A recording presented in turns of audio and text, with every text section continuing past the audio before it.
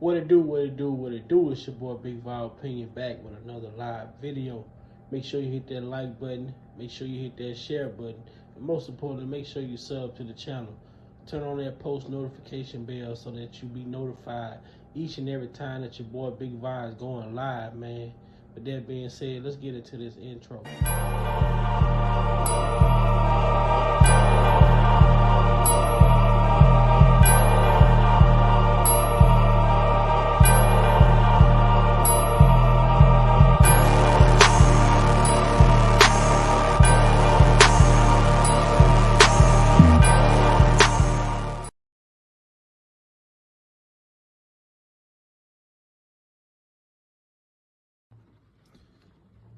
Welcome to Big Val Opinion.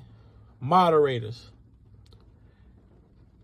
with my permission, any negativity in the chat should be hidden from this channel.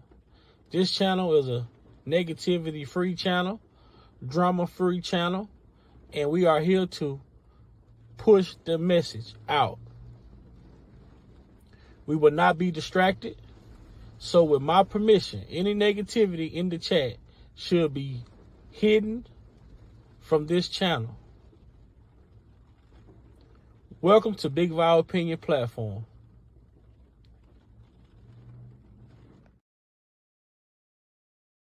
And I just really want people to know, I appreciate anybody that's helping me. I appreciate anybody that's helping me. A lot of people have been there for me. I just don't want people going back and forth, being mad at each other because one person did this for me and another person did that for me. That's what the devil wants. He wants to cause confusion. That's what these people want. They want to cause confusion. And confusion ain't gonna do nothing but keep me in here. But the real thing here.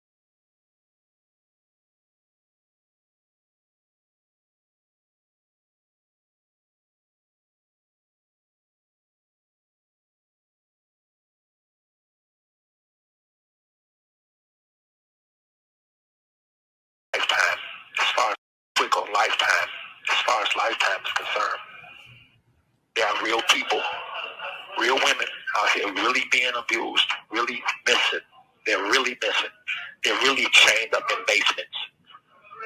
I've been in here 4 years. I haven't seen one person that was ever chained up in a basement come forward for anything. But I tell you one thing, before Lifetime came out, I was minding my business. I was in the studio. I was working with celebrities. I had tours. But when Lifetime came out, all of that went away. Meaning, before Lifetime came out, I had no charges pending against me. Nobody had went to a radio station or had went to, a police station. It took a year to put together Lifetime. If all of the things they said I did on Lifetime were true, it only take a minute to go to a police station. But when there's a crime committed, you don't go make a movie on it. You go to the police station. Nobody had done that.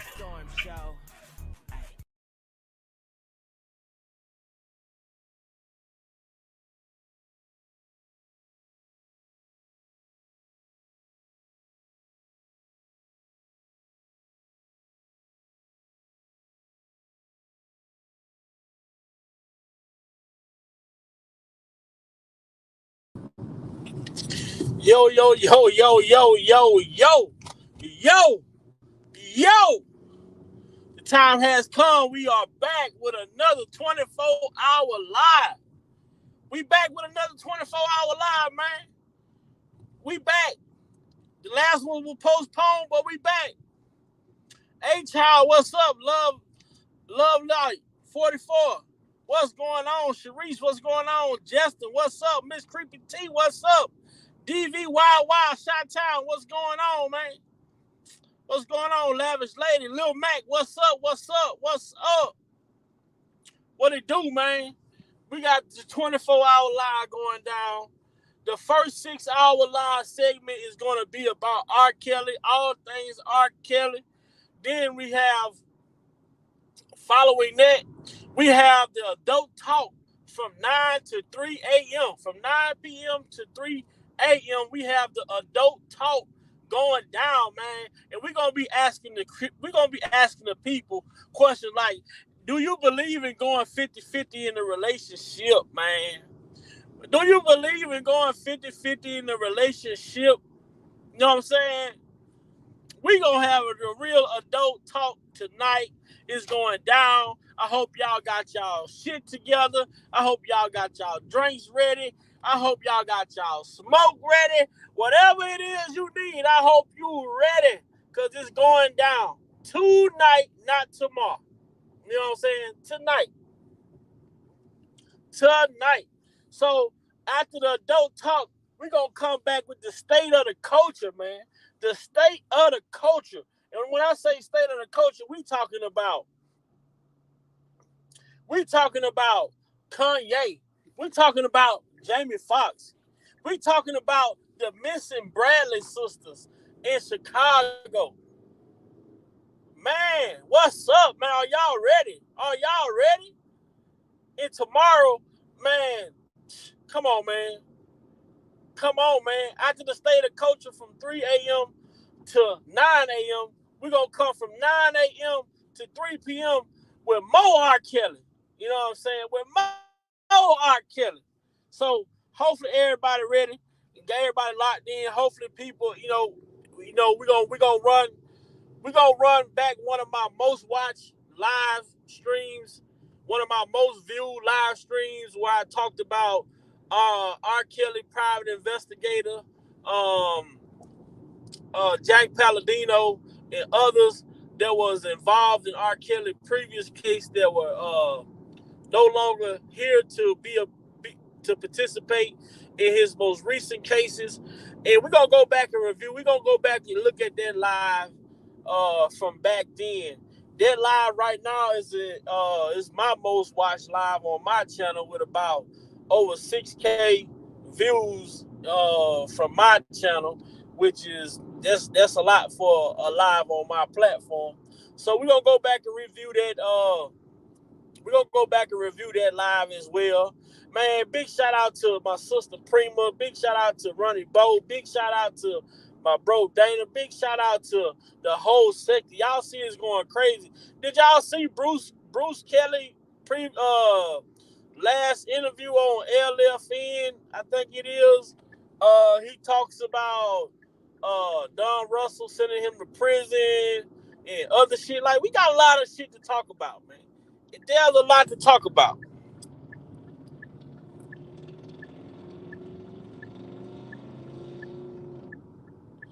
Okay, Lil Mac, I'll get you on in a few minutes, Lil Mac. I'm gonna drop the link in the description, Lil Mac. I got two things I want to run right quick, and then I'm gonna put the link in the chat for you. I'm gonna put the link in the chat for you, Lil Mac.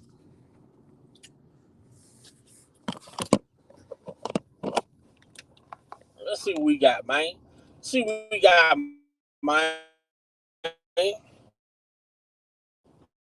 want to go with Nikki Purple. Shout out to Nikki Purple, man. Sentence. R. Kelly is a 55-year-old man, and he was sentenced to 30 years in prison. 30 years in prison is like a life sentence for him. The government wants to make an example of R. Kelly. Just because you give R. Kelly 30 years, 50 years, 100 years, does not solve the problem of child exploitation in this country. People with diabetes don't even typically live to get to their 80s. There's no justification for a consecutive sentence when he is already serving a life sentence. United States of America is guilty of trampling on R. Kelly's Fifth Amendment rights and being far more concerned with press conferences. Nobody mentions Hugh Hefner nor Elvis, and they are still praised to this day. The government created a conspiracy. They created false narratives to secure a conviction against R. Kelly. It changed the course of R. Kelly's trial. The law is not supposed to break the law to get a conviction. You might say, what has this done to R. Kelly? It has violated his constitutional rights, his due process. Being a human doesn't matter anymore. They violated all rights on every level, a high level of corruption. R. Kelly never had a chance. It's not about what R. Kelly wants us to do. It's about the law. If it's happening to R. Kelly, it can happen to anyone. The BOP officer illegally assessed R. Kelly federal restriction information 153 times. The real criminal is Tasha K, an internet blogger. She made a lot of money off receiving R. Kelly private emails. Let me ask you a question. Who gets to make money from sharing federal restricted law enforcement information? Who gets to commit federal crimes and get away with it? The BOP officer spent 6 months receiving R. Kelly emails and sharing it with Tasha K. The correctional officer who leaked the emails ironically retired.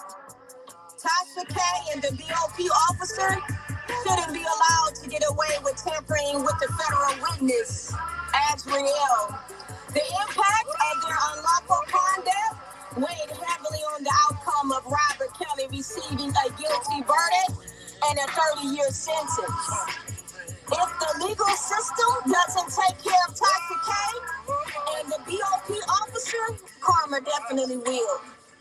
All I know is that I didn't see or hear no victims going to the police with any claims against R. Kelly until Tasha K deemed him guilty and tried to railroad him by giving schemers and liars a platform.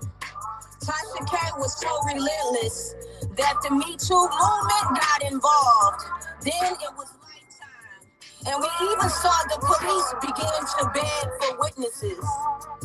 And then they had to create a hotline for everybody to call in. Miss Bonjean stated that her client, R. Kelly, who was black, was singled out for behavior that she said white rock stars have gotten away with for decades. None have been prosecuted and none will die in prison. The government has a racist obsession with ensuring that R. Kelly dies in prison. As white artists who have slept with minors like Elvis Presley aren't this heavily prosecuted. And let's go over to Gayle and Oprah. Gayle and Oprah have been steadily destroying famous black men in the industry for years. When you jump with money for an interview to try to turn someone's reputation, it won't lead to anything good. Miss Gayle, that was so unkind for you to be in Mr. Kelly's home, and you treated him like he was a criminal of some sort. Please be reminded, Gayle's annual salary was increased by $5 million less than 2 months after that interview. Tell Gayle this is not about abuse. This is about fornication, greed, lies, and betrayal, extortion. But the laws are now whatever the prosecutor and the judge says they are. Integrity has left the building. R. Kelly needs a fair trial without witness tampering. So it's RICO and racketeering if you're rich or there's a rumor. How did you get life, R. Kelly? Ask Oprah, Gayle, or Judge Ann Donnelly. The government comparison of R. Kelly to professional traffickers and child porn is unfair. The government and Sony should just tell everyone that this was a setup from the start. Think about it, a hotline where anyone could call just to get money from a civil suit? That doesn't sound right. Meeting at the homes, well, that's a way that the government can coach them to say whatever they want to have more weight on the government side. Although sex was certainly a weapon that was used, this is not a case about sex. This was not a RICO or a racketeering act violation. All I can tell you is there was no enterprise. It was one man with allegations by a number of women, which doesn't make it an enterprise. And that is why R. Kelly is not guilty of racketeering. This type of injustice is unacceptable. It must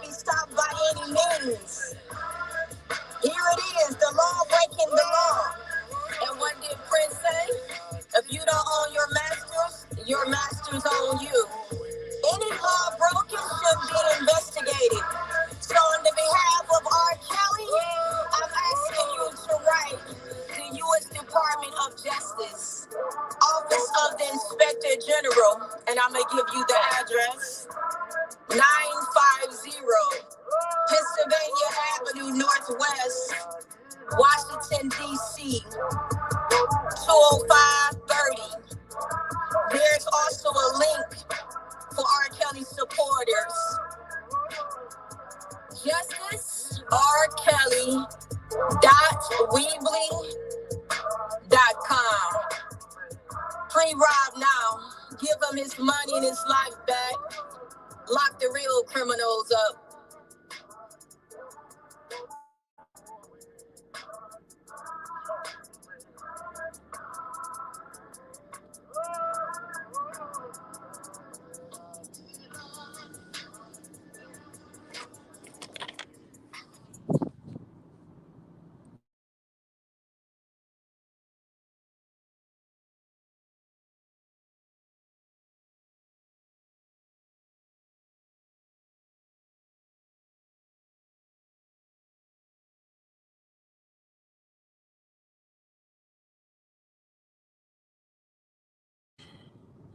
All right. Welcome everybody coming in. Everybody that's coming in. Welcome. Lil Mac, I'm finna drop the thing and the thing. You hear me? Man, shout out to Nikki Purple for that great work.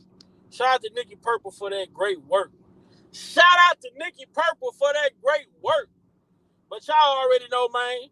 Shout out to everybody who working hard, man, bringing awareness to this R. Kelly case.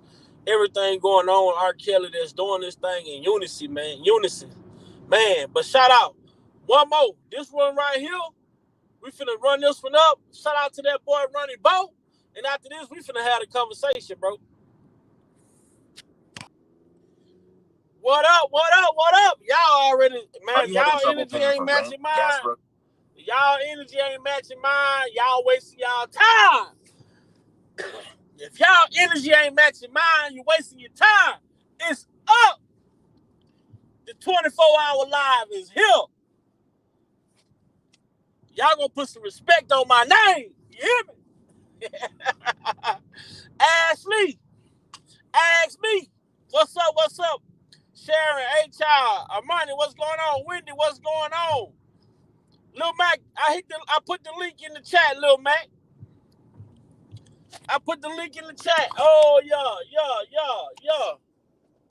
Let me say so. Yeah, man. See what Lil Mac on. Let me see what Lil Mac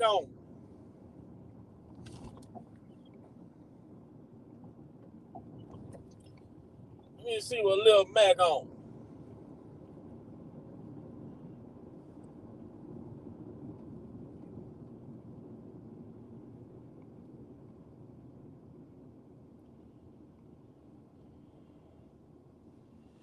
Already, there it is.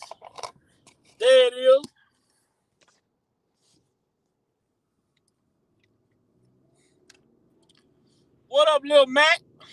I'm the first one that made it, huh? What's up, everybody? You first one today, man. First one today, hey. Free chaos, nigga. Free chaos. Until it's backwards. All throughout the week. And twice on Sunday. Already, man. That way. Already, bro. I love this, man. We got a lot live jumping off, man. Everybody in the chat, man. Hit that like button, man. Man, get them lights up, man. Get them lights up. Like, share, subscribe. You know what I'm saying? Hit the like button one time. Who gonna hit the like button for this time, Big Bob? Man, what you got going on this Friday, Lil Mac? What you got going, man? Nah, man, I'm just chilling, man. Hype about this live, man. I'm gonna be on the tunnel, you know what I'm saying, for a little minute. Then, you know what I'm saying, I'm gonna have to jump off here to work. I'm gonna still be listening. Then I get off work, I'm gonna chill, come on, take a little nap, take a little shower, then I'm gonna get right back on the live with y'all. That's how we rock. Absolutely, man. Like I told him, man, we got the first 6 hour live. We doing it's everything R. Kelly, man. Everything R. Kelly. If it's something that you just saw that we didn't see, or something you done heard that we ain't heard, it's all things R. Kelly. But when we go from 9, now the shit gonna get interesting. When we go from 9 to 3, 9 p.m. to 3 a.m., That's the adult talk segment. And that's when we gonna talk about relationships, 50-50, all this different shit like that. So that should be a real spicy topic for everyone to to get involved in. This 50-50 thing that they talking about nowadays, how y'all feel about it. Then we're gonna come back from 3 a.m. to 9 a.m. We're gonna talk about state of the culture, man. State of the culture, all black news media. Everything, well, we call the state of the culture is everything black. Everything black. And then from there, shit, man, from 9 o'clock to 3 o'clock, we just gonna rock out. Simple as that. I wish we could get in. We can get a little chaos in there, man. Love. If I take a little break, play a little chaos in Oh between. yeah, The oh yeah. live, the We gonna live get some. dedicated to him. We gonna get some chaos in there. We're gonna get some chaos in there, play some music. And these lives will not be monetized. For everybody that's supporting, these lives will not be monetized at all. Cause we're gonna play music. We're gonna do what the fuck we wanna do, how we wanna do, because it ain't about the money with us. It's about us having fun, enjoying ourselves, and getting the message out in a positive way. So we're gonna enjoy ourselves and have fun while having an intelligent conversation at the same time. You know what I'm saying? Not the bullshit, not the arguing, all up on the stage, all in the videos. Yeah. I'm trying to So we're told you. gonna kick it off.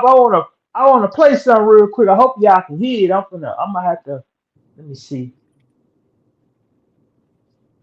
Trying to told you. I'll kick it off from If him. we I if we hope y'all can't can hear hear you, it. if you can't hear it, just send it to me on. If we can't hear it, send it to me on Twitter. I You can know what? play I'm it. gonna do that. I got one better for you. I'm gonna send it to you. You know what I'm finna do? I think. Man,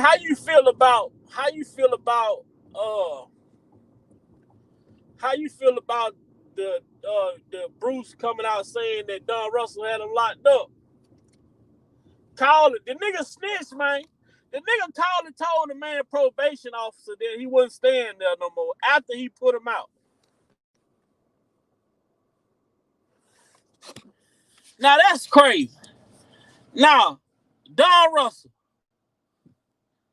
Don Russell, how do you put this man out, then call and tell his probation officer that he wasn't staying there no more? Bro, that's the lowest of the low. You the scum of the fucking earth, bro. You deserve what you got coming to you, man. You deserve what you got coming to you. Cause ain't no way, bro. Ain't no fucking way, man. Then how could you be for somebody? Yeah, man. That's wrong, man. Then Bruce, you know what I'm saying? Siding with Dunn, you know what I'm saying? Over your own brother, man. Like talking about he was threatening Bruce was gonna kill the man in front of people, man. Like if you got a brother like that, man. Kill your brother in front of a bunch of randoms. Bro, and it's Man, sad. And it's sad how this dude, Don Russell, has portrayed and has bamboozled so many people into thinking he's for R. Kelly and he in the best interest of R. Kelly. And the whole time, this man ain't done nothing but try to leverage himself over R. Kelly by taking the man's right. music, taking the man's personal properties, like all type of shit, and holding this shit hostage. And when Bruce go and take this shit or whatever, Bruce should have strong arm every fucking thing he had of R. Kelly. You know, and that's what I would have done. It was my brother's shit. If it was my brother's shit, I would have burned the fucking house down. If, Smiling face ain't nothing but frowning face if turned I upside down. can't have it willingly, you ain't finna have it. Yeah, man, that done, man. That's dirty, man. Don't try to get the man locked up, man. I can't. I don't even want to speak. I don't even want to get that man our energy, Yeah, man, on this day, man. Over him. It's all about chaos, man. Free chaos, man. yeah. man locked up. You see? Oh, there you go. Yeah. Got the man locked up on a parole violation, man. Here we go. Lil Mac just sent me this. I think this the Timberland thing, huh? Yeah, yeah. Yeah, I heard this. Hold on.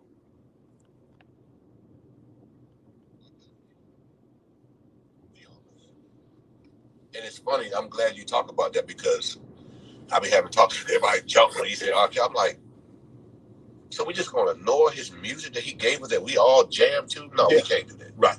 His art is just art. I'm not gonna bash him. But he ain't the only one that got some things and has some things, got some things in his closet, but we still listen to the music. Exactly.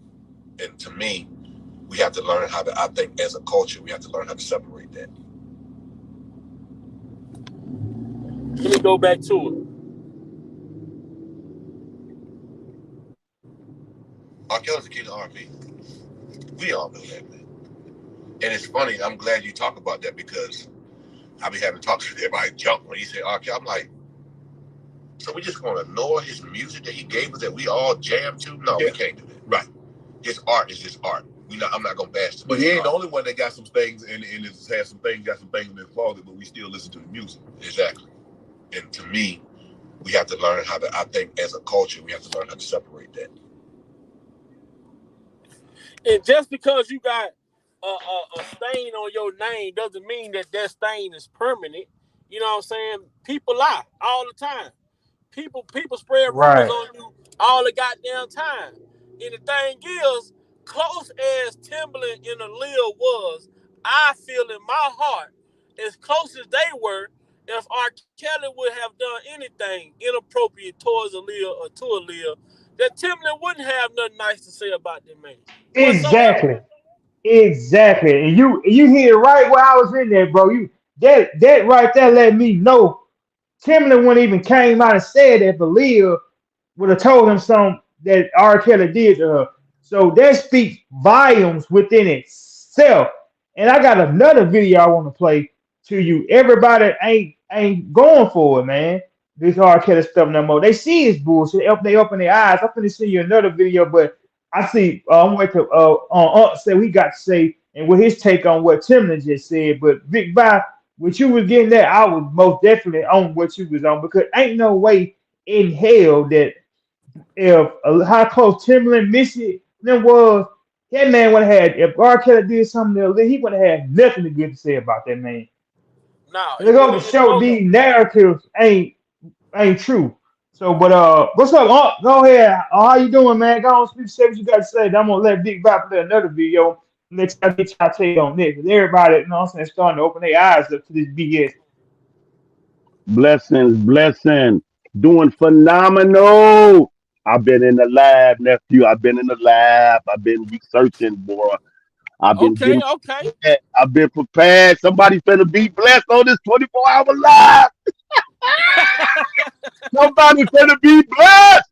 Somebody finna be blessed. We giving our blessings to everybody in the chat. Everybody in the chat. Every single person that's represented in the chat. Thank you for coming to Big Bob Pena, my nephew.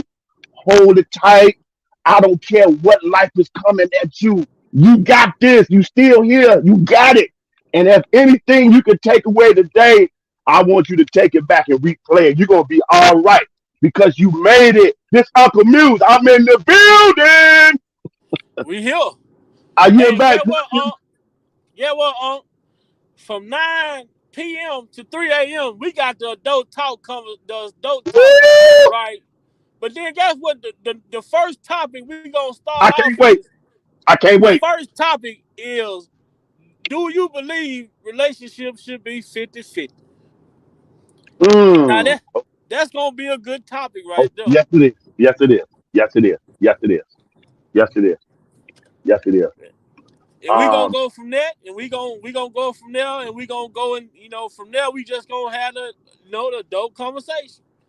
I'm gonna give a short, very brief. When that time comes, nephew, that's gonna sound so simple, but we're gonna be able to pull the legs back. It's gonna be so simple that people gonna be quiet and shocked for a minute. It's gonna be just that simple. Because I was married before. You know what I mean? So I gotta, you know what I mean? I got some insight on some things. And what God has done with my character and my soul from then to now, woo, man, I not only promote marriage and recommend it, but it's some things you got to understand first as individuals before you even consider another other human. We gonna Mm-hmm. yield back. We gonna say that goodness. Nephew got a hold on me. He ain't gonna let me put that goodness until 9 o'clock. You We gotta here. be in the building for 9 o'clock. Well, my comment on Timberland, a couple people have been saying some things. I heard that clip with Timberland. I listened to it. I'm gonna keep it. I'm gonna keep it all the way a bang. Before people come out and say anything, this is my advice to them, and they really should consider this. We in a state where you're no longer protected by freedom of speech. You got these individuals that I believe whose heart and soul are not in the right healthy space. They don't have your best interest at heart. They control the narrative, rather not so much they control the narrative, they can influence the majority. You know what I mean? It's important to be a person that researches on your own for your own sake, for your own sake, for your own clarity. So you know you're standing on solid ground when you open up your mouth. And if you can't take the backlash that you will get when you standing up for what's right and what's justice, after you have thoroughly researched and not have went with the narrative, but you question everything. You made sure every T was crossed, every I was dotted, through and through. Once you have done that as a collective, y'all do that. I don't care what the people on top of where they at, what position they hold. There's so That's the much. thing though, Uncle Mew. Not to cut Uh-huh. you off, my bad. Go They ahead. don't realize the celebrities don't realize that they so blind that they carry all the damn power. They make the music. They make these record companies. They make the hire us money. They make them. Yeah, they got to get out that mentality that if I say this, oh, this gonna happen to me. No, you don't understand. You got the damn power. Tell these MFers what how you feel and what you stand for. What's the person bit? What's the purpose of having all the money that somebody like a Jay Z have or a Puff Daddy have if you being controlled by somebody? You might as well be in the damn hood, bro. Yeah. You just a house nigga on the plantation. If you just Somebody. think about it. You got enough money to do all this and do all that, but you can't speak your mind on what you feel and how you say it But the without getting thing blacklisted is or though, something. they got the money, but they don't have the power. It's the And who, That's power. the point I'm making. and who It's the has the power? power. We the people. We as individuals across this planet. We as They individuals. they We as have the power, but they don't know that yet. Everybody got the power. Can't nobody control you. You let people control you. It's not like slavery when you were forced to do this and do that. These people are free and willing and got money in their pockets, well but they slavery don't realize that. slavery still exists. It's just hidden. It's just Yeah, hidden Right. yeah. It's the it's just thought hidden in process. plain sight. It's in plain sight. You get Yeah, what I it's just in said? plain I said sight. slavery is still here, but it's hidden in Yeah. plain sight. It's hidden in plain sight.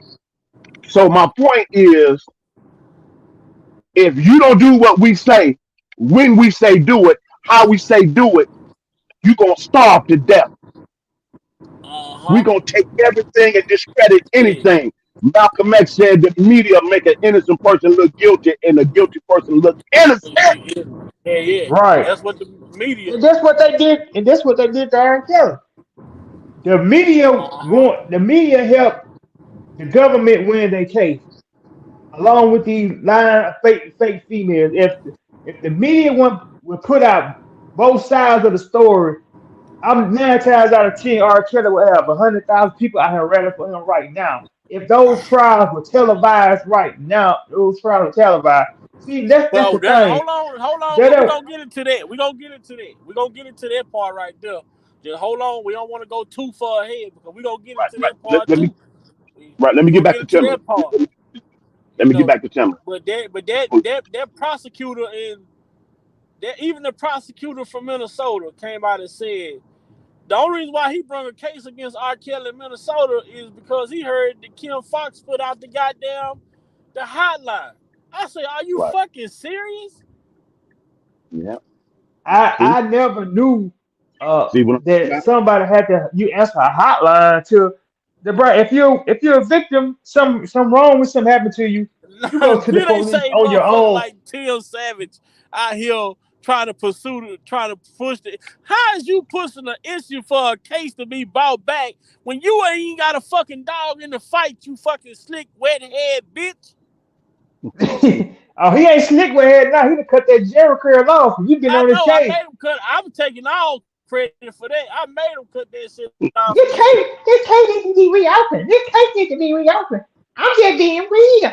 I'm just being real. I'm from Westwood. And this case needs to be open. Right is right and But wrong is wrong. it's one of Justin, those things. don't you I call had my to papa, ask man. myself. So I can I finish. I'm had gonna to finish ask what I. myself something. I had to ask myself. Now, for the world, for the entirety of the world, this is a question that the world should be asking themselves, right? A victim is a victim. When you are a victim of something, you are a victim of just that. You are a victim of whatever the circumstance may be that caused you to become a victim of whatever it was, whatever the circumstance was. So what the state's attorney has shown us, and like I tell people, it speaks volumes. It should speak volumes to the logical thinking person that you sit here as a state attorney after watching the federal level falsely, well, they convicted the man. We understand that it was a false conviction, but they convicted this brother. And the state sat back and watched all of this shit take place. But you sat here and told your victims on a state case in 3 states, in 2 states, y'all dropped the cases as if these fucking women didn't even matter.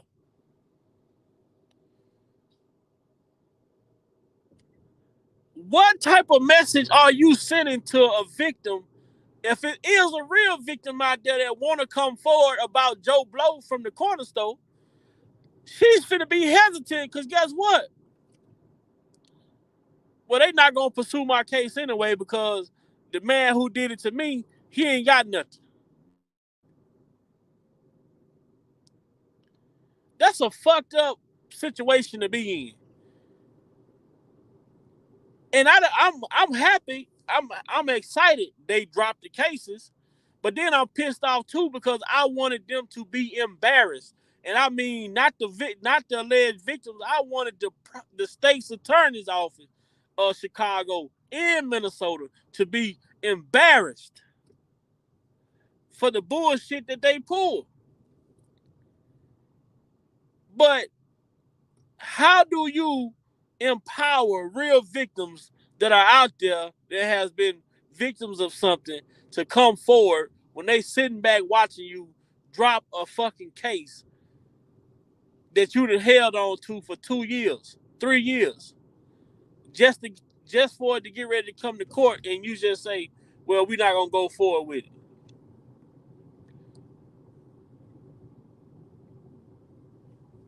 They don't want that smoke. Miss JB about to bring that. She bringing that smoke. People thinking about their career choices now. You know what I mean? They business decision. Ain't that But what it's Pac so said? selfish though. It's so Yeah, selfish. yeah, Kim Fox is so selfish of the Minnesota prosecutor. It's so selfish of them to not even think about what they are doing to real victims. Really, y'all are pretty much antagonizing real victims out there. The ones who do want to come forward, guess what? They not. Why am I gonna come? What have y'all shown me as prosecutors that make me want to come forward? What have y'all shown me to tell me y'all gonna go get the person that abused me? yeah, yeah, yeah. And then to come out and say all of this shit is from a tip line, a hotline.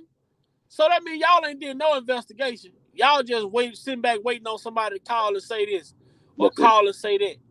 You know, and Yeah. that right there gonna segue into Lil Mac sent me another video. I'm gonna play the other video that Lil Mac sent me, and then we gonna go off.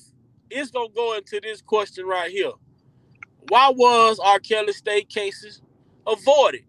And we gonna have that conversation after this video that Lil Mac sent me.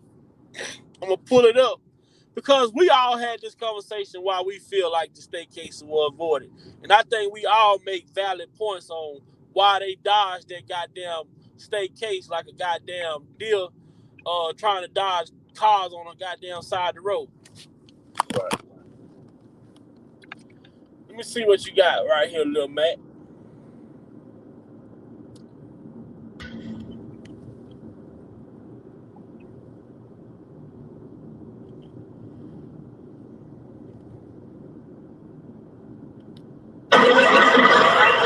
I mean, but that is a lot of fucking time, you know what I mean? Some of them girls' parents need to go to jail. Because they was sending the kids over there to this nigga. The nigga's name is the Pied Piper, bitch. What did they tell you? You still sit your fucking daughter over there?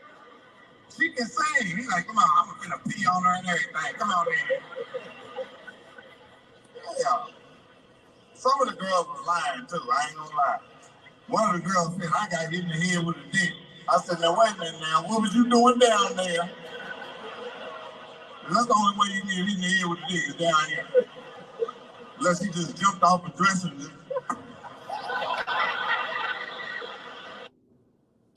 This fool Mike Young's crazy. But I know Mike Yelp. No Mike Yelp, man. He says some of the girls were lying, but the Pied Piper reference, right? And we've been talking about this for quite some time. I'm starting to see that a lot of people don't know what the Pied Piper, what's the meaning of it, and who it was, and how is that reference to little girls or any of this shit. Nephew, like I said before when I started speaking, people are not our culture, man. It's just, and it's everywhere. It's in every human. Um, that Willie Lynch, that effect of what happened, and that the generational spirit all the way up to now is still alive and well in our psyche. You know what I mean? We will not pick up a book and better and stretch our minds, man, because we still believe that we're not fully a human. We still believe that we're nothing, that we'll never become anything. We still want, no matter how many people, how many houses people buy, I don't care how many degrees they got, all of that. It's still a narrative out there, like Pac said, you still an NIWGA in our eyesight. Only a small percentage of us challenges that and push forward to awaken us. And it's like an ever-ending process, man. And it's a hard task. Because a lot of us, we so embedded in our thinking, man. Oh, man, I want to hear that. Oh, you trying to get deep, man. I don't want to hear that. You know, and I get back on this to my point. She said that I could have freed 1,000 more slaves. Only if they knew they were still slaves. That is the thinking of our culture and our community, unfortunately, today. Mm-hmm. We let those other individuals fund us, back us, and give that so-called support and position us to have the finest things in life and the fame and all of that, only to achieve their ultimate goal, and that is to be a catalyst to destroy your own community. Mm-hmm. You're not going to say anything about this article speaking about that particular issue that you know your principles and your standards and your morals and your integrity say no, no, no. You can't speak. Why? Because you on the same label. It's been a setup. How we can change the narrative. There's some people that did it. One is Master P. I yield back. I yield back and wait to re-engage. I heard, man, you know, I ain't know boy was from up there where y'all at.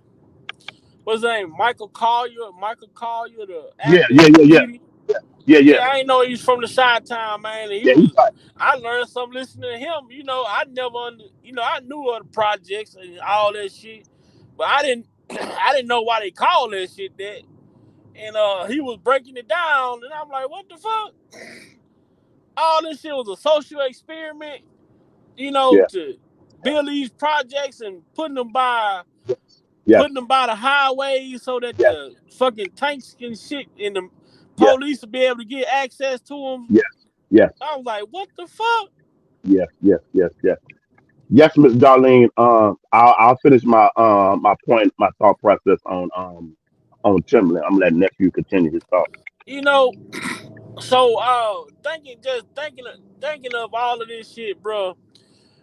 We living in a big ass illusion, man. And the illusion is we believing in something that somebody else put up, set out for us to believe in. You know, for the ones who are still in it, you are believing in something that another person set out for you to believe in.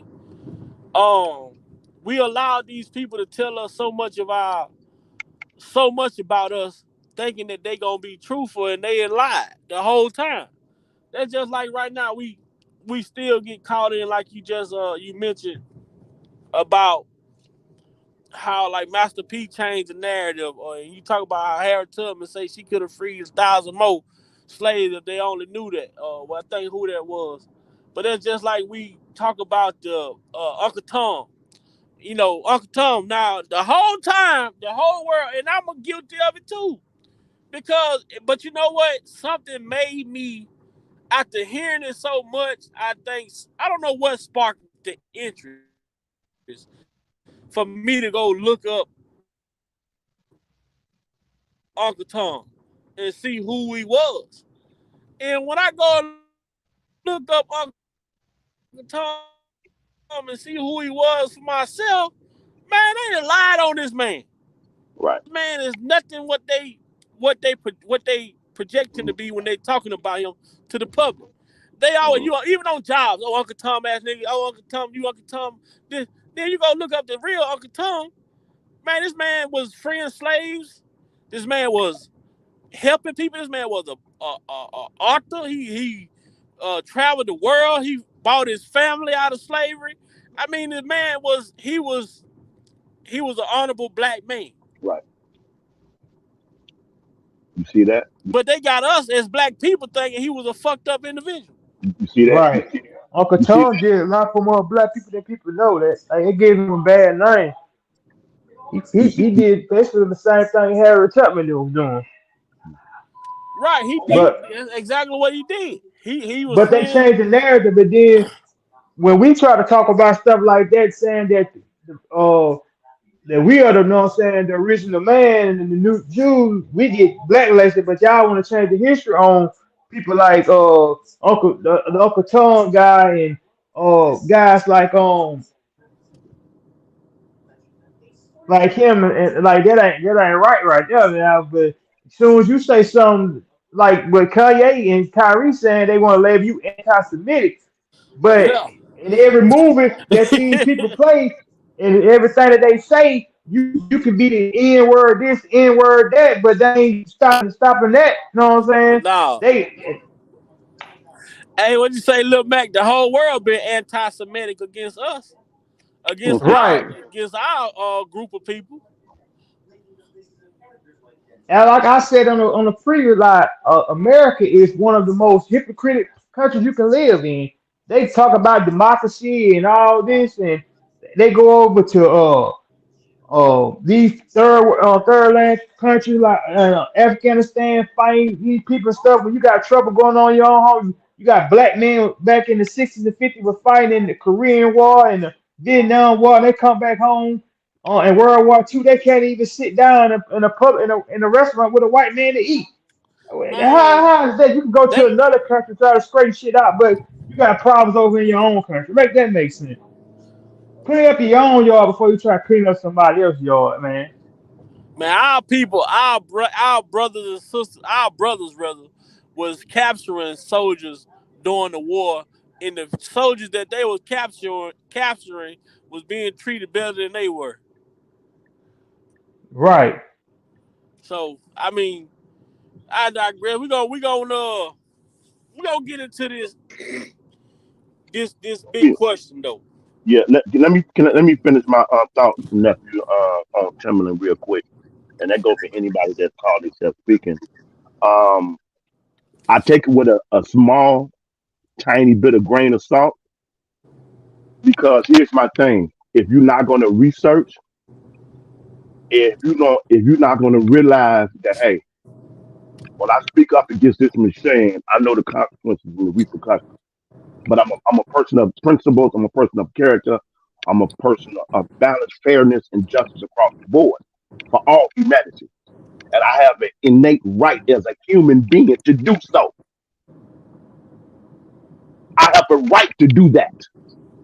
So if that's what's gonna come with that, I'm looking for those who gonna stand with me. If not, I'll be by my doggone self. That's a real Man, person. you gonna stand by yourself? You sure? You think I'm gonna let you stand by yourself? But you get you get my point. Oh yeah. Uh, Go you ahead, get go ahead, my go point. ahead. You got it. So they straddling the fence. They straddling the fence. You haven't done no You real know, research. You haven't you know studied why no. they scribe the fence up? How you about? Yeah, they scribe the fence because they don't want to jeopardize that bag. See, they like I said, they can they masters controlling them. Like you said, slavery still going on. They can say more. I'm pretty sure that all of them people in that entertainment been got far more, probably no far more vicarious case than we do. You see when I just played what Mike F just said.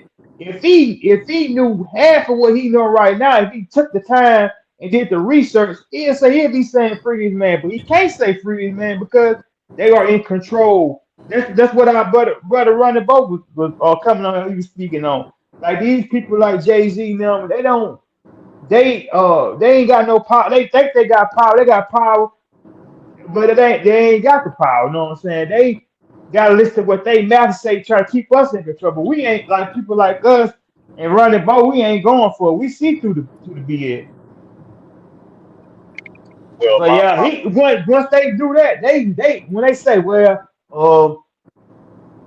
uh, he's the king of R&B, but they don't want to touch on the situation. I think they know about it, but they scared to say what they want to say. And I yield back. my thing is this: with all of that, man. I don't expect nothing else from Michael Epps. I don't expect nothing else from him. I'm not surprised by nothing that he said on no particular subject, on those particular, you know what I mean, topics. I don't expect nothing else from him. And I'm just gonna leave that right there. And I ain't got no hate for the brother. Ain't nothing but love and aspiration for your success. But I don't expect. But I look for individuals like uh, Eddie Griffin to speak up. I look for him. I expect that from him. I know I can get that from Yeah, him. he do. I know he's gonna be thorough. Eddie Griffin He's gonna speak be up. thorough. You know, I can get Dave that from Corey Chappelle Holcomb. speak out. Yeah, I can get Corey Holcomb. I can get Dave Chappelle. I can get people like And that. man, that's salute. Hold on, Unc. And I don't like cutting people out. But let's salute Unc, man, because Unc had been calling for Corey Holcomb to speak on this situation for the longest. Unc always said he wished that Corey Holcomb would speak on this or bring this situation up. And for that shit to come into fruition, it was so it was so amazing, man, because Unc has been he was one of the first ones I heard advocating for Corey Holcomb to pick this story up and speak on it. So I want to give Unc a big solution, and say, Unc, hey man, job well done. You was calling it from the beginning, and it happened. It came true. So I don't want to go without acknowledging that and let you know that, man, you was calling it way last year about Corey Holcomb, man. You was hoping that he could get this story and speak on it and say something about it, and it happened. Yeah, all praises due to the Most High God, to the Lord God Almighty. And my reason for that goes back into what I'm saying and no disrespect with him and all this accomplishment to be a brother from our community. You can't compromise principle, man. You got to, because that's at the end of the day, that's all I got. All I got is my word, man, and my bond, my principles, and my integrity. I ain't got nothing else. That's all I got, but that's all I needed. A house can burn down, man. They can repo and steal my car and carjack it. They can take my clothes, man. They can take all my possessions. But the wealth of knowledge and information and the willingness to fight for what is right for all humanity, there is not an amount of dollars you can write on a check that can equal to that. That is the most powerful and the most dangerous thing that our community possess if we can only wake up and realize that. So I don't see Timberland speaking like that. He don't have that. Trying to straddle the fence and be careful. So this is my thing. If that is the case, and you haven't researched thoroughly to make sure that the narrative was put out is so or not, then remain silent and don't open up your mouth. It's one of them things, Unc, what I said, remember last week when I say the shit just grind my gears when people do speak on R. Kelly, they say something, but then they put that but. R. Kelly, you can't take away what he did for music, but I'd rather for you not speak if you're gonna put that but in there. Right. Because everything you just said positive, when you put that but in there, that means you feel he's guilty of some of the shit that you've been hearing. Not finna blow your mind. I'm finna blow your mind. And I ain't got no disrespect for this female, this rapper of our community. Chat, I want you to walk with me. Walk with your Uncle Muse, chat. Walk with me. Walk with me. I don't know if you heard about it. I don't know if you've seen it. TLC, Chili, and T-Boz did one of their something 2 years ago. We know Lisa Left Eye rested in peace. So another female rapper joined in to complete that trio. I forgot what city she from and all of that. She been in the game a little minute. She been in the game a little while. She been in the game a while. She made a comment. I think this was recently. The first thing that came out of her forehead when they asked her, well, how you feel about, R. Kelly and all the stuff going on, and you've been getting this. The first thing she said out of her forehead was, I never met R. Kelly.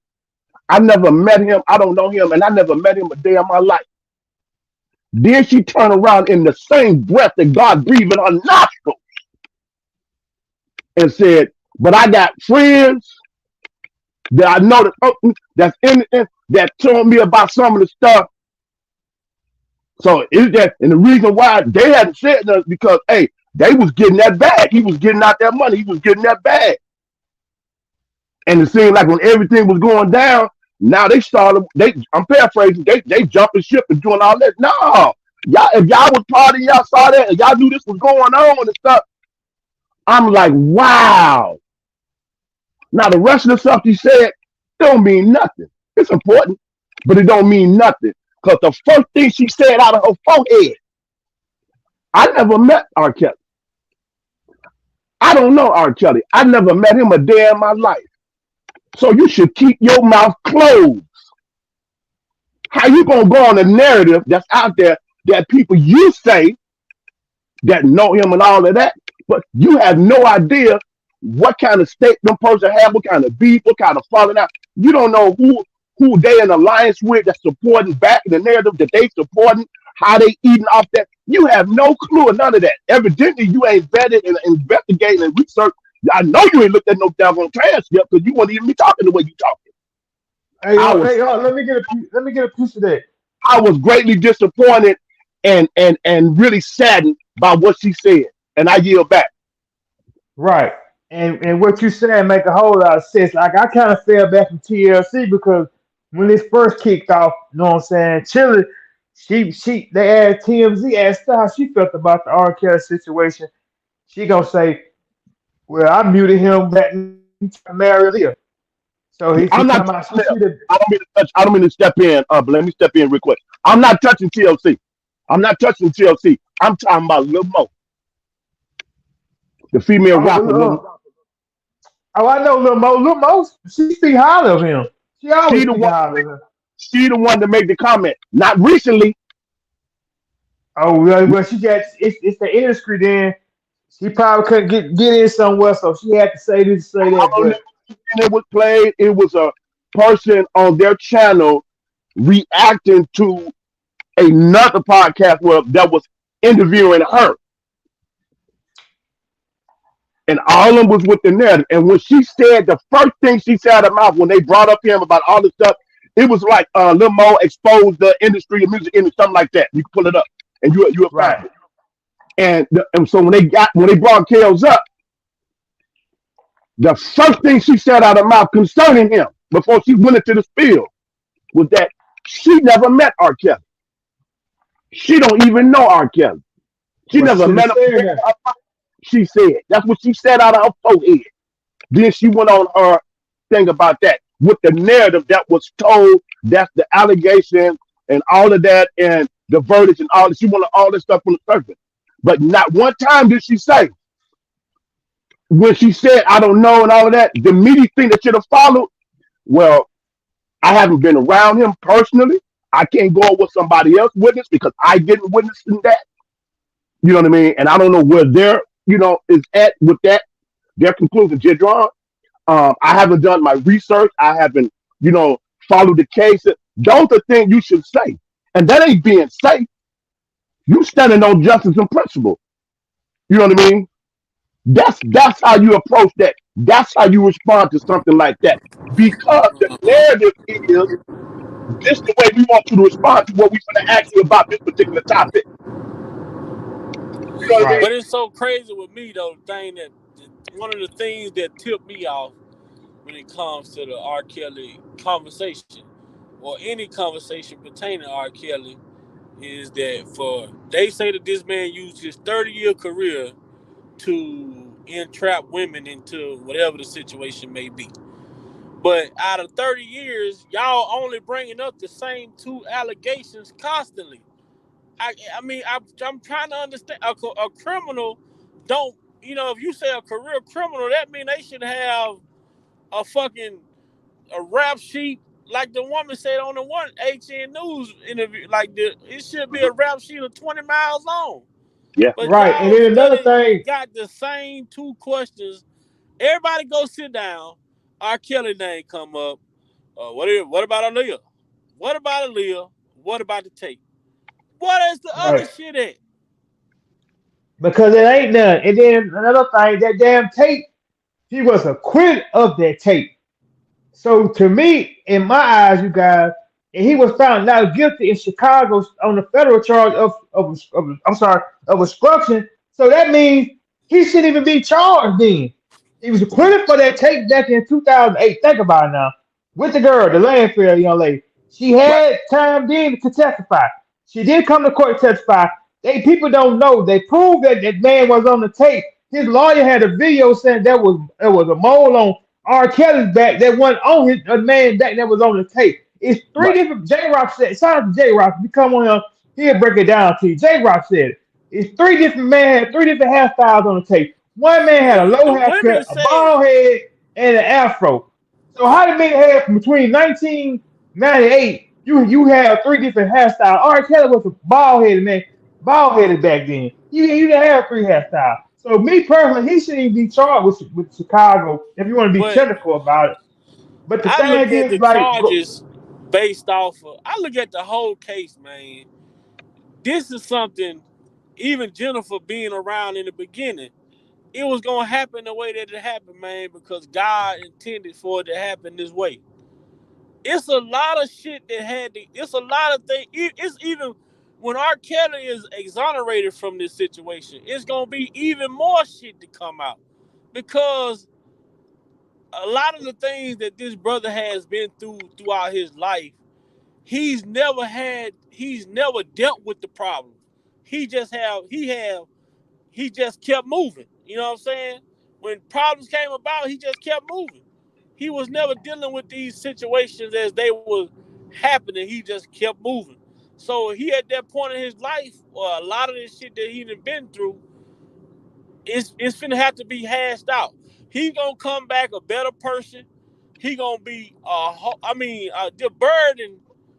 the burden that's gonna be lifted off his shoulders from this whole situation. Like this man's gonna feel way lighter. I mean, he gonna feel like a totally brand new person, man. Because this is some shit that had to happen, if we keep living as human beings, we all gonna have a moment in our life where we gonna have to sit down and do some spiritual cleansing within ourselves.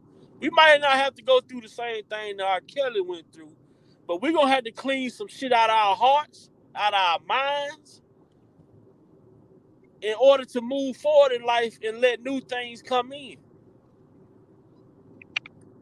Here's where respectfully and humbly to my nephew Vibe disagree with the part he never dealt with. And here's what my train of thought is. Walk with me. How can a person, and I'm speaking in generality, but I'm still touching the subject, walk with me, chat. How can a person stay in the light in the midst of darkness and evil men and women in this world? And I want hold Let on, that, 'cause I just let heard what you that, said. And the only let reason that why I be. say he never dealt with certain things is because of certain people. You look at the people who we saw that's a part of his takedown. I want you to understand when I say never dealing with certain people, certain things, I'm talking about the people, the pieces that we saw that was a part of his takedown. And like I said before, man, how you got people from the 90s that was fucking over you in 2022 still a part of your downfall. And that's what I mean. I want you to understand what I mean by that Okay. part. Lisa I Van got Nalen shouldn't have been able to come back and be a part of a case in 2022 when she got kicked off the stand in but the 2008. thing about it, you guys, is Lisa but Van Allen. None of this shouldn't have been brought back up. We all know why this stuff was brought back up. This is the first time I know in history that a man went to trial on a state trial. If y'all know any other cases, let me know. Was acquitted of the charges, but they said, oh, he bought that case, he paid that case off. Went to the federal trial, got found acquitted of not obstructing the charge, but they found him guilty on the same thing that he did on the state case. That never happened in history. They would this shit was in and set in for him. R. Kelly could have did everything he could. He could have moved different. But by him being who he is and what he is, and how talented of a man he is, how big his catalog is, and all this great stuff and his great classic music he wrote for people, they was gonna try to bring him down. The same thing going on. If you know, out of all these great celebrities that we got, they had an end for him. They had an end for Prince. They had an end for MJ, Michael Jackson. They had an end for Whitney. Those guys didn't follow tune to that beat that always running Bo always talk about. But you got the ones like Michael Jordan, uh, Charles Barkley, Let me see who else can I think of. Jay-Z put up there. Do you see any shit going on with these people? They all can label these people as great. Jay-Z, the best rapper of all time. But he ain't going through shit right now. You mean to tell me Jay-Z be in the rap game for damn near over 25? It's what, the first CD dropped back in what, 95, 96, about over 25 years ago. He ain't had no type of cases since, but one case before he got who he is when he hit that guy to have the champagne bottle. But since then, this man ain't getting no shit because he played by the rules what these people, you know what I'm saying, are designed for him. That's what we gotta look at. R. Kelly definitely was already set. He ain't going for what they're going. If that man would have played by the rules of how these other people playing by, he wouldn't be in this. But R. Kelly says a God though that's ordained, so he R. Kelly's ordained, so he gonna get out the situation they did because he said he's brought here by God, so he's gonna be fine. But you gotta clean that house out, man. And me, I'm the type of person. You ain't got but one time to show me anything that you against me, and you ain't. That's it. I'm parting ways. I mean, you're not coming back. You're not going on this journey with me, man. That's it. I don't care how much respect I got for you. Any of that. When we fall out, we out. We done for. Ain't no coming back. We can't we can't do nothing together. We can't eat together, drink together. We can't do nothing because I will be so 100 with you to when you cross me, I can look at you that way and say I'll never ever deal with you again. And the type of But crossing that these people did, they try to take this man's life, man. look how dirty these motherfuckers is. Like R. Kelly has said, that's why I don't understand why they call this man a monster and all this shit, right? Lisa Van Allen, the same woman, you know what I'm saying, that lied on him, stole the tape, stole his wife, tried to extort him. When she was going through shit with Damon Pryor, he was beating her ass and all that. This man let him come back and let him live with her. But is that a sign of a monster? Is that a sign of a predator? Somebody would prey on somebody. They need to put some respect on that man's name, man. Look at the shit that Azrael did. All this shit, that man they said, and all these women, that man that said nothing bad about none of these people, all these people that lied on him and that. And and he telling all his supporters not to say nothing bad about these people. So this Oh, you gotta let man, the them way go. he moves, doesn't Man, what describe the a hell? predator or a monster. And by all means, that all these women came to him. He's not chasing these women; they chasing him. What these people doing? I don't know what the hell. I'm passed by the wrong thing. And that's you gotta let them go, man. Lisa Van Allen left. She stole something. She came back with a baby, and that was her. I think if probably if she wouldn't have had the baby when she came back, he wouldn't have let her came back. But something made him feel sorry for her. He allowed her to come back, but then him allowing her to come back caused him a whole heap of fucking trouble again. With her stealing this alleged tape, stealing the watch. I ain't know I was stealing. How you not know you But stealing? he already If it don't belong to you, how you not know the you stealing? brother.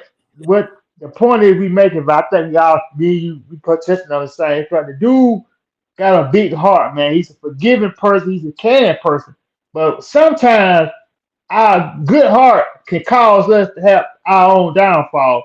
Which anywhere it go, if he would have did, my point is, if he would have cut him off, no people from the no people from the us would have instead tried to bring him down. By all means, I think it wasn't about it not happening right now in this moment, but yeah, it comes to a point where you being a good hearted person, that could be your, you know what I'm saying, downfall. That could be your kryptonite. That's probably what it was him.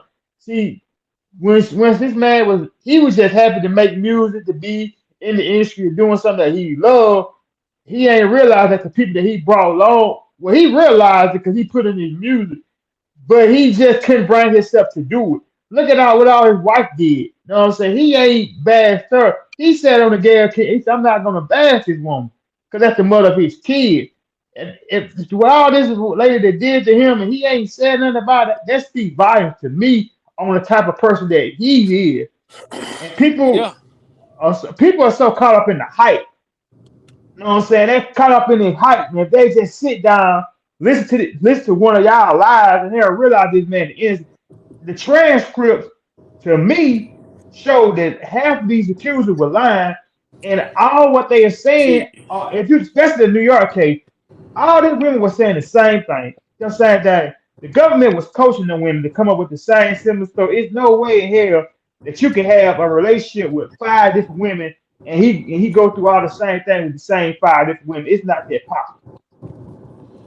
nah, too many personalities, Can I too say many something? different personalities to treat. You can't treat two women the same because ain't no two women the same. You know what I'm saying? So it's a big difference. But when it comes to R. Kelly, it just seemed like the impossible shit is possible. The impossible situations is possible when it comes to R. Kelly, but when it comes to me or or you, then it ain't no way possible that we can do that. But R. Kelly can do it because he R. Kelly. Nah, hell no. Life don't work like that, man. Ain't no two people makeup is the same. You know what I'm saying? We all come from different backgrounds. We all come from different adversity. We all deal with different challenges in life. So we ain't gonna act the same. You know what I'm saying? We ain't gonna react to certain situations the same. And that's just one of the things that I've always sat back and looked at with R. Kelly, and I can't really speak on the in in in depth because I wasn't around. Just from having certain conversations that I do have, and even just listening to his brother Bruce. I mean, Bruce seems like he was he was for his brother.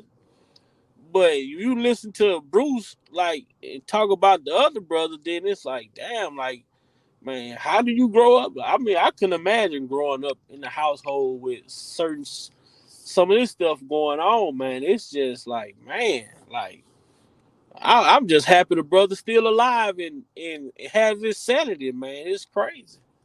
Right. So That's let the thing about it is though, I'm like the going like on mute, y'all. God, You got the flow. You can have the flow. I'm going on mute. I'm finna try to get me I'm something to gonna eat. say this real quick and I'm gonna let us have it. See, the thing about it is everybody stay in tune with their Bible and the things that's in the parables and the stories in the Bible, it teaches us how to, you know what I'm saying, go through everyday life. The situation with R. Kelly and his brother Kerry, it ain't nothing but a Cain and Abel all over again.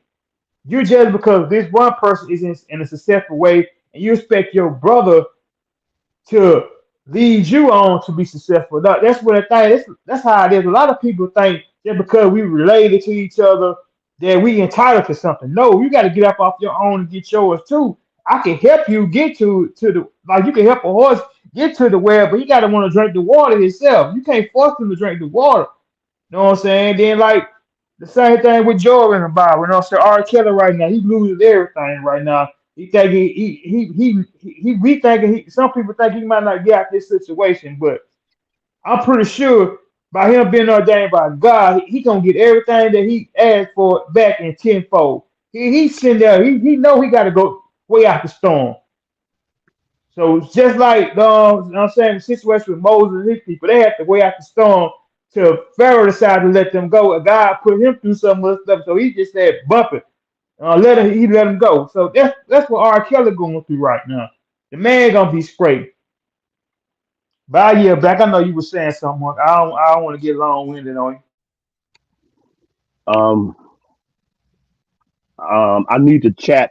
I need everybody in the chat help with what I'm about to say. I'm gonna wrap up what my nephew Vi said, and Lil Max said. Let me bring it full circle so we can get some context from it. But I need everybody in the chat to follow me. And if you follow my train of thought of what I'm gonna you walk with me. Put a R and a K in the chat, which represents R. Kelly. Put a R and a K if you follow my train of thought. I'm speaking on Kel, but I'm also speaking on us as a whole, as individuals. I do personally believe, from what I've been listening to and paying attention to, I think it's been said, but I think we've missed it. I don't want to. touched the ex-wife, but I'm gonna touch it and keep it moving. Is he still married to her now? No. I believe I heard it said, I don't know if it was confirmed, that he initiated the file for the dissolution, which is, the divorce. If I'm not mistaken, I believe that's what I heard. I might not be accurate on that, but I believe he did it. If that's not so, however, or they came to a mutual agreement, whatever, but I think he's the one that initiated that. Okay, follow my train of thought. Okay, he made a song, Lamac, called "I Wish," and in that song, I believe it's that particular song, what he said, and as for Robert, here's what I need to do: get rid of That all was Heaven I Need a Hug. Heaven, I need a hug. Okay, I can still use "I Wish" too, but Heaven, I need a hug. He said in that song, as for Robert, here's what I need to do: get rid of all these clowns and get myself a whole nother crew. Not crew, to me, in my mindset, that doesn't necessarily mean your entourage, your producer, your manager, your engineer. It could be all of those. It can also encamp family. It can also cap those who in the industry that have access to me. It can be family members as a full circle. I think we hear stuff and we don't really pull back the layers. Okay, let me keep it moving. He also did a song called "Shut Up" on the Black Panties album. All right. He's going through the list. You know the song. We all know the lyrics. Also, in Miss G K's interview with him at his place in the trunk, he said, I'm paraphrasing the word, I'm the exact word he used, but how crazy would that be for me with everything I've went through in my way, way, way, way past? Was he currently experiencing those particular scenarios in that particular day? No. So it was an adjustment. It was seeing where I missed some gaps at. It was making the necessary movement. You know what I mean? And he was doing it by playing chess, not checkers. Also having to deal with other stuff personally as a human being, as a man, from what some of the games you didn't get from your father, that all of us deal with. Your children, your siblings, your whole family on both sides of your family tree. Those in the industry, that it's a lot. People can be on the sideline, man. They can say a whole lot of stuff about what another person should do, what they should do, here and now. But he said it with Tevin Smiley. We talked about it. He said, "Follow me." We talked about it, and I decided that, hey, I look at my music like a soldier look at his sword in the midst of a war. Never put down your sword. I don't know if we realize how phenomenal, how impactful and transformational, insightful what he was saying right there. He said, you got to be the soldier in the midst of the war to really even comprehend and articulate that and still maintain your integrity and get hit so many directions at the same time and still be standing and still believe in the God in the mighty heavens. But people still critique your decisions or the lack of, instead of, as the word Pac said, celebrating your tenacity in the midst of that particular crisis and journey. A lot of people would have folded and knees would have buckled. And sometimes you got to allow people just to show them colors. Sometimes you can't tell a person that I'm onto your scheme. I know you don't love. Sometimes you gotta let a person up, because then they think they narcissists, they prideful, they egotistical, they think they getting away. And you don't know, you've been taking note. You've been taking notice. Some people, you got to be careful how you deal with them when you exit them out your life, when you make certain decisions. We know about Mr. BK. BH. That joker studied psychology, man. how to manipulate the mind and be the president. He was real strategic. He did it to Gladys Knight, so many other artists. So to experience all of that full circle, man, he was already speaking about it. He was already walking through it. He was always going through the process of making the necessary adjustment. But I don't think people understand when you get to that hiatus, and by your peers and everyone in the industry going back looking today, and they can speak as you as the king of R&B, who I can't even say it the way J-Rock, I would need J-Rock to help me, of the postmodern and modern day era, how you impacted people's whole thought process in such a way, you inspired them in such a way that right now, today, no disrespect to no one that's doing anything. However, the impact that he made was so powerful. It was so powerful that the R&B industry right now is crippled without his presence. Right. It's on life support. It's on life support, man. Man, I'm telling you, man. The Stop rap it. game and the They, R&B game is on life support. You they are said something. they starving. They now people try to say unmute him because reality has stepped in and said, wait a minute, man, what is this all about? If they drop this case in Chicago, now they drop this state case in doggone Minnesota. Say, whoa. Y'all said the charge was this. Y'all said all this stuff in the media. I did all of this. Wait a minute. Oh, yeah, he got the census in New York, but wait a minute. I got a hold to them transcripts, man. I was on the other side of this case. Now I'm looking like, whoa, Corey Holcomb has spoke up? Wow. He has got some firsthand information because he is one of the individuals I was speaking of that's going to stand 10 toes thorough, not really connected to the machine like that. Independent, doing his own thing. But he's standing his ground, knowing it's going to take hits. It's part of it, comes with it. It comes with it. So unless you're the soldier right there in the midst of that particular thing and had it happening, you don't want to know the decision you got to make. That's why you got certain people are looked at as a pilot personality. They're really dominant.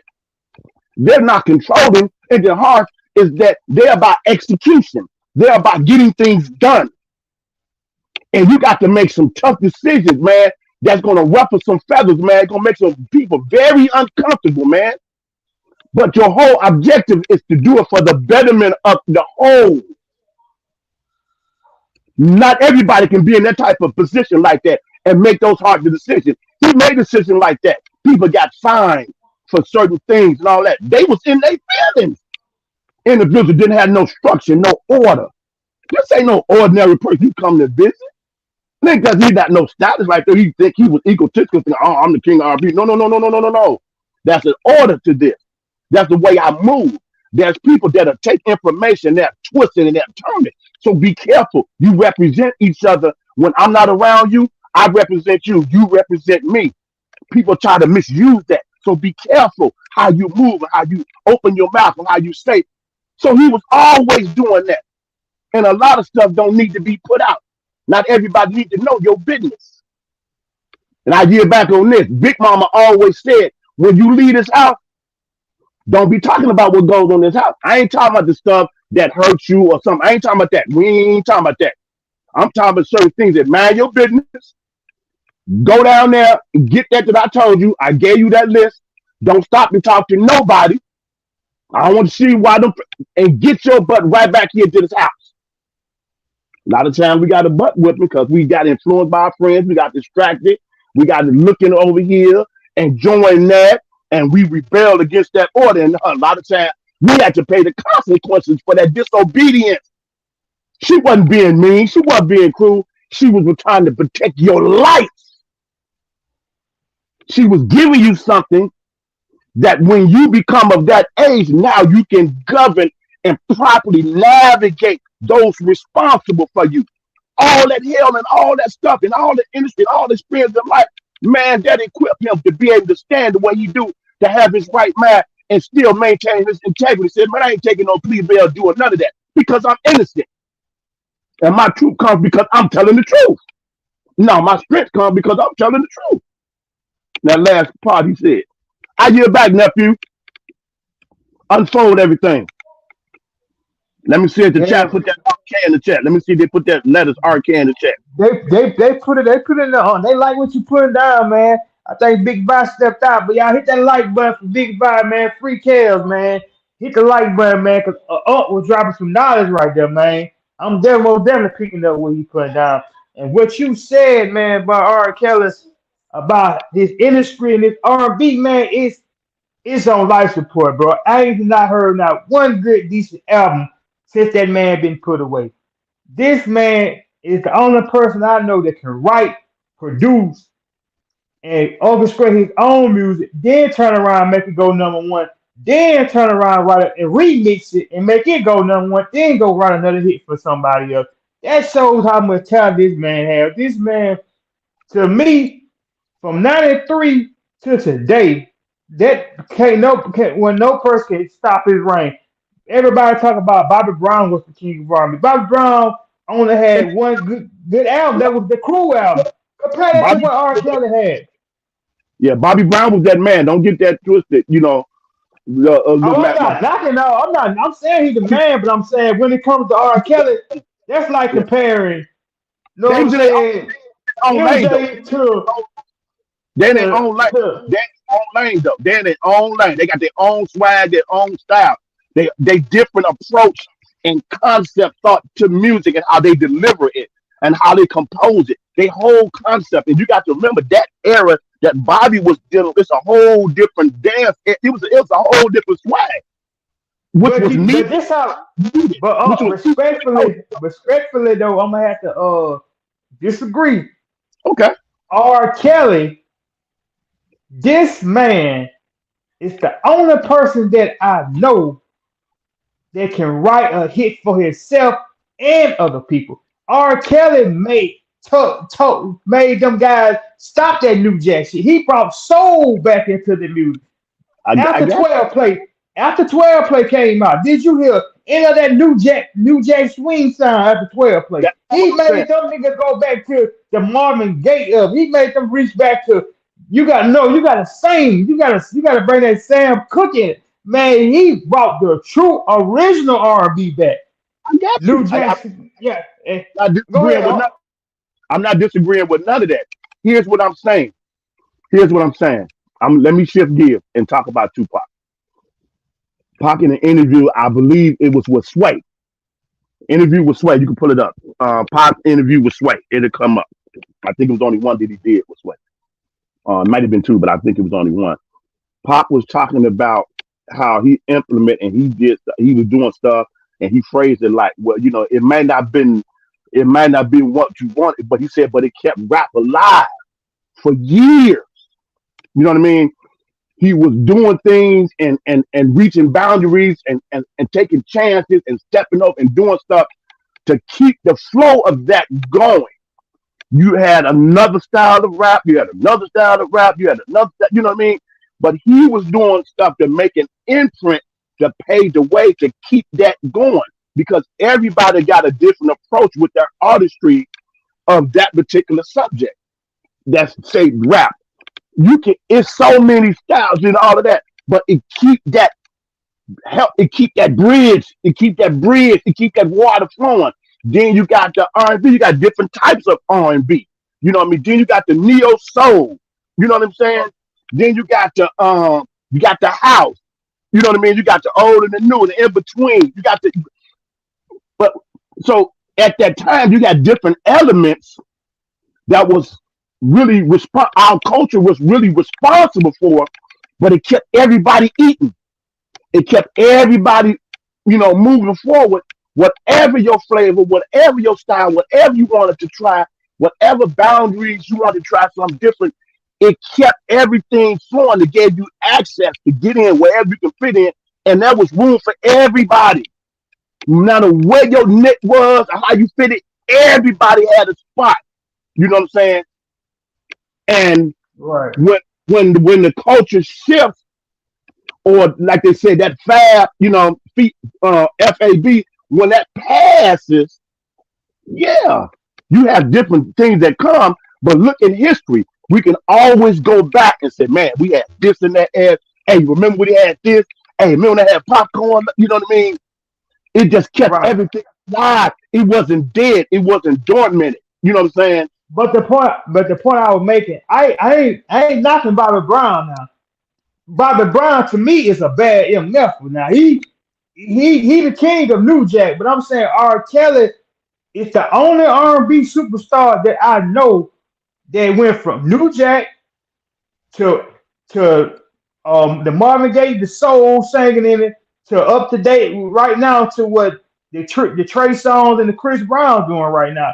That's the only person I know that can go back into time and he can hit on each and every one of those guys' levels and coming from they, you know what I'm saying, swagger and make a hit out of it. You get it? You catch what I'm saying? That's the only Yeah. person I know. I never seen no R&B artist do it, and I'm not taking enough away from Bobby Brown at all. I love him because Bobby, to me, if Johnny Gill did not start singing with New Edition, they wouldn't. They're not knocking New Edition without Bobby Brown and without Johnny Gill. They might have would have fell off. Hmm. Right. Yeah. Yeah. Yeah. Yeah. Bobby Brown to me was like the David Ruffin of just take. Right, right. That's I can see that, but to And don't get me, me, I mean it in a good way. yeah, I mean it in a very good, positive way. right. But it To fit all me, the different elements they had. Remember, they had them different elements, so it was only right for him to go solo. It was only right for Bell Biv DeVoe to do their thing, for Rap to go right, do it. Johnny Gill. It was only. It made sense. It made sense. But Bell Biv DeVoe, to me, it made sense because them individually probably could have and would have got support, but they would have been much better, and they were as a three, to three together. You know what I'm saying? And right. look what doors and ideas did that open up vision wise down the line for the culture. You know what I mean? And so Right. that's my point. I'm adding with that, and we can always flip back in those pages or go pull back up some of the stuff and say, man, bro, man, that album Bell Biv DeVoe, I see poison, you know what I mean? You know what I mean? And then that Ralph sensitivity, you know what I'm saying? But it was all for the culture. You got Joe Lane, I got my lane, you got Joe Style, you got Joe Style. That's different, that's new, that's inventive. Wow, we never thought about that. We had that in the culture. And look, you had all of those elements, you know what I mean? And going back to bringing it back full circle with Kills, the thing with Kills is, even though BB had that too, me and Kills born in the mid 60s. So you exposed to a whole lot more of a different genre that was going on. So Kels was listening to stuff that was from the 70s, going around in the house, coming up. Mama playing stuff in the 70s. She was playing stuff in the 80s, was the disco era. You know what I mean? You had them, what they call them, slow jam. You had the groups like the Manhattan, the Shy Lights, the Spinners, Bloodstone. Don't get me started on this, man. Don't get me started on the goodness, man. Don't get me started on the goodness. And coming all the way up to as the time when the changes, you got the hip hop, you got the rap, you had the Curtis Blow, you know what I mean, the LA, all of that stuff, and then you had Bell Big before that era, New Jack Swing, era, you come on that, and Kel's able to come through and still navigate all the way through that. You know what I mean? You had the Donny Hathaway, like you said, the Sam Cooke, the Jackie Wilsons, the Michael Jackson Temptation, all of that up to this day. And that's why I said Kels understood it and said, well, my original plan was for Pac to be actually part of the best of both worlds because they fit. They fit what Pac did in the rap game. Kels was doing in the R&B community. and you had the best. Not that any other rapper with their style. I love the Dirty South. All of that. The Midwest dude, the Southern dude. I like all of that.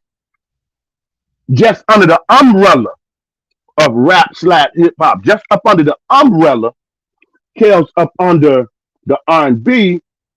Neo Soul, which is still a branch off from that. Man, and that's why people, I get back to you, Lil Mac, that's why they said when it came to Pac and Biggie, when you look at their different styles and what they introduced and them leading that train and what was coming behind them, that was way past a vision that we see today, they had the industry sold up. A lot of them niggas, boy, if they would have become, wouldn't been eating the way they was eating. Had Pac them still been and Biggie been around, they would have been doing their thing because they got time. Don't get me wrong, that ain't what I'm saying. What I'm saying, look at after they, but the groundwork that they laid. And I yield back to this, and everybody know how I feel about Tupac, but Biggie didn't get enough credit that he did. You know what I mean? Even though the short volume of material he had. And that's why you keep hearing that Biggie versus Pac battle. It ain't that, Pac is better than Biggie, Biggie's better than Bottle. Each one of them had something that the other didn't have. So joining together, man, you know what I mean? So, but when you come out, you talking about flow, and from a rhythm standpoint, Biggie got Pac beat because Pac didn't have that style. He didn't have that style. Biggie raps like a jazz or a horn player plays his instrument. He put the emphasis on He swings. He swings like a horn player. But the way Biggie does it, take your t-shirt, talk about your shoes and make it. The way he's delivering it, though. Nobody in the game was doing that, had that style like that. He opened up a whole new path. And when they say Pac is the better rapper, don't mean Pac is the better rapper. In that sense, it's just that mean that whatever Pac said out of his forehead at the moment, follow me, Jay, Lil Mac, and I get back to you. Whatever Pac said out of his throat was the most potent. It was the most relevant for the particular time of what was going on in the culture that put you aware, to want to know what's his thought process next, and still have you get on the dance floor, still make you ride and be in deep thought, still get back and as DJ Quick say, smoke you one of them beaties, you know what I mean, and mellow out, get right, put some, Marvin Gaye, some, you know what I mean, all that to it, you know what I'm saying, and into work, and then still drop knowledge to you and still make you, man, they had the industry, it was a wrap. So if you take Pop and then Biggie went with Kel, they got together. Man, dude, if them three could have did an album together, I year back. That was, oh man, to me that sounds delicious, boy. Kel's, Biggie, and Pop doing an album, man. I year back. There's too much goodness coming out of my forehead. Look, Mac, there's too much goodness coming out now. Hey, I'm feeling you, man. You know, man, you always, we talk about Pop and Biggie now. Tupac, man. Hey, you wouldn't think I'm 28 years old, but I'm a fan of Tupac since Tupacalypse now. I rock with all that Pac now, and not taking nothing from Biggie, woo. Yes, DA, no problem for the DA. What that Biggie can rap a video in your head, you can picture what that man is saying. He started, Jay-Z took everything from Biggie. Biggie has so much influence on the rap game to this day. Lil Wayne, none of these guys even, want to pick up a pen no more. Biggie started rapping that flow off your head. I think this is my opinion on when it comes to Biggie and Tupac. I never put the two above each other. I say Pop number one, Biggie number one. Right. The reason I say Biggie number one is because the way he spit, the way he can put a picture in your head of what he's saying, how he can just put stuff together so effortlessly, and then you can rock to and vibe to it. Right. When I say Pop is number one, it's because he can touch you emotionally. He can. Yeah, That man yeah, can make the hardest yeah, nigga on the street yeah, break down and cry. That's yeah, how hard he is with it. He come with you. He said, even though how he had, he said, even though you was a crack team, mama, you always gonna be a black queen. Like you yeah, felt what he was saying. And I yeah. Finally think understand for a Biggie, woman and it ain't easy trying to raise a man. right. And I think Biggie is the like you said, might be the best, the better rapper. Probably can freestyle better, but Pac overall is the better artist because he can touch his fans. He can touch them.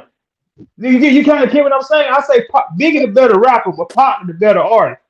Yeah, If Biggie you was follow me, what Pac, I'm when you saying? say artist Biggie was with an Pac, MC. you got Yeah, to talk Biggie was an about MC and a lyricist. Yeah, Biggie was an MC and a lyricist yeah, like Pac that. the You know. artist, and I'm talking about from the acting to the Yeah. poetry to Right. all this shit just came naturally to him, man. Just he didn't even have to work at it. Mm. Like he was a special dude, man. He put 25 years on this earth, but those that 25 years he put in, He man, put this work. shit been living. It's going his seed gonna outlive his life on earth. Yeah, that Everything dude. that he did in that Yeah, 25-year span, he put he's in work. gonna be relevant for the next 25 years, or the next 30 years, the next 40 Yeah. years, because of everything that he accomplished within that 25-year time frame, man. Like, Did you hear about this, nephew? The actor and slash producer. Let me get his name right, nephew. Von D. Curtis Hall. I think he's the one that produced the movie Gridlock, if I'm not mistaken. I think that's a particular movie, and he had asked Pac to do like a little piece, to write a piece for it. To really reflect a part of the scene or the movie and stuff. And when Pac got to Like the it's a traffic jam. no, It wasn't I it. no, it was just a piece of a movie that Von D. Curtis Hall was producing, and Pac was then. I think it was the movie Gridlock, and Pac had The forgot movie to. him and Tim Roth in. It might have been, yeah, it might have been that. Whatever movie that Von D. Curtis Hall produced with Tupac in it, that's what I'm talking about. No, Tim Uh, Roth from Pulp Fiction and Tim Roth from yeah, yeah, with yeah, the movie the Hoodlum with yeah, yeah, Lawrence yeah, Fishburne and that was yeah, the white guy. yeah. But Von D. Curtis Hall, if I'm not mistaken, is the black guy. Yeah, he directed the movie, Yeah, right, right? right. He Yeah, he yeah. was he was in Sugar Hill with Wesley Snipes. Yeah, he was in that and he was in the movie with Samuel L. Jackson, E Bayou. I know who you talking about. Yeah, yeah, yeah. He wanted Pop to do a little piece, about 30 something, a little piece of something, bars or whatever like that. And Pop forgot to do it. Everything was going on. So, it just slipped his mind. He had a lot of stuff he was doing and he was into. Said, Pop got to the set and he said, oh man, Pop took a pen from his ear, dude, and took a pad and just started to write. Listen to me, chat. It was. Now, after he finished, he said he nailed it in the first take, dude. Dude had a sense of urgency, which is why we talk about him. But I think we talk about him and all these individuals like that, and we miss the important ingredient. If you're gonna get anything out of this thing called LIFE, it's not gonna fall out the sky. Nobody's gonna send you a letter and give you information and instructions. Nobody's gonna come ring your bell. Amazon ain't gonna drop some packages off for you to finally now get into your no. You can only achieve that. You can only get what you're looking for by understanding this concept. Where you want to be, your destiny to walk in your purpose, where you want to be must be greater than where you currently are standing. Let me say it again real slow. Whatever it is you're trying to do in life, I don't care if it's with your kids, entrepreneurship, better relationship with your wife, your spouse, what it is, your job, your health, to be a better version of yourself, to let go of the past, to get rid of brokenness and be healed. Whatever it is you trying to achieve and want to be down there, it must be greater than where you are currently at right now. That is the only way you're going to move and seize the opportunity, like Eminem said in 8 Mile. Other than that, nothing going to change. You're going to still keep getting what you have. I yield back. I gave him a little glimpse, nephew, of the 9 o'clock hour, but we yield back to you.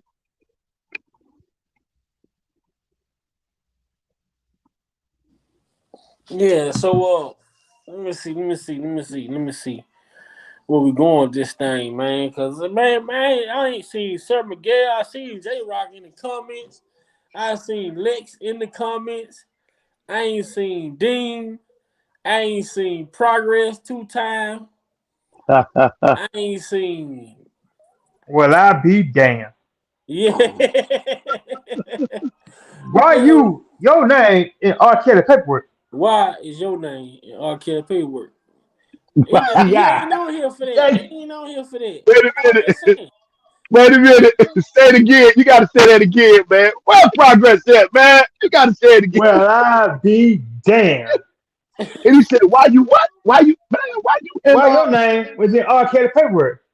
and what do you hey Larry kept trying to jump around the conversation. He said, "Man, fuck that. I want to know why your name in R. Kelly ah, paperwork." And ah, them people was on there, hey, they made me mad. They was hating on Progress, man. Yeah, I say Progress he trying to ain't get on down here. to the He ain't what the on old here people for say. that. He was trying to get down to the nitty gritty. ah. He ain't come on here Progress was for trying to that. get down to the nitty gritty. He Hey, ain't hey, come nephew, on here man. Hey, for nephew. that. He was no what he's trying to do, nephew. When Progress asked you that question, you know why you trying to do? As the old folks used to say, oh, he tried to slip and slide and peep and hide, duck and dodge. Yeah. Oh man, my goodness, boy. Oh man. Yeah, And man. I was questioning why that state case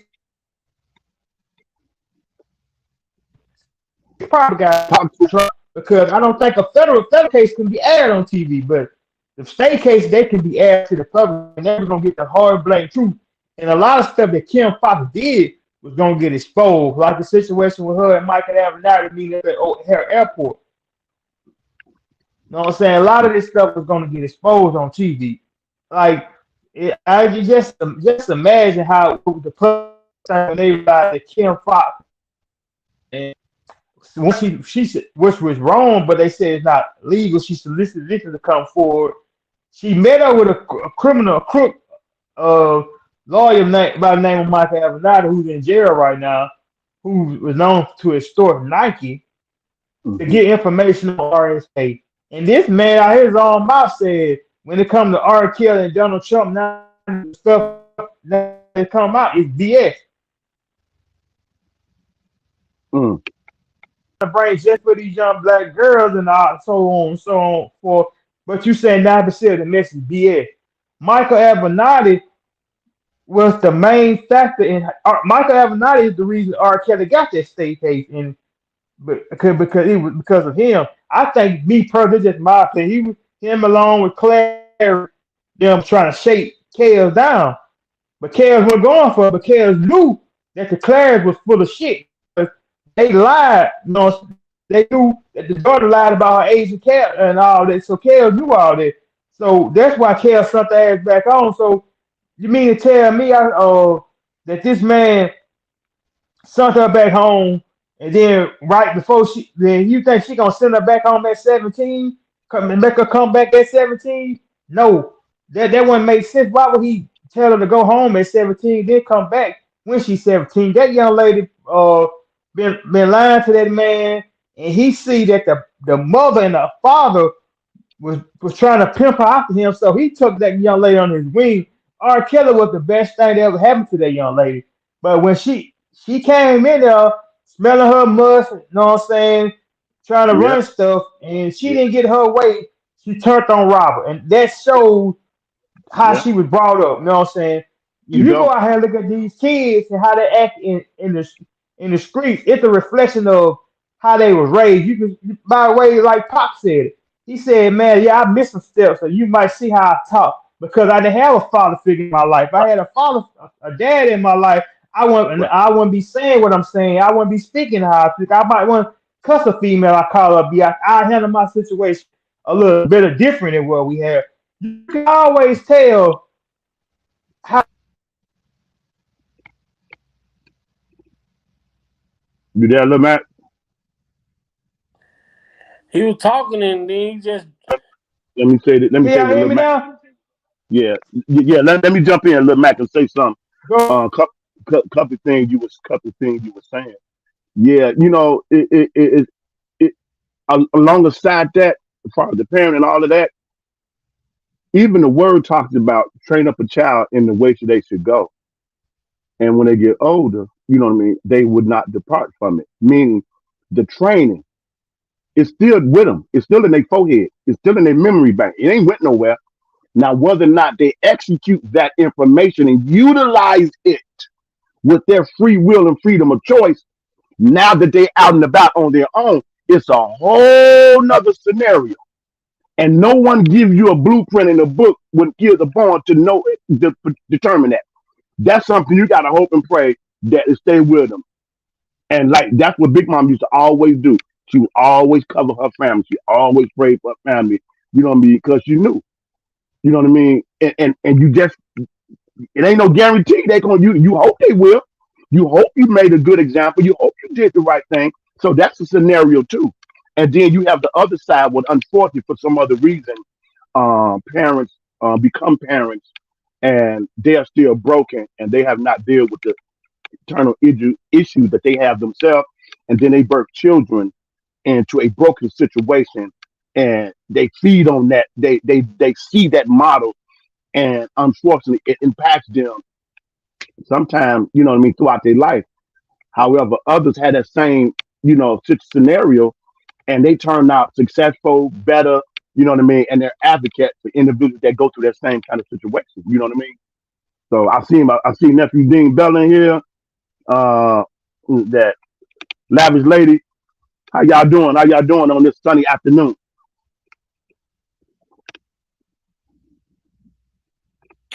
I'm doing good. I'm trying to wrap it up. I'm still at work, but I'm doing good. How everybody doing? Wonderful, wonderful, wonderful, wonderful.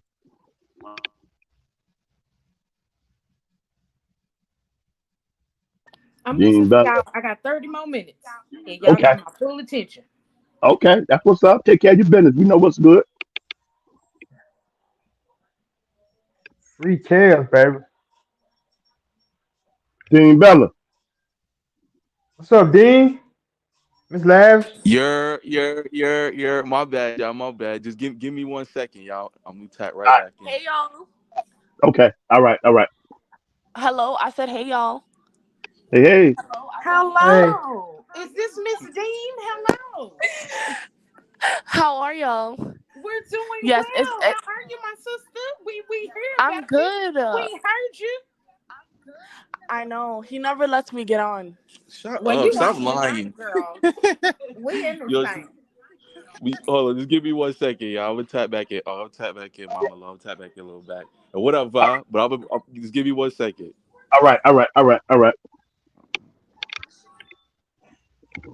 Yeah, it was something else I wanted to say, but with that little Mac, but it slipped me. But yeah, mm, need to come back I to it. want this 24-hour live. We gotta start, you know what I'm saying, intertwining with the chat. So I think we need to intertwine with the chat more. Why I you think got a I? question for the chat. Why you think I've Which been doing? which Wow, late. You go late. ahead, my bad. You late. I've been communicating with the chat since I came in. You late. Oh, you sure? Yeah. I didn't know. Yeah, I'm late. Yeah, I'm late to the I party. got I you. just I want to got. ask. I just want to ask the chat this. That's Which hey. which Kale's I, song, you know what I'm saying, touched you the most, or which one was your favorite? And I in got what way? so many of them. In what way, Lemac? You got to nail that down. In what way? Impact them how? Impact you, like where like it inspired you, or it Okay. was a which song it was that got you in the mood to get with your old. lady So that or your man, the fiance that got you in the mood, which Kel song, you know what I'm saying, so those that different you enjoy the categories. most? Those different categories. Touch your heart or got you in the mood? So One it, of those two. so inspired. Tell me what song inspired you. What song touched you emotionally? Um, to make you self-aware of what's going around in the world, of yourself, to do things better, to get you in a upbeat mood when you seem to have been down, party, have fun. You know what I mean? All those scenarios. Yo, what song it introduced you to it? Mine was 12 play. My mama played that. Hmm. I remember as a kid, man, listening to that. But I mean, she had it on tape. Yeah. The She first had it song on that comes to cassette my mind, tape. the first song that comes to my mind is Trading Your Life. Oh, that's a good one. That was on the Self entitled R. Kelly album. Yeah, Yeah, I yeah. love that And then Trading My Life, man. the other song that comes to my mind is Soldier's Heart. Woo. Soldier's Yeah. Heart. Soldier's Heart. My next one I would say after that would be Save Me. The other one after that would be Prayer Changes Things. The other one will be on the Chocolate Factory album. The one he said, sometime I think is the reason why y'all be smoking cigarettes. The ladies know which one I'm On the talking woman, about. That's the heart of a woman. Heart of a Number one. Woman. Yeah. All right, And chat. Put mine y'all gotta top be five. Chat. mine's Put my y'all favorite top five. song. Chat. My Put top y'all five. top five R. Dang. Kelly songs in the comments. Chat. Put y'all top five R. Kelly songs in the comments. Just ran off with 5 right there. I give my five. It's hard picking chaos. I'm gonna pick one from each album. So born into the '90s, I'm gonna go with Honey Love. Uh, 12 play. Whoo, that's a hard one on 12 play. I got some bit on that, man.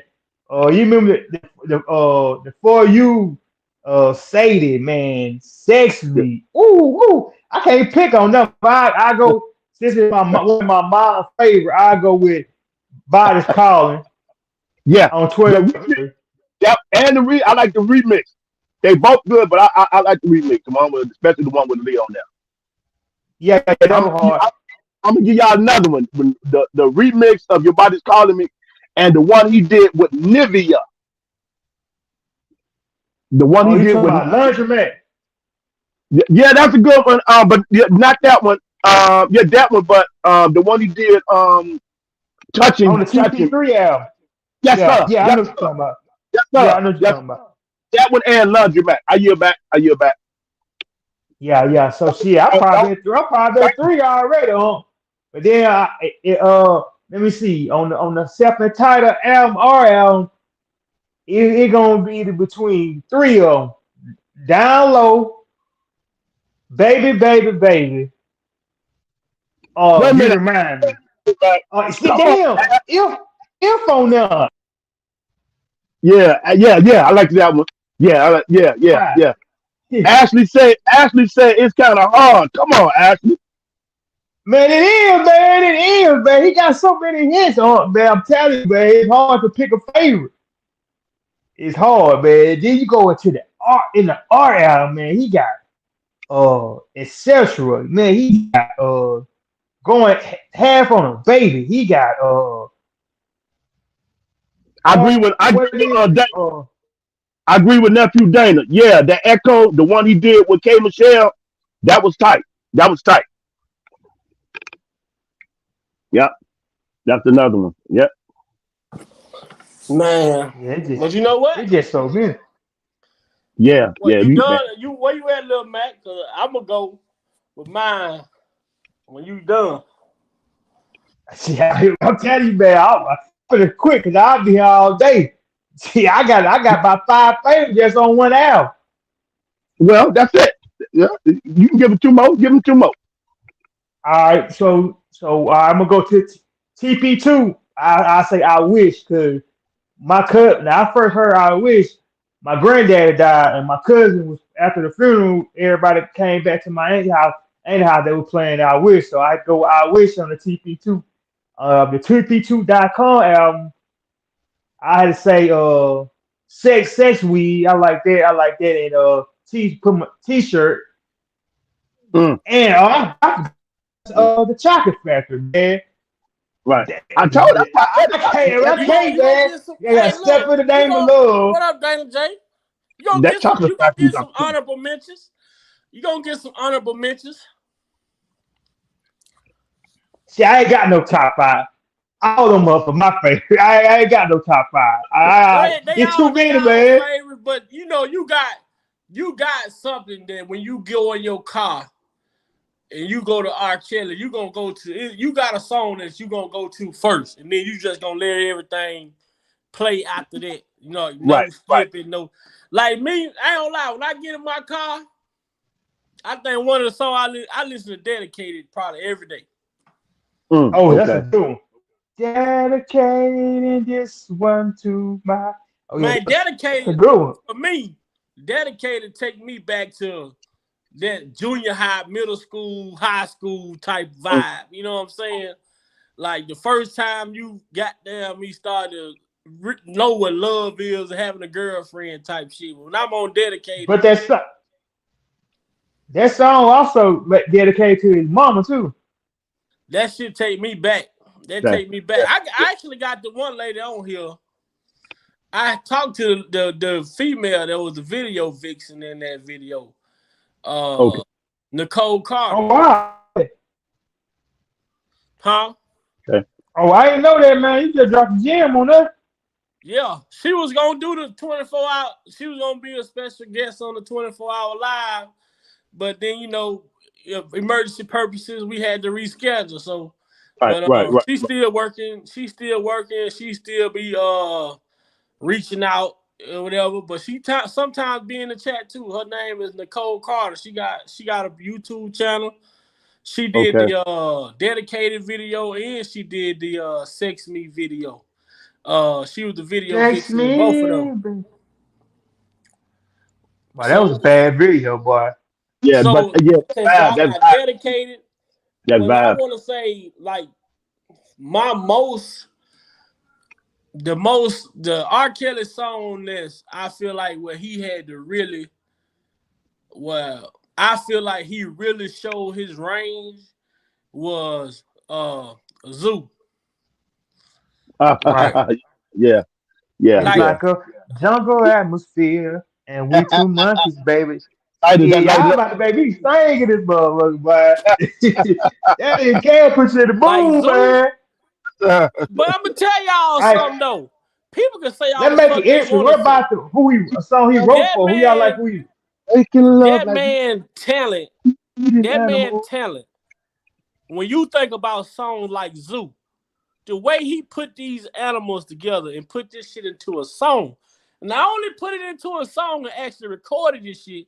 When this man go in the concert and perform this song, he have grown ass people in the crowd sounding Yeah. like animals. Oh yeah, Darlene Williams, Another boy. song That's that a good show one his too. talent, man. When you What listen Darlene? to She Sex Darlene said I said. can't Planet, sleep if. Oh yeah. Sex Yeah. That was Planet, enough. Yeah. Sex Yeah. Planet I is on remember. another level, man. I Yeah. don't think people really understand Sex Planet, like the type of artistry that went into making that song and how he tied the planets into an actual, like, the sexual preferences. Like, it's crazy, bro. That song right there, like that Sex Planet song and that Zoo song, it's just like I can't see another artist that can do that shit. Right. R. Kelly's a metaphorically nigga, man. Anything he can make anything got to be a hit. This man said he want to stick his key in your ignition. Like who comes up with that? Let me Mhm. stick my key in your ignition, babe. And he said, if I can get this thing crunking, babe. And he said, man, we be doing about 90 on the freeway. Like Bro, we need to slow down. We about to catch it. We about to get a ticket, baby. Look at this man right here is the GOAT.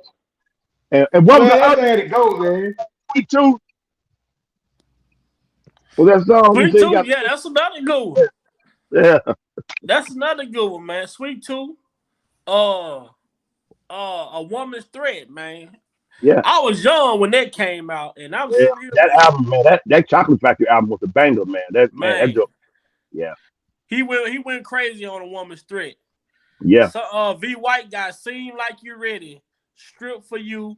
I believe I Ooh, can got all fly. about that one, boy. Trade in My That Life. song made me 12 fall in love with Days, Lisa Ray. Text Me.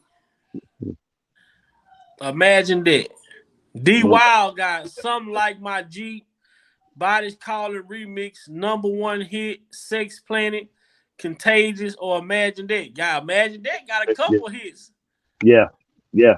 What about Ashley got Dedicated, The World Greatest. I like The World Greatest. 12 Play, Forever, Forever 5, Bump and Grind. Then she got Forever is 4. Number 5 is Bump and Grind. Number 6, I Believe I Can Fly. Okay. I forgot the Bump and Grind remix. That's one of my favorites too. What's up, G Joy? So need some IT for why you need it. To you I don't see. Man, this dude. Yeah, I don't mean it, darling. Yeah, that was a tight one. Yes. I think that was on the Factory, right? I don't mean it was on TP2.com. Okay. Yeah. I wish the remix was good too. That was a good one. The remix, yeah, that was a good one. I Can't Sleep remix was a good one. Yeah. And He you know did what's ass so so crazy bad. about that though? Look this out.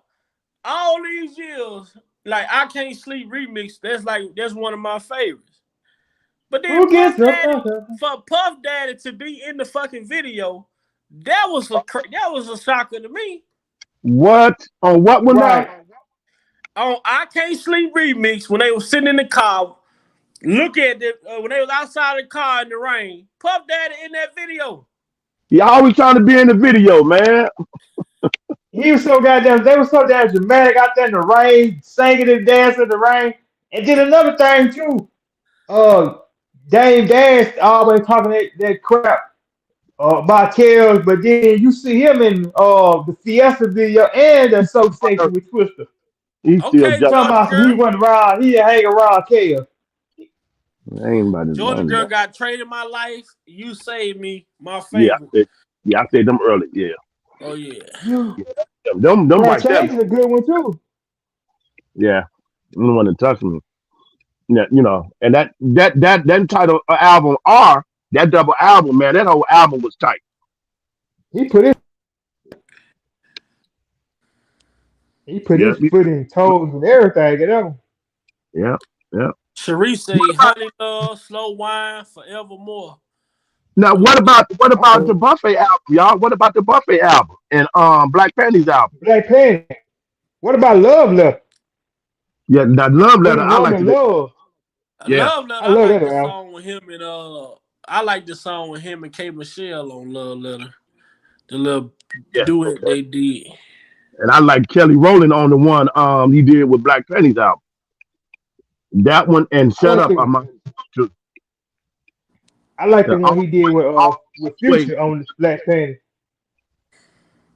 I forgot the one that Future was on there. Future was on there? Yeah, he was on there. He did a good. I can see him and Future doing the album together. Really? Mm-hmm. That's how they got that song now. They were playing off each other. I can see Kells and Future doing the album. You know who I would like to see him as far as a rapper when you just said Future? You know what came to mind, Lil Mac? Ty Dolla $ign. Yeah. No, I think Kells can mold him into being one of the great artists. He just ain't got nobody that can write for him. He's a great artist. Ty Dolla $ign is a good artist. He just ain't got no Jeremiah, another one. They got it, but they just ain't. I just imagine if Kells can write for them, man. We're gonna have to go listen to Suffering and see what Suffering is. See what that's about. I done made it to the crib. Oh, I forgot all about Happy People. That's a good one too. Ms. Larry. Yeah, that's what I said. People. Yeah. Yeah, Yeah. yeah. Keep the Mm-hmm. world turning. I would like Keith Sweat to do write a song for Kale. That I think that'd be hot. I think that'd be tight. They got mutual respect for one another too.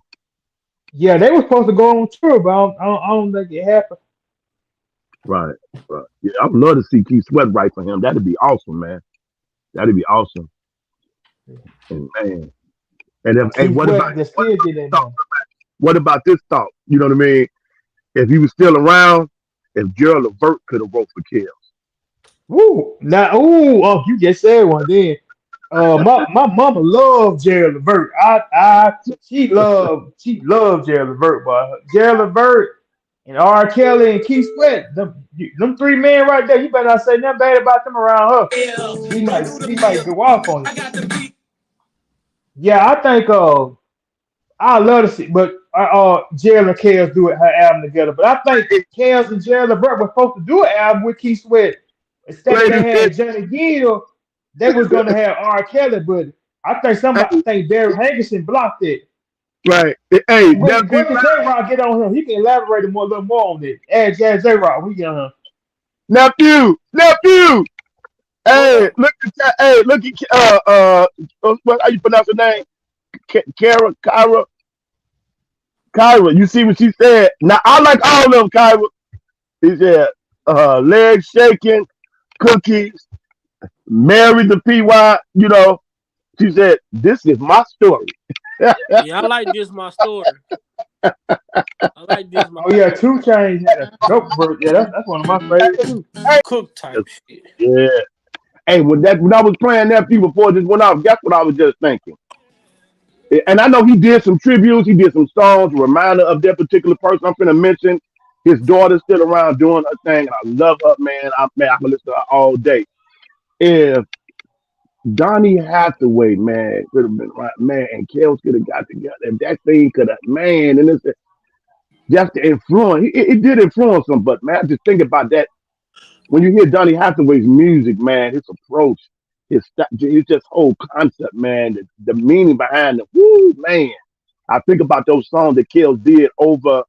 Now, I don't want to get the country wrong over there. What is it? Africa, Nigeria, one of them places he Yeah, said that Africa. they really support him. They really got love for him. Man, they had that little kindred spirit when it came to those type of songs. You know what I'm saying? Nephew and Lil Mac, you know what I'm saying? You know, they had many other ones, but you know, it's like them two.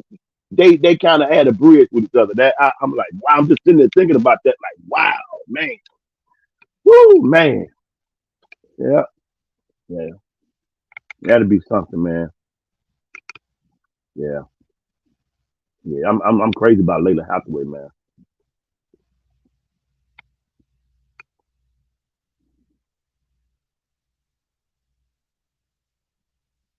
Yeah,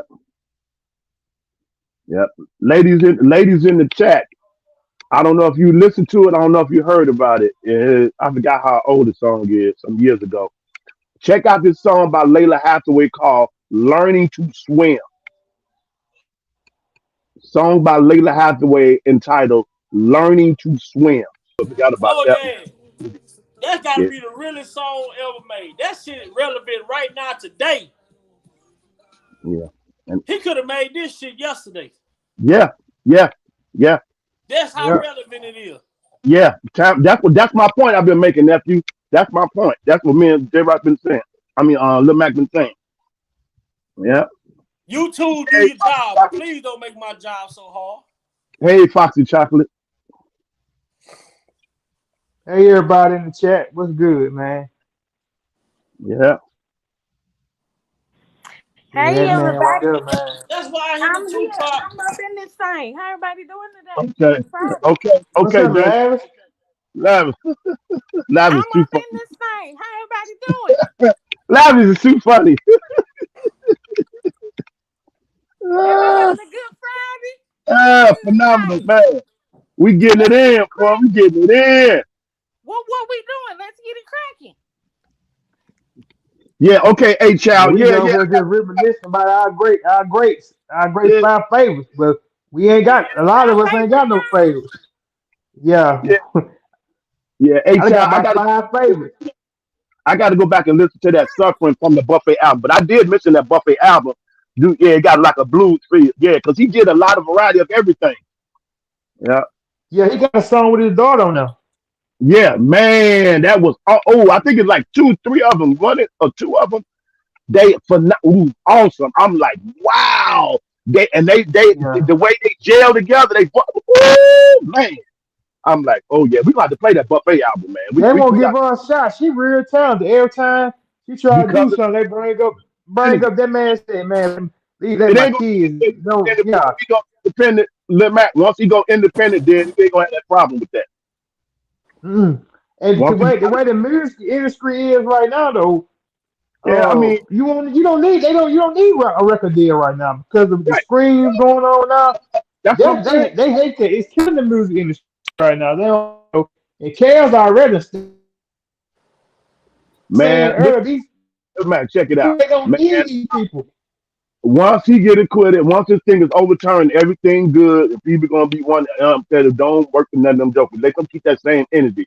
But anyway, moving along, I'll have a meeting with Master P and see if I can have his people sit down with me, man, and help me navigate. You know what I mean? A new direction, going independent, get my own thing like that. You know what I mean? With his lawyers and the people like that, whatever that bill is, man, I think it's worth investment. There's nobody off the top of my head. I think that's there that's done it, that's making a move and got that going on like that. He's the first one to come to my mind, and it's probably some other individuals, but he's the first to come to my mind. That was it. But I Yeah, can't. It Master would have P to got be. like a Yeah, what 20 deal with priority yeah, back in the day. So yeah. 80% he got what he made off him Yeah. made was gonna go to him. Right. See, what the music industry thought though that he was just another nigga from the hood, but he has to sing. Master P to me is one of the most intelligent rappers there is. He influenced everybody, you know what I'm saying, got there to be independent. And that's how Cash Money got they deal. They went around got the same Universal got them the deal. If it wasn't for Baby and it wasn't for P, Baby and them when it got the deal they got. See, Okay. P P knew he was worth some. He Right. said Jimmy Iovine offered him $1 million. Hmm. And he turned Jimmy Iovine $1 million down. Yeah. The Jimmy Yeah. Iovine told P, if you deal, you ain't gonna make it in the music industry without me. So P said, I'm gonna go to lunch. I'll be back and I'll think about it. P never came back. So they on their way back to New Orleans. Him and C Murray on the plane arguing about the fight. Said, man, why you didn't take the $1 million? He said, if this white man don't know me That's right. from That's heaven to hell, and he right. offered me $1 million, just imagine what I'm worth. We're Work. thinking like that, bro. There you go, Lil Mac. You got my point. You got my point. Right. Yep. Yep. That's my That's point. That's why that. I always bring them up. That's why I always bring them up. For that reason Who you you said. know what? Go ahead, Omar. No. I'm just saying. I saw that interview. And you spot on. You 1,000 correct. Yep. But just to link the Lil Mac, back then, that's what the Black Liberation Movement initially was all about. That's initially where the organization in the community was about before it got to gangs. You follow where I'm going? It was Oh never yeah, I'm into probably that street, none of that. A lot of people don't know the history of that. You know what I'm saying? Even those who was back there before this younger millennial came along, even them back there, they didn't really understand what it originated. We were supposed to have our own laundromat. We were supposed to have our own library. We were supposed to have our own banks. We supposed to have our own vineyards and grocery stores. You know what I mean? Our own loan places. You know what I'm saying? Our own schools. You know what I mean? Communities where we had workshops and programs with teaching these kids skills so they can become entrepreneurs and understand that creating a legacy and generational wealth you will never do on this planet working for someone else. It won't ever happen. It's never designed for that. There's nothing wrong with that. Getting that information, you know what I mean, and utilizing it to navigate through, on your purpose. But if you think you're gonna be financially free and secure and have generational wealth, you will never do it at punching the clock with someone else. All you do in all school teach you when you come out and you go to all them Ivy schools is teach you how to become an efficient employee for their corporate America to further their lineage and their generational wealth. It's no hate toward that. That's what it is. But our community don't put the resources that we do obtain and all the money that we spend across the globe from our community. If you add all that up, the majority, the percentage that stuff goes through flashing, trying to ball, trying to impress people who don't give up about you. You know what I mean? Who just gaslight you. We want to put it in cars, and nothing wrong with no car. We put it out, none of that. But we won't invest back in, build and grow the community like you got other cultures in our family do across the globe. You know what I'm saying, Lil Mac? And that's what back then, Matulu, Geronimo Pratt, that's the things that they were trying to instill. And that's one thing I keep going back to, that Pac and a few other rappers back then who had that understanding and concept of what they was doing like that. You know what I mean? If you research Pac's resume of what he achieved in 25 years and compare that body of work and grind of what these guys do, they don't even scratch in the pad. You know, they ain't scratching the pad. You know what I mean? In other words, take control of your destiny, man, and don't leave that into another person's hands. Because then they can extort you and exploit you, and you still a slave because you still plugged into their system. I yield back.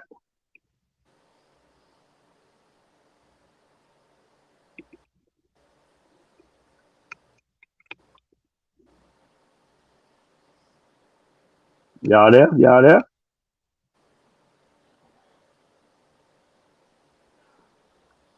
Anybody in the building?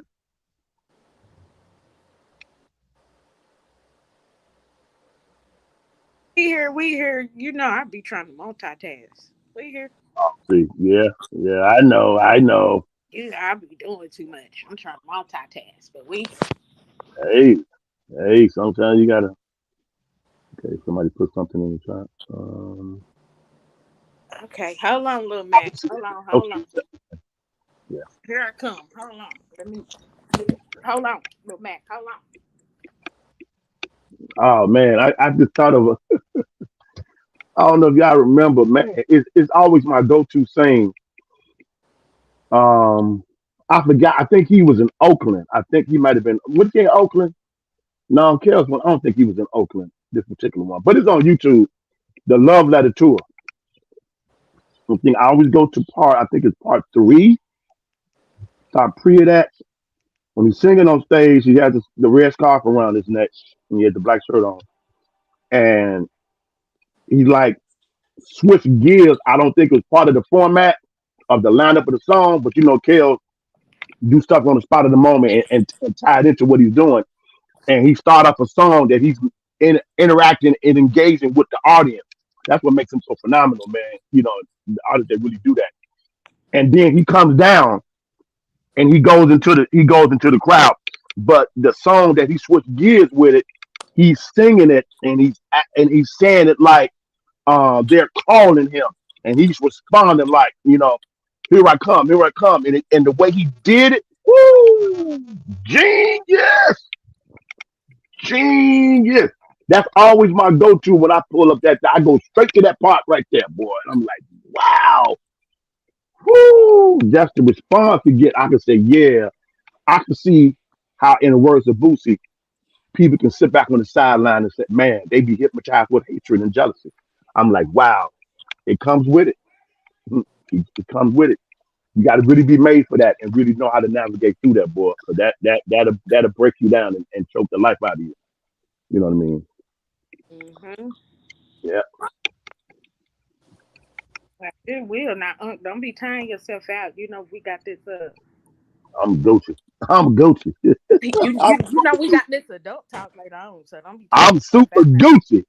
I ain't even got started yet. You know, we going in on that adult I talk. ain't even got started yet. Now, We going in on that adult talk. So, you know, you know me. don't tire yourself out. We You know that's ready my to go. specialty. You know that's my core. That's my core soul. I So already know. all I know, they better get a pad and a pencil and write this information down. Yeah, they gonna You know what I need mean? This that real talk. later. They gonna Yeah, need that later on.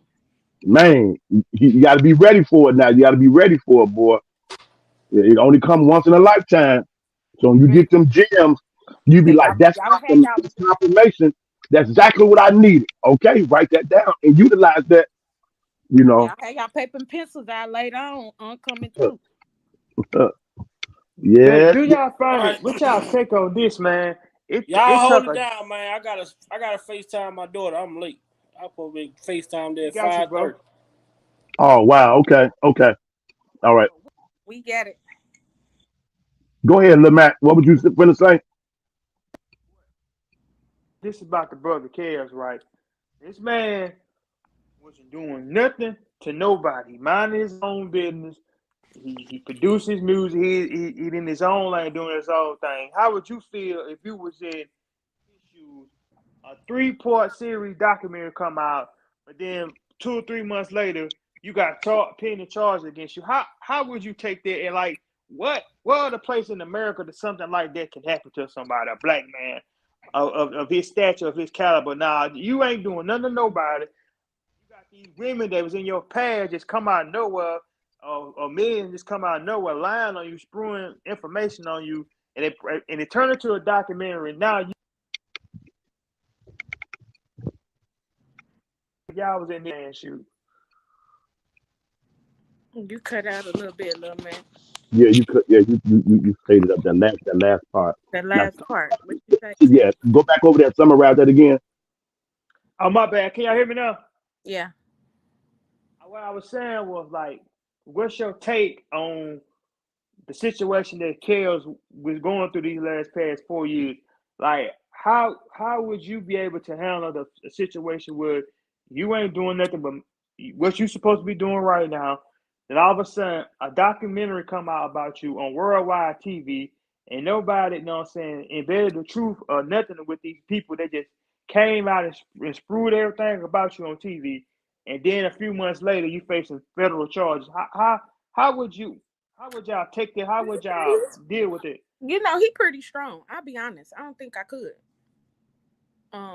Just having, you know, the whole world with their opinions, and their opinions aren't true. I don't know if I could. I don't think I could handle it. Knowing that I, you know, didn't do nothing wrong, and I'm behind bars for something that I didn't do. I don't know. Me personally, I don't know if I can handle it. Okay, I'm gonna reiterate something that I said earlier to answer your question, Lil Mac. Starting off like this: whatever it is that you trying to achieve, whatever it is that you're trying to navigate through to get to, whatever that looks like to you, haters, jealousy, envy, people trying to railroad you, people trying to slander you, they're trying to obstruct the path that you're heading for your destiny. It's going to be a dogfight. That's what you got to really understand. Idi Amin, one of Tupac Machiavelli trained soldiers, was speaking in an interview about him. Said this ain't for the weak and the timid. No, it's definitely not You know for what the I'm weak. saying? This ain't for the weak and for the timid. He has more. It's not just your typical, you know, your typical haters, your typical opinion. This man literally got the whole world. Listen to what I'm telling you. Please listen to what I'm telling you. Not with y'all ears.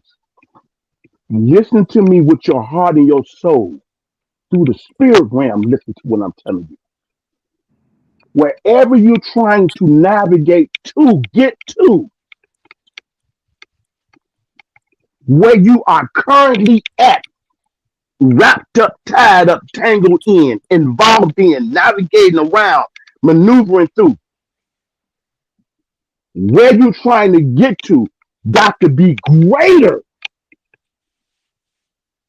than where you currently are dealing with or going through and navigating from. So if you have no clue of where you're trying to go or where you're headed, what it is that you want out of this thing called life, what do you want? We got to stop waking up like an accident. What do you want in your marriage? What do you want the relationship with your kids to be like? What do you want? How much you want to make a year? What do you want in your health? What is your relationship like God that you want? What are your relationship with your family, your siblings, and your in-laws? What it is that you want? Whatever that looks like down there to success and achieving that, it has to be greater than where you are currently at in your mindset and whatever's being attacked by you. You can weather the storm when you submitted in that. But if you blown to and fro, you're not standing submitted in principles and integrity. If you're not governed by that and you solid in that, then anything that offers something to you, you're going to take your eyes off where you said in your heart that you was trying to go down there and achieve in life. Because you're not sure you're worth it. You're not sure if you're deserving of it. You don't think you're worthy. See, let me say this to you. Listen to me, chat. Our deliverance to whatever adversity we go through is in the details of the process that you have to go through to achieve what it is that you're trying to achieve. In that process, there's battles that you go through. There's things you have to maneuver through. In that process, you becoming better. You becoming stronger. You becoming wiser, more insightful. It solidifies your destiny and your purpose to keep your focus on that. And you just can't have just a regular focus. You got to have a disciplined focus. So if anything outside of that, around you, connected to you, in the vicinity, proximity of you, if it don't fit to where your purpose and your destiny is, then that song, like whoever the rapper is, you got to cut it. You got to cut it. Where you trying to go and want to be and achieve, whatever that destiny, whatever that looks like, whatever that success goal it is, A to Z, whatever it is, that down there that you can foresee, your vision, your dreams, your hopes, your aspiration, whatever that looks like, that has to be greater and more powerful than where you are currently at. And you so locked into that what you have to deal with and go through right now to get to that, it's nothing. But if you don't have none of that, if you don't know, you don't think you deserve it, you don't think you're worthy, you still letting jealousy and hate, it's going to be there until the end of time. But if you don't shield and guard yourself and submit yourself in principle, where they come and offer you a plea deal, like, man, go on, get out of my face with that. I'm innocent of these charges, dude. I'm not pleading out nothing. For what? Go on with that. When you got integrity, you got principle, and you know you standing in truth, and you securing that, and you know you got divine help, but you know there's a other next level you got to go to, because you didn't go through all of that for nothing. All of that you previously went through, it prepared you for the next phase that you couldn't even see. Look at And the the word, screen, y'all. and the words of Kelvin, now you're back. You got to be the soldier in the midst of the war to comprehend that. Look at the screen, Let me look at it. Let me see. Man, look who we got, man. Salute, brother Black CEO. Oh, Black CEO! Man, I what's yield up, back. I man? yield back. In the words of Black CEO, I yield back. What's up, everybody? Hey, brother, you putting Let it me down see. over there. What's up, chat? What's up, Let Queens me in see. the I yield building? back. I'm going on mute. What's up to the Queens? What's up to everybody over there? What's up, Lil Mac? And what's up to the host, the pilot, Big Vi? What's up, man? What's going You know, I on, was, brother Black you know, I, CEO?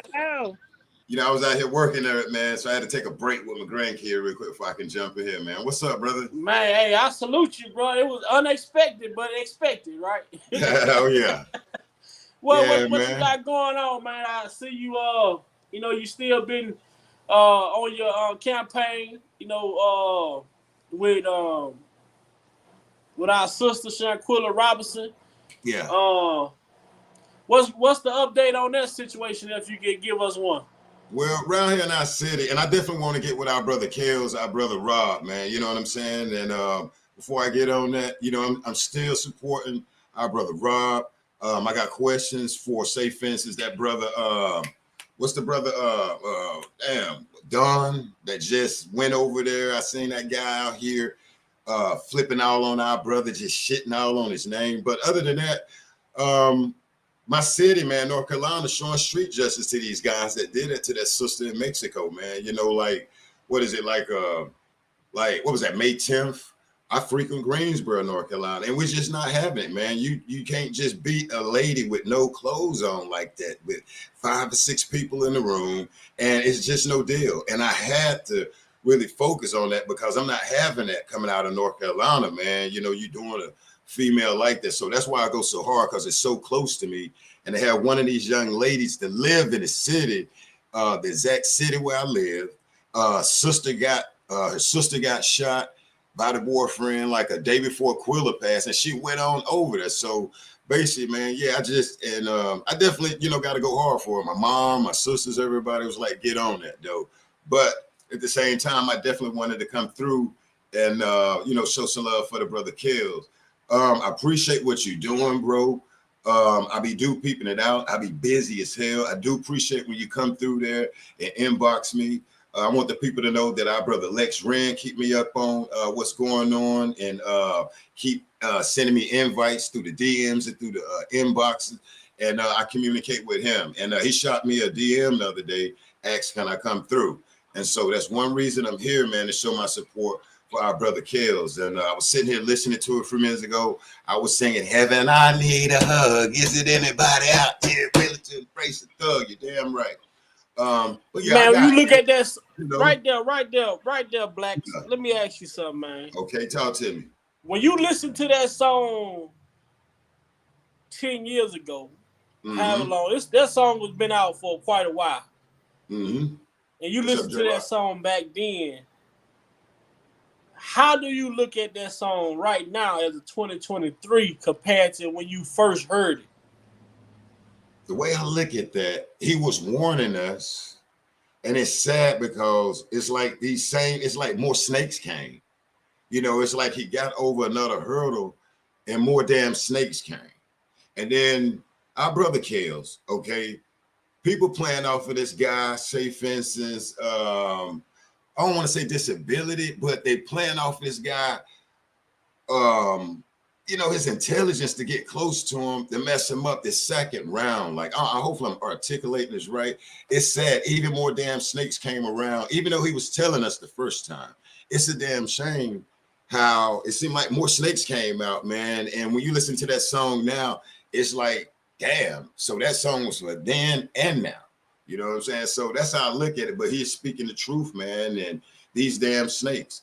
And real quick, and I'm a year back. And like I say, I had a question for that brother Don Russell, because he told me to represent for Kells. And you know what I'm saying? And that's what I did. And, I'm disappointed in him. When he get out of jail or whatever, I want to bring him on my panel and talk to him as a real man. Because seeing him on these other panels, man, this shit was wrong. For him to go on it with a strong opinion, I want me and him to be speaking as men. You told me to represent for this brother. You know what I'm saying? So I'll be honest with you. If he here, I ain't trying to offend him. If he looking at this shit from what's it is what it is, I feel that he is part of this song now. What Kale's saying, it's a new version, and that's how I look at it. But yes, I definitely want to holler at that brother, man. Why are you slandering this guy, going into his contract, just all over social media, man? And it's sad because how the hell you running up here, don't know this, ain't know all of it. Nah, bro, it don't work like that, fam. It don't work like that. You don't know nothing that this guy going on, or I ain't know nothing about that. Ain't no way in the hell this brother Don Russell, say for instance, didn't know that the feds was messing with Kales. He heard the song. I admit, what the hell? So you skipped that and went up here. We can make this 16 million and put this out. Nah, bro, no deal. So that's how I look at it. And I feel like this brother became a part of this that song right there. And like I heard you were saying, man, it is. You explain that song. Damn, I forgot what you said, but yeah, man, it's jumping out to the day, man, with like them new people, these damn nasty ass parents, these managers and all of that. Yeah, man. So that's how I look at it though. But like I said, one of my issues, man, is with that brother Don Russell, man. Before he went in the damn pen, man, it's like, come on, you going around doing all of this, bro. You're a grown man, cuz. You're a grown man. And it's just sad, you know what I'm saying? Because I tried to listen to him or whatever, man. And like at the end of the day, now he got me, it's about money. He's sitting up there, money, and I need to get my money back. No, bro, we got to chop that up and see what he's talking about. Because, how the hell he don't know that, and we know it, that these feds is coming behind the guy. I yield back. But, yeah, I'm glad to be here, though, man. I don't want to snap off on it, but you know what I'm saying, you give me the floor, but that's how I feel, man. You know what I'm saying, when it comes to the brother Kales. And my other thing, like I told the people, okay, the Minnesota case, they dropped that prostitution and all this fake ass stuff. Excuse my language, correct me if I get out of hand, ladies, or whoever the moderator, because I don't want to disrespect the panel. But no, I didn't care for that, man. It's when you look at this, look at the damn game. Why Minnesota? Look at the charge they saying about this, prostitutes and kids and all this, bro. And y'all gonna drop it, right? Now you want to drop that. You need to drop all this mess, man. You need to drop it. You need to drop all this damn mess, man. They sitting up here, bro. That shit shouldn't even been out there. You say, oh, because he already got this time, it's too much. Nah, go ahead and do it big, man. Go ahead and finish, do it big. No, I'm not saying give our brother time. No, I'm just saying that's effed up. And then people out here so damn blind, they don't get the game. They don't get the game. Y'all went back and changed statutes and laws and all this stuff. They damn get this guy, this brother. They went and changed all this shit. They basically go back to this damn first damn case that he won, not beat, that he won. And yes, I sit in the cut and look at it, man. And I tell my people sometimes, like, bro, look at that. Okay, I tell them, okay, well, it ain't the fact I'm out here trying to advocate with R. Kelly. Look at the Fed shit. I can make a, like with Shanquilla. Look at the energy, like I tell them, they put in R. Kelly, no energy in this. Y'all can't, no, man. Where's the damn people at, man? That supposed to be safe fences, love the little black girls. Where's the damn journalist that's up in Chicago sweater he for our young sisters? This sister over here got whipped. Where the hell is they at, man? And that's why all of this is a bunch of BS. And I'm glad you got people like us, that like you and everybody coming up here, the queens we got up here, keeping it going, because it's wrong. And when this brother walk up out of there, though, man, God just sitting them down. God just sitting them down. And then they mouth gonna be like, wow. I say that on my panel all the time. And I get a little flack. I don't give a shit.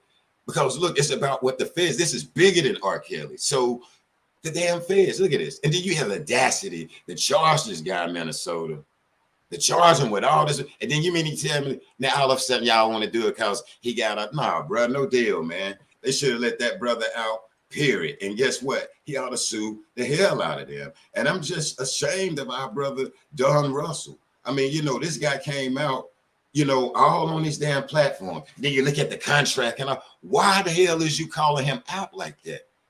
And if Kels didn't know you calling around or with all of this, did you do it or not? You can't get up here telling me, I ain't call this venue, I ain't do it. No, man, don't do that. That shit don't look good for our brother. Excuse me if I'm, like I said, y'all catch me if I, because I get passionate with it. And I think it's wrong, man. At the end of the day, Kels will always be the damn, what's that? Like Timbaland said, this guy will be the damn R&B. Damn, man, I'm about to get this guy is the damn champ. King of the R&B. He's the R&B king, period, man. Timbaland came out. I don't know if y'all seen that online on Google where he getting flack, where he like, dog, at the end of the day, this brother is still the R&B king. And I don't even know why people getting pissed off at that. But guess why they getting pissed off at that? Because these corporations came back kindergarten style and we put this in front of this new generation. And when you listen to this new generation, they talking like Aaliyah is like 10 years old right now. When they look at it, they act like this young lady is a baby, and it's not. Their mind is damn tore up, man. You know what I'm saying? Right. And it's sad, but them damn corporations re-put it out there in front of these generations. And then you got that old weird ass journalist out of Chicago that swear he loved the black ladies. And if one of these sisters up here get hurt or whatever, he not bringing his ass out nowhere, man. You know what I'm saying? And that's sad. He needs to be called out also. Angelo is a clown. His wife is a clown. I got to say this. Demetrius Smith is still a damn clown. Tim Savage need to sit his little behind down. Him and his damn wife. Gerald, damn lawyer, ought to be ashamed of himself being on the NAACP. You don't represent anything that say the Negro, colored people, whatever. His ass need to be in jail also for trying to get a status and grow off of our brother Kels. But like I said, I'm going to yield back. But Russell, I would love to sit down with this brother because I know the questions I want to ask the guy, man. You went out here explaining about his contract they got. That is wrong, bro. And then you sit up and tell me, I want my 16 million back and all of this, man. Like, nah, it don't roll like that. What the hell did you do, cuz? Come on, man. Take responsibility. I didn't know it was investigating. This guy's telling a damn lie. He is telling a damn lie. So, I can sit here and go on and on, but I yield back. And I just, it just ain't right, man. You know what I'm saying? How they wrap this brother up, you know what I'm saying? Excuse me, with some BS. And these grown-ass women, like I tell these people on my channel, these grown-ass women, y'all, you got one little young lady and a daddy by the name of Angelo. They get on a foot race and try to flip this girl, these punk-ass, this old lame blogger over there. I hate to even say the guy's name and shit, playing with the police, bro. Like when he came in my chat, get out of here, cuz. Get out of here. Don't even play with me. I'm not finished to play with you. And it's just sad. Tasha K. Why ain't Tasha K in jail? Why ain't Tasha K in jail? Tasha K asked me to go to jail. But at the end of the day, when that brother walk out of there, Tasha K gonna have a damn problem because I guarantee Jennifer Bunjean is gonna pull her drawers and panties down. I yield that. Right. When it comes to that brother Don Russell, he tried to cash in on a check and he getting mad. He didn't cash on that. Right. I'm gonna let that alone. I ain't gonna speak bad on the brother, but I see the play that he was trying to play. Yeah. He was just trying to pretend to be a friend so we can get paid in the process. Right. So the real friends don't do people like that. And to go along that while these cases being dropped, it's because they figured that this man ain't coming home. But God sent Jennifer Bunjean in this man's life, and that man finna be those cases finna get overturned. And if he would have got acquitted in Chicago and New York, I'm guaranteed they wouldn't have dropped those state charges. They only dropped them because they trying to save face. Because a lot of stuff got exposed. No, they dropped them because they didn't have a case. Okay, right. Yeah, we can go with that too. They dropped them because they didn't have no case. Now, okay. This was a political move. They knew this was going to be overturned, but it didn't matter. They needed to secure the conviction right then and there so they can secure their seats. They knew this was going to be overturned. Those state cases got dropped because they didn't have no proof, no evidence. Right. What they did was throw something on the wall, try to see would it stick. Yeah. That's all it is. Yeah, you're right, man. And it's sad. Lavish Yeah. Lady, you dive into that, and you and Black CEO dive into that a little bit more. And what I mean by that is, um, I tend to think this way, Black CEO and Lavish Lady. Hmm. I try to look at what's not being said or spoken. Okay. You follow what I'm saying? It's it's not a coincidence that you see a lot of stuff so fast be put out, so fast be put out, so fast be put out to Hmm. get your attention over there. And all the Right. time, my main objective is to take care of what I'm really trying to get at over here. You follow Hmm. my thought, Black Yeah. CEO? Uh-huh. She touched on it a bit. So she said to secure, I think you used the word, their political seat. Yeah. Yeah, can y'all dive into that a little bit more? That what's not being spoken, you know what I mean? That we hear the narrative, but the stuff that they not being spoken is really what they're really going. Is really what's going on. Like I said, like uh, a while back about Michael Avenatti, all this was a political for him because just Hmm. think about it. If he's a Democrat, right, and the first party that the black people vote for is the Democratic Party. So he figured, hey, if I bring down R. Kelly, and I'll say I put these little black girls in the community, you know what I'm saying, they'll vote for No me. deal. Because we gotta remember he was trying to become president. Just imagine if this man would have been in office, man. Wow. See all the shady stuff. Now he in prison. This man possibly could have been a president.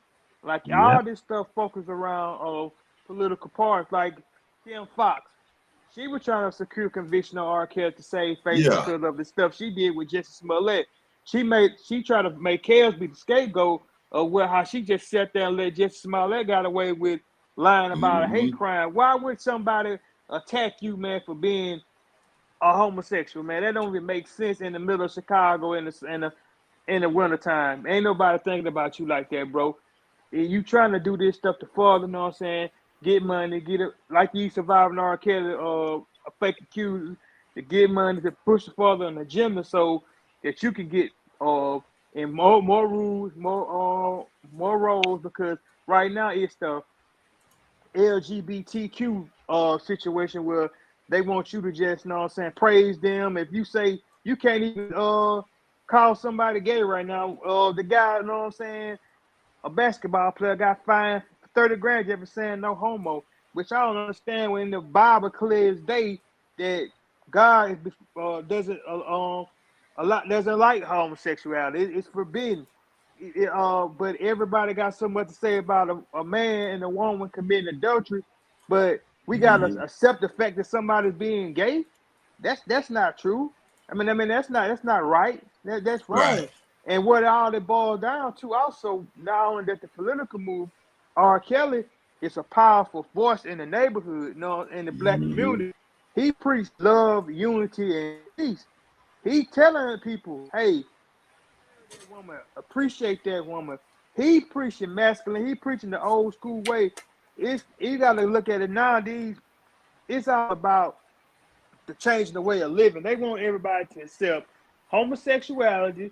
They want everybody to know that black people are.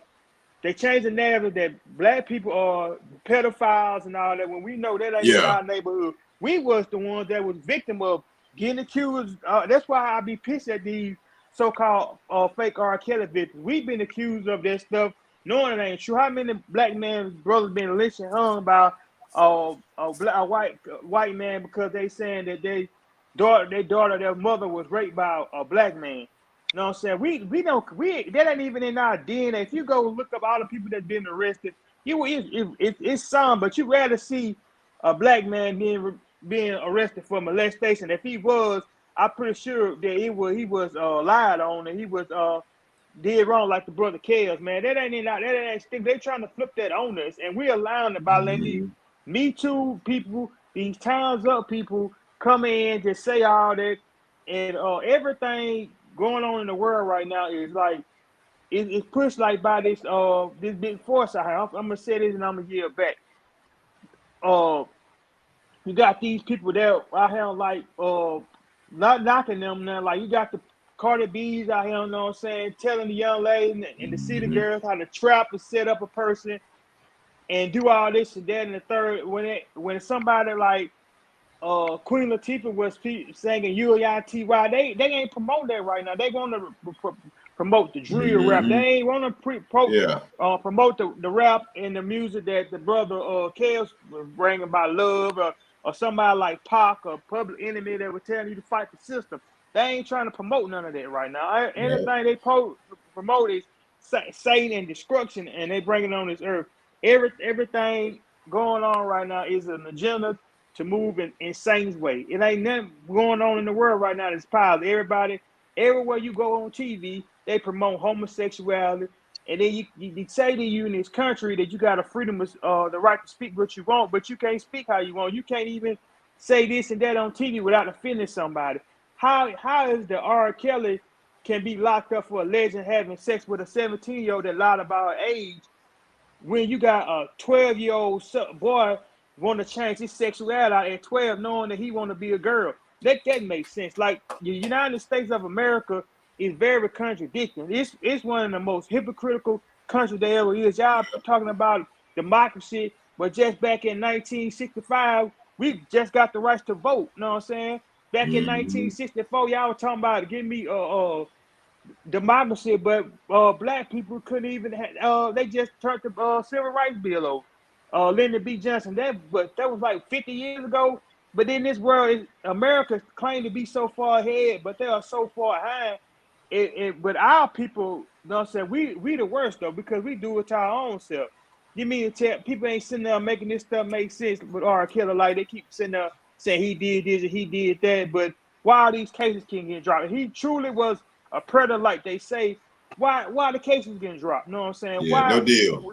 Ask that question. Ask that within itself. You should that should show you right there that this is some BS. Then it's like every time some come out to prove that he's innocent, here comes something else they'll try to throw out there to throw you off. Like the situation, like with Kel's appeal was coming up. Here come the stuff about Donald Trump. It's always a smoke screen to throw you off of the truth and of what's really going on in the world. And I yield back. I'm gonna step in and say this. The biggest issue with these state cases is the publicity, the publicized. These state cases would have been televised, which means the same engine, they wasn't going to use the same engine to show that this man is innocent that they used to make everybody believe he was guilty. Right. So, right on, Vi. With that being said, the media was their weapon. They weren't finna give him the same weapon to defeat them with. We gotta get rid of these state cases. We go up against, like Larry said, they didn't have the evidence to fight the cases. You got Minnesota saying the only reason why they brought the cases because they got somebody off the tip hotline. The tip hotline was illegally set in place. Wow. So, with that being said, you know, the things that we've witnessed over the last 4 going on 5 years is unprecedented. Never happened in this country before. Never, ever has anyone went under this type of scrutiny. Then you got people, even when we go to the jury pool, the jurors were tainted before the trial. Half of the jurors in the New York trial shouldn't have even been on the jury. Preach. Yeah, that's correct. Preach. You know, so you even go there, like a lot of things that we've been saying, a lot of this stuff was set in place to take place the way that it did because that was the way it was designed for them to carry it out. This was the biggest abuse of power.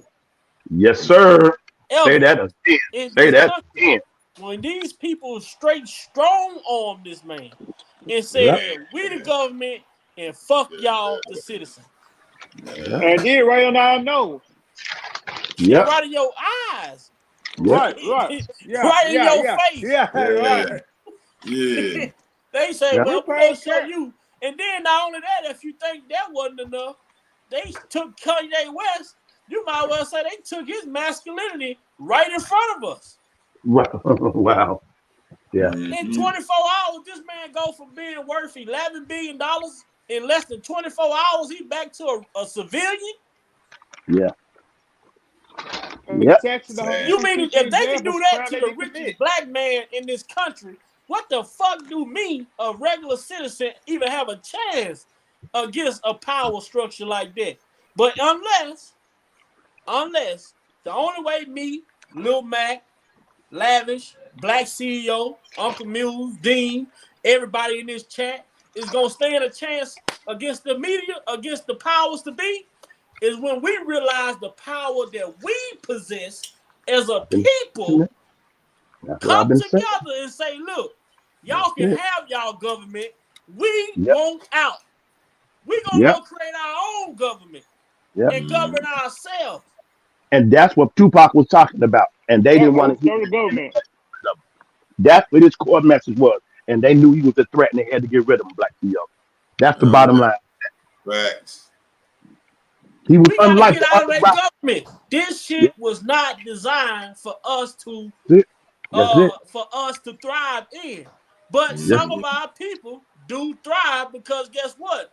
They sacrifice. There you go. I want the riches.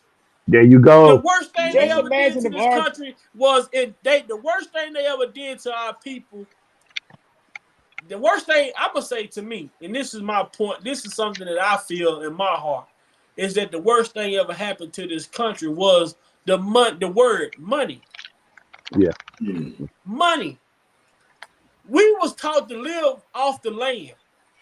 Yeah. Our people lived off the land. Our ancestors lived off the land. Like my granddad said, I can give you a fish, you will eat for a day. But if I teach you how to fish, you'll eat for a lifetime. That's in the Bible. That's in the Bible, bro. Preach. I understand. I understand that. Preach. But guess what this government has done? They took the teaching out of it and just gave you shit. Now ain't nobody working for it, looking for it no more. You better preach, Bishop. You better preach, Bishop. We gonna stop y'all from looking. We're gonna stop y'all from finding. We're gonna put it in your face. That's what the I less said, research man. we do, the less we know. I'm gonna give you. That's why they gave us these smartphones. The answer right there. You just type in what you want to know. You know what's so important about a dictionary? When you're trying to find that answer, you read everything leading up to that answer. The most important shit. But now we got instant answers. When you type it in the phone, you forget. You don't know nothing before the answer. You just know the answer. So when you go out and you repeat the shit, you look stupid because you can't articulate it.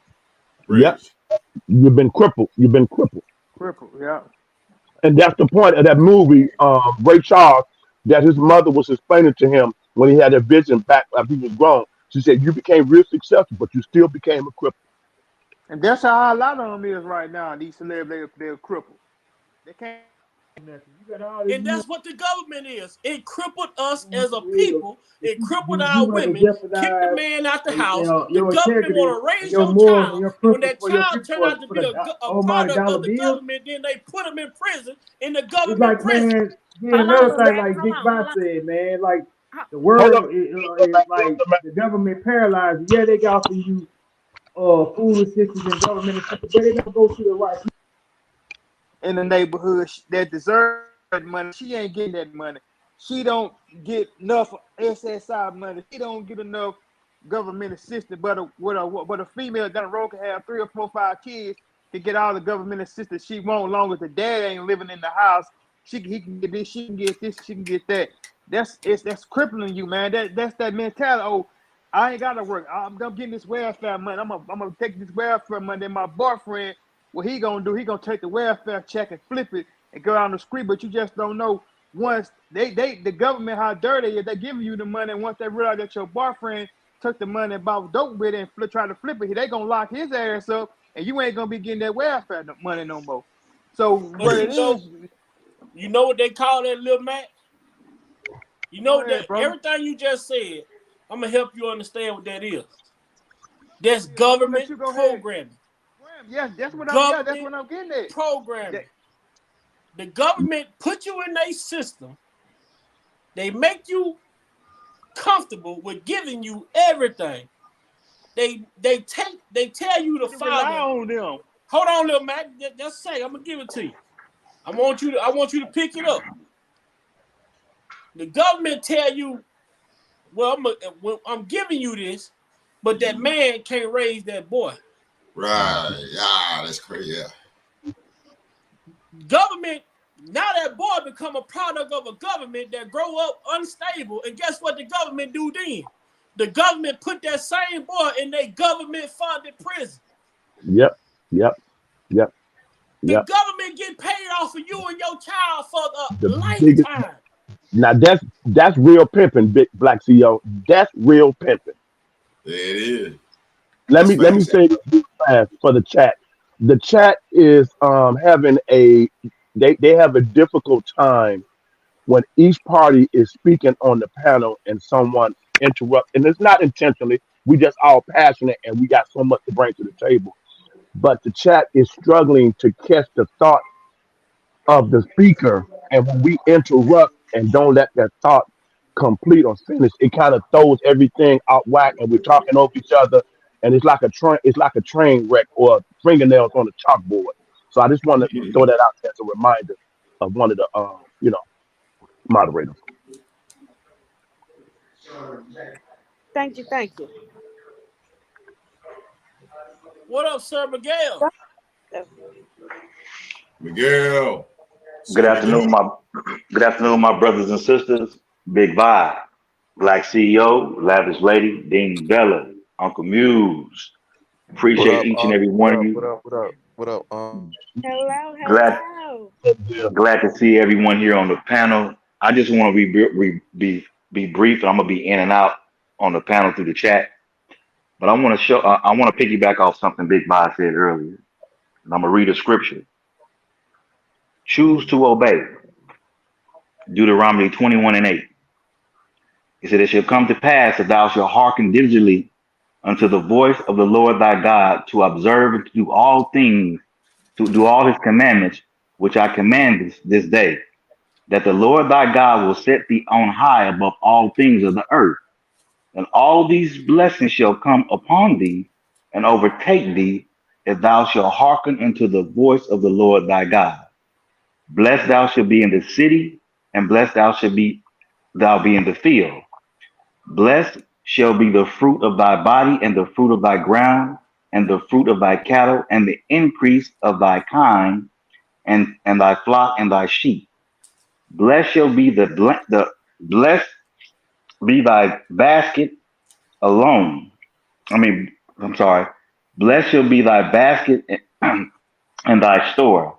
Blessed shall thou be when thou comest in, and blessed shall be when thou goeth out. So with that being said, when you hearken into the word of God and choose to obey his commandments, he will truly bless you. But when you turn away from him, curses shall come. As Big Boss said earlier, this system that's in place was designed for them and not us. And I'll paraphrase something that I forget the brother's name, Rockefeller said. I don't need people that want to be entrepreneurs. I need people that's going to be producers. So in other words, when he invested in the educational system, he used the indoctrination to give you what they want to give you to sit in the classroom versus being out in the field to use your hand, to till the ground, to build your harvest. So at the end of the day, this system that's in place has not only used us against ourselves, but used us to make them money and to leave us out. That's why we ain't got 40 acres in the mule. They made a promise, but they reneged on it.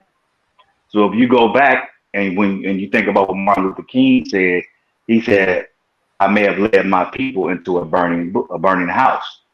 He was starting to have a change of heart about what he did in the civil rights movement. And I've always said this, even as young as 13, we made a mistake by joining the civil rights movement. What was the difference between drinking out of a so-called white fountain versus a black fountain? It's the same goddamn water. The only difference Right. is we were looking at the lifestyle or the life action camera.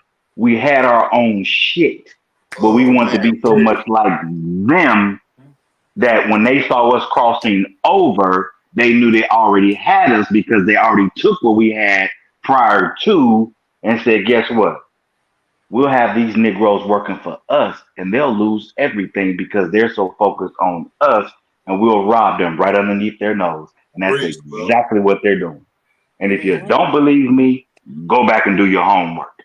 Well, you gotta ask some people, Sir Miguel, how did we get in business with these people? It's crazy. You can ask people right now, what is sharecropping? And these people couldn't give you a lot of people couldn't give you an answer. It's true that. That was the first business transaction the black man ever did with the Europeans, according to history, was sharecropping. We got in debt with some people. How you trick me out of my land by giving me seeds to farm? Nephew, you preaching? Come on, Bishop. Preach, bro. Now, you come and sign a contract with these Europeans, say that we gonna give you 100 seeds, but we expect your harvest to gross 200,000. But you can't predict the weather. So what if it rained and that field don't harvest 200,000 crops?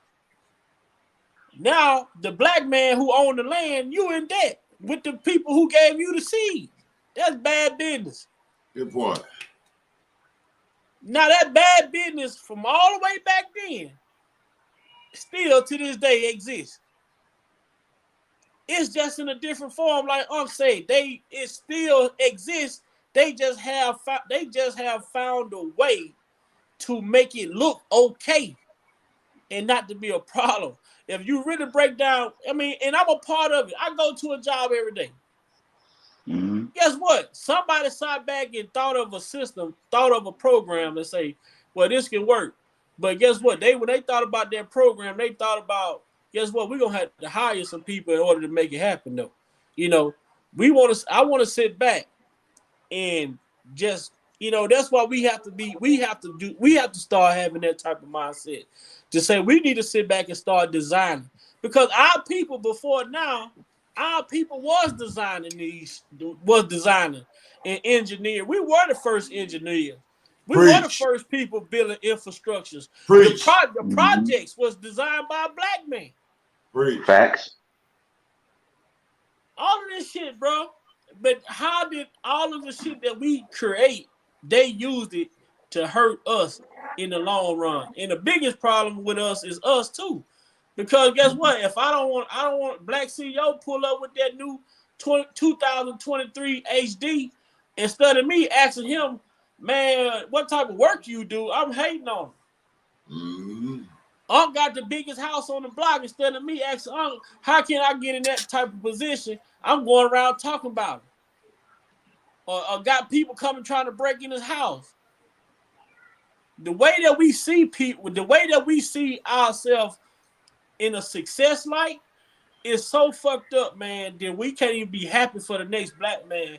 We got to be talking about him. We got to be trying to frame him. We got to be trying to rob him instead of congratulating him.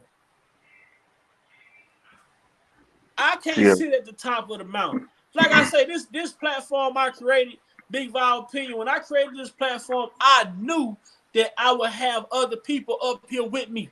Because just me alone, who am I?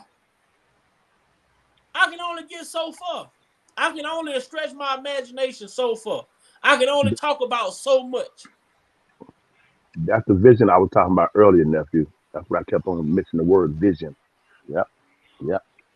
But when I bring my people with me, I might can tackle the finance part. Can tackle the mindset. Lavish Lady can tackle the account. Everybody get a piece of the puzzle. We are a machine. But the thing is that right now, we are not a well-oiled machine. We got some people moving left. We got some people moving right. We got some people moving forward. We got some people moving backwards. And you still got the motherfuckers that's sitting in the room listening to our ideals, taking our desires, and going back, giving them to the other motherfuckers. Facts. Mm-mm. Yeah. Can I piggyback off something that you're saying, nephew, that stay right in your vein? Stay right there on the street that you on. And this gonna sound like we're off topic, but trust me, it's not, Black CEO. I've mentioned it before, but let me mention it again. There's a franchise, Black CEO, that sells chicken. Okay. Walk with me, Black CEO. Walk with me. Okay. I got you. All across our urban communities and even outside our communities. And all the farm, we have chicken being done in all type of ways, cooked, fried, all type of ways. Damn. This particular establishment is so on what nephew has just said that they are very meticulous about where they place their franchise. They don't just put them anywhere. That's number one. That's a life lesson number one for our community. I was speaking back earlier, like we should own laundromats and all of that. Black Liberation Movement. They don't even open on Sundays, Black CEO. Now, when you got a franchise and you sell chicken, they sell salad, they got a breakfast where they do hash brown, eggs, all of that. It's a certain time. And that's from 6 to like 10:30. When I say 10:30, Black CEO, Yeah.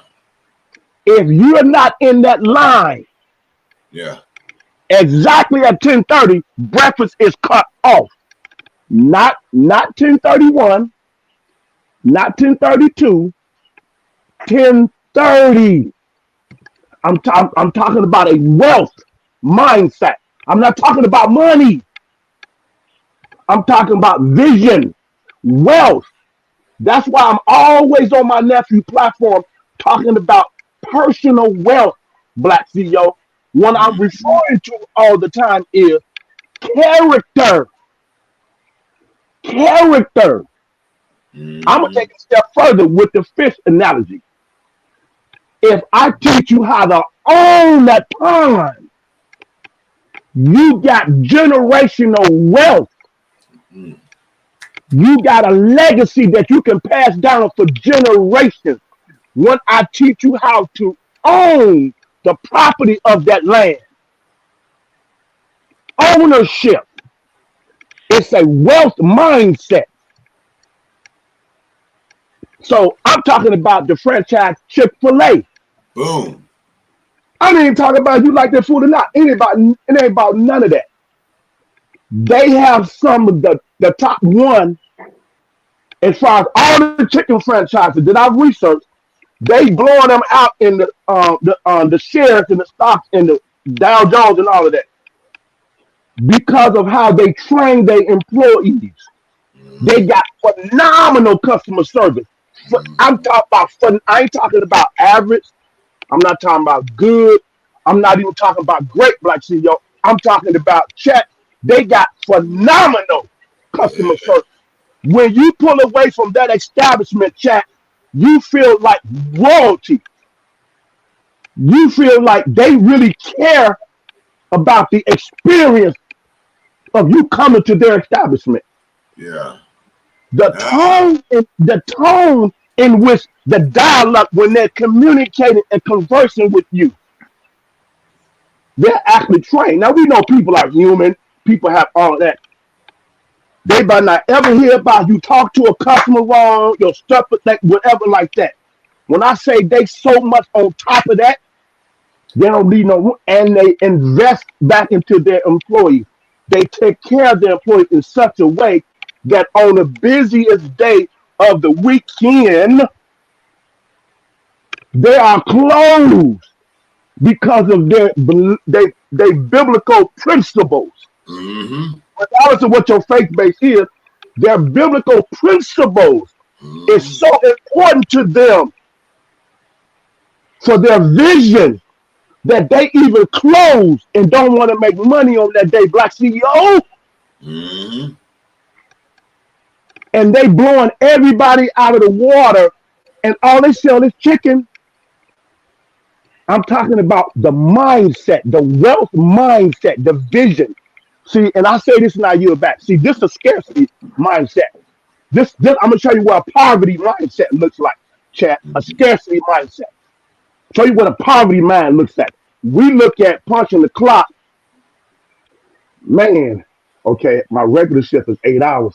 Man, they said somebody didn't come in or they forgot to fill that assignment. So that doggone assignment is open. Man, when I get up my regular assignment, man, I can double up today. They said so and so gonna be on vacation for the next 2 weeks. Wow, man, don't nobody else want to do it because they already tired out. Man, I can double up for the next number of days until next week. Man, now when I punch in, man, I'm making X amount of. Ooh, man, that's only one of you though. That's how all of us think on the average. But a billionaire, a wealth mindset says, if I can get 100 you all punching the clock at the same time at that particular hour every day across the globe, then look how much I make per hour. Mm-hmm. And you just caught that, Black CEO? You just caught that? Yeah, because I had to do it. Not to cut you off, bro. I yield back to you, Black CEO. I yield to you. I yield back to you. And you're right. And, you know, and that's why I came up with the name Black CEO. But I tell everybody, be a CEO is easy. I had an Israelite that talked to me right before Rona because I lost money setting up, bringing Key Sweat to my city, doing parties. I was just about to wake up to get that type of mind frame like Chick-fil-A. Do y'all know Chick-fil-A sandwich started out in Waffle House? And they started outselling everything in the Waffle House and they put them out. You know that? They started out in Waffle House. So that's another thing. But what I did, man, and like what I did when I started, I guess what I did when this Israelite brother talked to me, man, I lost money. I didn't have money. I had to figure out how the hell can I make my bread as a brother? Because he told me, he said, bro, as long as you punch on the clock, he was like, that's what we'll consider a slave. How people be, this and this and this and that. And Kanye West even said it one time, but he shouldn't have said it in the White House. Seemed like you want to be a slave to me. So let me clarify that. What I did, I followed Safe Fences, the white man strategy. I even got with some of them, how they'll take our Safe Fences ideas or whatever. I teamed up with them. Look, man, this place right here online, you can set up a t-shirt store. You can set up this right here and link it to your bank account. They was like, go out here and learn all the things you can set up free and promote it. Learn how to market and promote, they told me. At a time where I lost money, man, I put like my last $5,000 up. Corona come around, man, I don't know what the hell hit me. Had small investors. So what I did, I sat back. I went to research for about a year. My family, I'm telling people to come with me, the homies. A lot of them didn't come. No. And so what I did, tax time came around. I saved that money for a whole year. I pinched off it. I was like, man, I'm going to keep $2,000 and I'm going to punt to it. What I did was, man, how I came off, bro. You remember when the Trump crave came? I watched the white guy, Safe Fences, take a Facebook page, and I started selling mugs. I started selling t-shirts, right? Guess what I did, y'all? Because they do this. You see Safe Fences, white people, you go out and they're selling African stuff. I'd be like, damn, whatever. I started selling their stuff. I made a Facebook business page that you won't ever see and put Donald Trump and stuff. I sold mega mugs. People didn't even know it was me. When I tell you I made money, I opened up my eyes and got away from the crowd and realized what they was doing. I sold mugs within a week. I started making $1,000. I put one time I put a Popeyes chicken mug out when Popeyes was going through that stuff, just playing around. I got a royalty-free chicken and put on there and kind of mix up, bro. When I tell you I made $2,000 off of that, man, and it just hit. I'm over here while everybody else struggling, spending $50 on an ad on Facebook. People say, I don't be on Facebook. No, when I looked at the numbers, as a black man. Some of the people say, look at the numbers. You need to be, no. And so when I looked at the numbers on Facebook, before I know it, I'm about to make $10,000. I got a free website that I can put the bugs on that I ain't got to pay. They got the warehouse, the contract is set online. It's so many ways. Once you got Fences, you can enlighten yourself. And then a person to say, they don't want us to have nothing. I'm like, who the hell is they? Bro, you got to move they out of the way. They planted in your mind. They planted that they shit. They don't want us, they. You're right, they don't. But that's also a trap also. Bro, I'm out here selling Trump mugs. I'm selling damn American flags on cups. And I came up. And then, and you know, I have to keep a mind frame, like keeping it moving at times, not knocking people. Some people don't get it and some people do. But I went out there and sold it in. And when I did it, it was on the humbug. I left it alone for 2 months, y'all. And when I came back, I had like $500 over here that I needed to transfer. And what the hell? And so learning that type of stuff right there, man, go out, find online things where, say, for instance, you don't have to go out and use your money to get these shirts because it's expensive. Go over here, learn this program, put whatever on there. And what I did, I sold to the white people, not trying to be funny. One thing I learned about the Caucasian race was they buy for the hell of it. I can make a damn cookie, put raisins, peanut butter in it, and whatever, and they're gonna buy it and at least say how. And then what I learned, and I listened to some, well, you know, some African Americans go for motions. So I moved back. I realized and got away from, because some of us would be like, shit, I ain't finna buy that, whatever it is. Boy, when you really get into the market and see who buy what, you'll become rich, man. But you might say, damn, I'm gonna do a car, whatever. Man, you can take a damn mug, get a free website, and take your money and learn how to drop $25 on it, you know, like me. And then I start saying, well, damn, okay, I'm gonna take $300. You know what I'm saying? I started taking like $200 and $300, promoting it, man. Then that's when you get bread start coming in. And like when I started doing, say, for instance, when I came to the R. Kelly community, that's when I had started learning that. So I was kind of in and out. But you know what I'm saying? I just wanted to better myself. Then I was learning, you know, they don't want me to have that, and they. See, here's the thing, though, y'all. Here's the thing we have as African Americans, what we have to understand. We have to do like them. Jay-Z said to the degree. And we'll say he up there. No, you got to kind of do what they do. You got to kind of do what they do, man. Get out here. Understand who buy what or whatever. You can take a damn mug, put it out there, and put a dog on it. You know how, and we'll say it like, man, the person go to jail with a dog. Boy, so take that. If they got passion with it, put it in that market, man.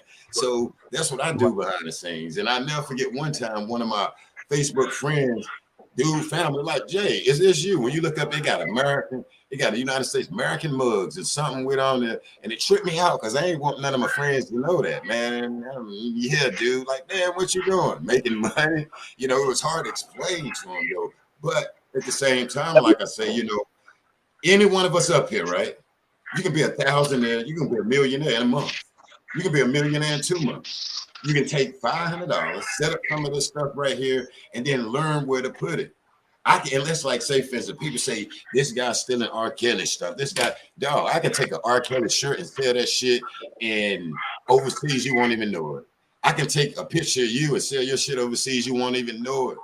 And see, that's when you realize how this world operates. And you can be sitting here, and some people do some stuff in your face. Damn, me selling such and such. But when you're a businessman, you're not to take something and you won't even say it. I can take a shirt with a dog on it and promote it in Kentucky. Damn, Kentucky got a high rate of dog. They're the research. And this is what they do. And then we'll be like, damn, how they come out with it, whatever. Never sleep. I mean, I caught a bad hip when I started setting up Black CEO Media. My peoples, I stay up all night. They got pictures of me at my little computer. Because I remember Jeff Bezos, the guy from Amazon. You look at, when you start out, it's been a little ass computer, man. And so I was like, no, I'm going to do what he did. When I seen Jeff Bezos and he had on his computer, he printed off Amazon up there. I said, that's what the hell I'm going to do. A lot of my friends are like, man, what the hell, Jay, what you doing? Come with me. Some of them don't want to sacrifice. You can sacrifice, or if you got to sacrifice it, and research, and like Big Vine, everybody say for instance, feed your mind. And then sometimes look at what that next man over there doing. And what I did, I went to the Caucasian race. Damn, he did the mugs and he did it. I set up my Facebook page exactly like that. Damn, and then I went to YouTube. Go to YouTube and learn that stuff. And then, bro, if you want to be a millionaire, sister, if you're tired of working at the hospital, if you got 10 kids, 3 kids, baby, you ain't got to live like that. Black. And I know some people would hear me say that back in the day. But what you got to do, don't fight against them. You get up there and stand beside them. And now when I be standing beside them, now sometimes they look, hey, yeah, I got this mug. Oh, let me see I stand beside their ass. I don't fuss with them no more. I can go in any store, any gas station. I can go to Foot Locker and sell product. I learned that right there. I can sell cookies in stores, all types of stuff, man. CDs. Once I got it, and it's crazy. Like, say, for instance, if you broke, you got a product. Every store around here have a buy-in day. When I learned that, y'all, it was like, what the hell?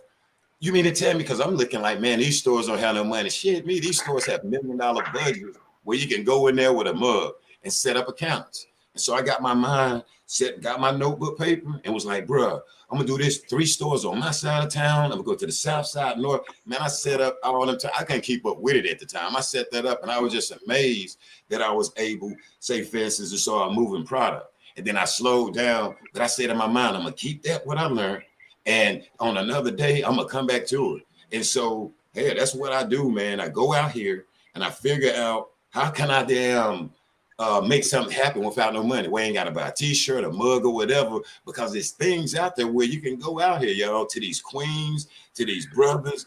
And I'm telling you, if you want to be a millionaire, it's all types of ways of being a millionaire. And like I say, when I went to sell these coffee mugs, I didn't put best R&B and all this. I put something on there like pimento cheese. Like pimento cheese stinks. Bad nurse. Used to be married. You know how shit like that sells? Before you go, you at $5 and $10. Once you get in the mind frame, say, damn, nurses at work. I studied that for about a month, and I'm sending it to nurses. You go behind the scenes, and bro, you can type all this stuff into market to people the same way they market stuff to us, y'all. My thing is, if you want to be a millionaire, it's there in your face. They want us to sit here and say, oh, they don't want, bruh. And then when you figure it out, man, they be like, what the hell? You can take a mug. You can go online, set up a Facebook page, do your research. I have family members out there did it. Set it up. No, I'm not going to set a damn thing up for you. And I love you, bro. I just went to work. Let me teach you. Like y'all was making those examples. I can give you a fish, but if you get this pun, you know what I'm saying? You get to eat, like now y'all was saying. And that's the things that I give to my brothers and sisters here. It's a lot of people won't tell us that and won't tell you that, okay? They won't tell you this. They won't tell you how to connect it from your Facebook, to your YouTube. You won't hear that. But I'm telling you, I'm telling this sister picture right beside me. I'm telling our brother Miguel. I'm telling Vi. I'm telling the brother up here. And I'm telling my little homie right here in the corner right here. Bro, we can be a millionaire. Start playing with $100. Go online and find things you can set up, but and learn how to market through Facebook and Instagram.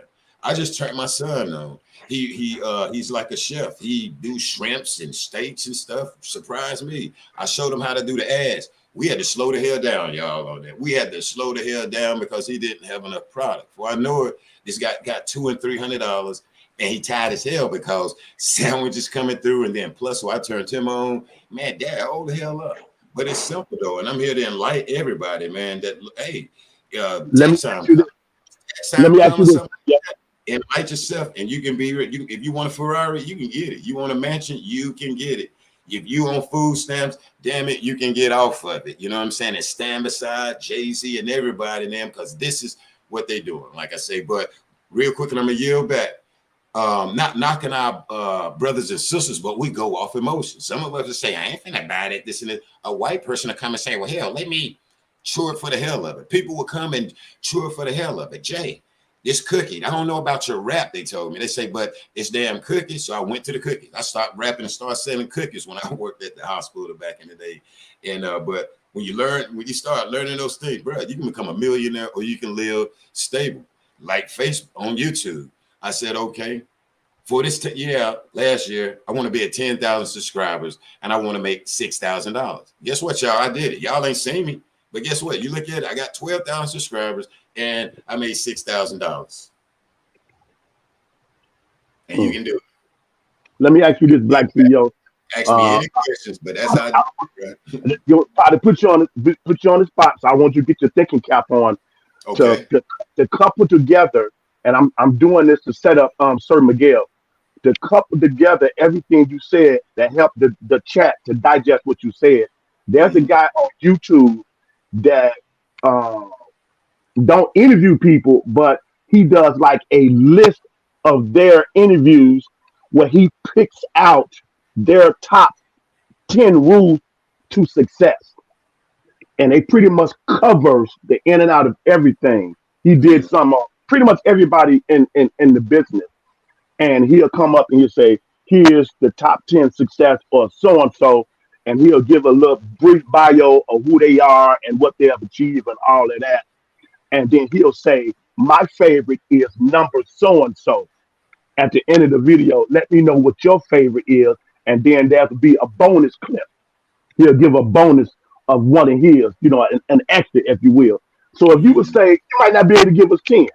You might only be able to give us 5 off the top of your head.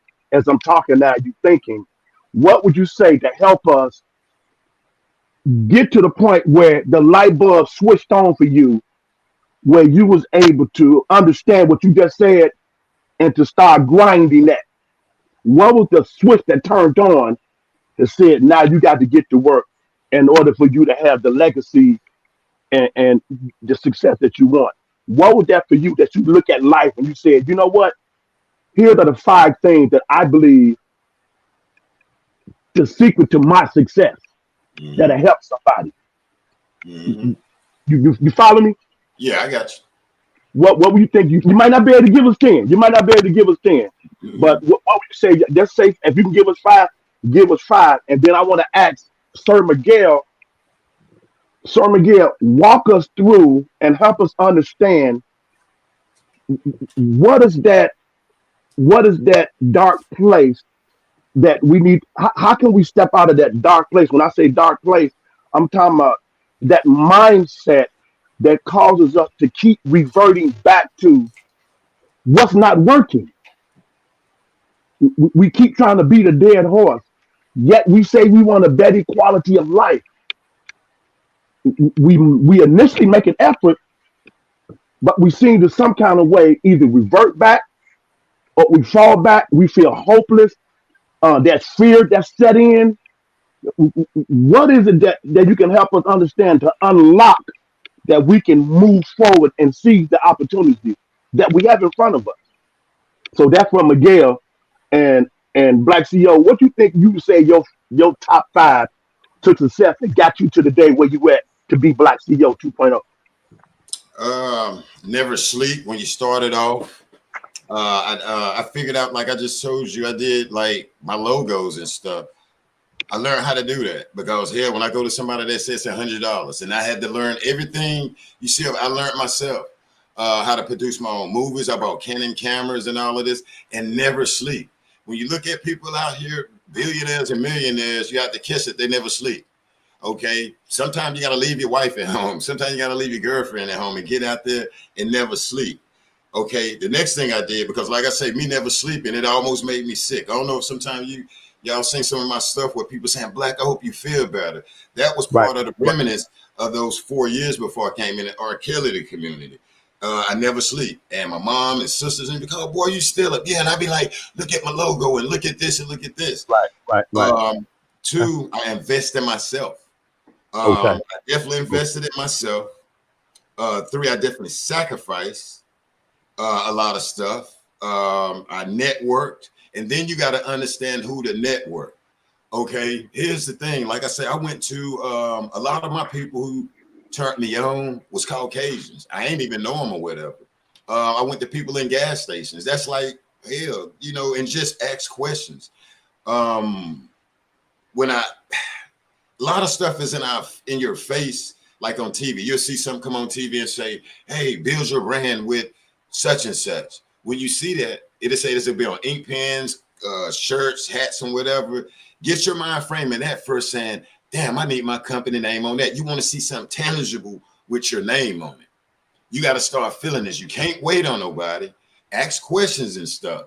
But you can't really wait on nobody. Stop blaming, say, for instance, the white man and all of this stuff. Yeah, they got it, but that's another trap that they want you to stay in. First thing I did, man, I started figuring it out, doing research. And then that's when I would never sleep. I got a Facebook group over there where it's called Never Sleep. I stopped sleeping and stand up to it at night. That's like this little line in here I got back here. I went out there, got it. I turned it red, the whole 9. I figured out how to make stuff transparent myself because and it's easy, it's out there. And so I started doing stuff myself, and find things that is free that'll help you make money. Like I was thinking, like you got websites where it'll say, create your store. You gotta wait. You create a store, and then you gotta figure out how to put it out in front of people. Learn who's selling by what. Don't go by what you think. And I used to tell people all the time, don't go by what you think. I mean, because I ain't thinking a million years I'd be selling a damn mug with dogs are fun on it. And you would never see me with it, but I'm selling that to the Caucasians. Understand who likes what. Okay, like I say, hey, white people, when I say that, not knocking, they buy for the hell of it. And that's money right there, man. You know what I'm saying? Some of them get along, don't get along. Once you understand that, you become a businessman. Look for things that can, it's a lot of things out there, y'all, to help us without paying for it. I hear some people say, man, I'm saving up money to get t-shirts. Well, won't you try to, well, see, my uncle and this and this and that. And I'll listen and do, be like, but I'm gonna wait the next week to, you know, and I'm telling you how to do it, you know. But yeah, you gotta never sleep. Give yourself a timeline. You know, it's like I say, it's free stuff, man, where you can connect to your bank account, the cash apps. If you own YouTube, here you got all types of stuff you connect to your channel. Even if it ain't monetized, just like a Facebook group. You can go to Facebook and set up a monetized group for yourself. You can go in there for yourself, run an ad and bring people in there. You know, it's all types of things. So when I went in there, I went on YouTube. I sit on YouTube all night and listen to the white folks, man, not trying to be funny. And that's the thing. If you can't get a white person or another person that got it going on, go to YouTube and sit there and listen and listen and listen and listen. And I would listen to this dude here say, I made $40,000 off of this ad on YouTube. Shit, I wanted to figure out how I made 40,000. So far, I know that I made 10,000, bro. So it's all about, like, say, for instance, me giving y'all this juice right here, man. That's like I'm telling you, never sleep, invest, and you might want to make cakes. But hell, if you can go over here to this site and they got mugs that you can put a brand on it, do it. You know what I'm saying? And then, like I said, people don't even know that I'm black when I'm selling it to them, man. And yeah, America and all of this. And then simple tricks like this, right? Social proof. You got to understand what social proof is. That's like, you got two restaurants right here, right? If you pull at one, you got a drive-through crowded, and you look at the other one, it's two over there. Which one you gonna go to? One is only it's crowded, and then you look at the one over here, it got like two cars and one person waiting. Which one you go to? The one that's damn crowded waiting, or that's crowded? Okay, and so out here today, man, when you got these ads coming out, that's like I run an ad in Africa, and I get like 10,000 subscribers. So when I do this ad, right, when you come to my thing, you say, because what we do, America goes by saying, damn, he got 10,000, or he ain't got enough. That's how we are. And I'm saying it's a true thing. Once you understand this stuff, right, that's how we respond. It's social proof. You have to understand social proof, and you'll make it. And then it's like, okay, you can take a page. Everybody do this. Then take that page and run that shit in Africa, man, for about 2 days and get 10,000, 30,000 people. Because you can't come to America with 2,000 people over. They're going to look like, wow. You go over there, spend money on that, about $300, get you some damn subscribers on there. And then you come back to the U.S. and start running $50 and bringing people in. They'll be like, wow, have the product, you know what I'm saying? And stuff move because of social proof. If you got a little bit of subscribers, people will pass over, you know what I'm saying? That's like YouTube real quick. I can go to my Facebook page, same thing as YouTube, and I'm screaming on that, both of them, and then I can go and run an ad to like New York, whatever the topic, overseas and whatever, and you come through, be like, damn, he got all the. It's about social proof and stuff. Research social proofing, and like if you're dealing with Instagram or Facebook, Instagram, bro, it's people become millionaires off of it. You just gotta figure it out, do research, like whatever you want to sell. But you might want to damn sell, like damn, I'm trying to sell this hat. And then you'll realize, damn, that might be too much work. And it might be a simple damn cup that'll get you to become a millionaire. Like if you look at Shark Tank, if you ever look at Shark Tank, they say I made $100,000 off of Facebook, bro. You can make $100,000 off of Facebook in like 3 months if you just set it up right. And you can, if you can afford your own website, do it.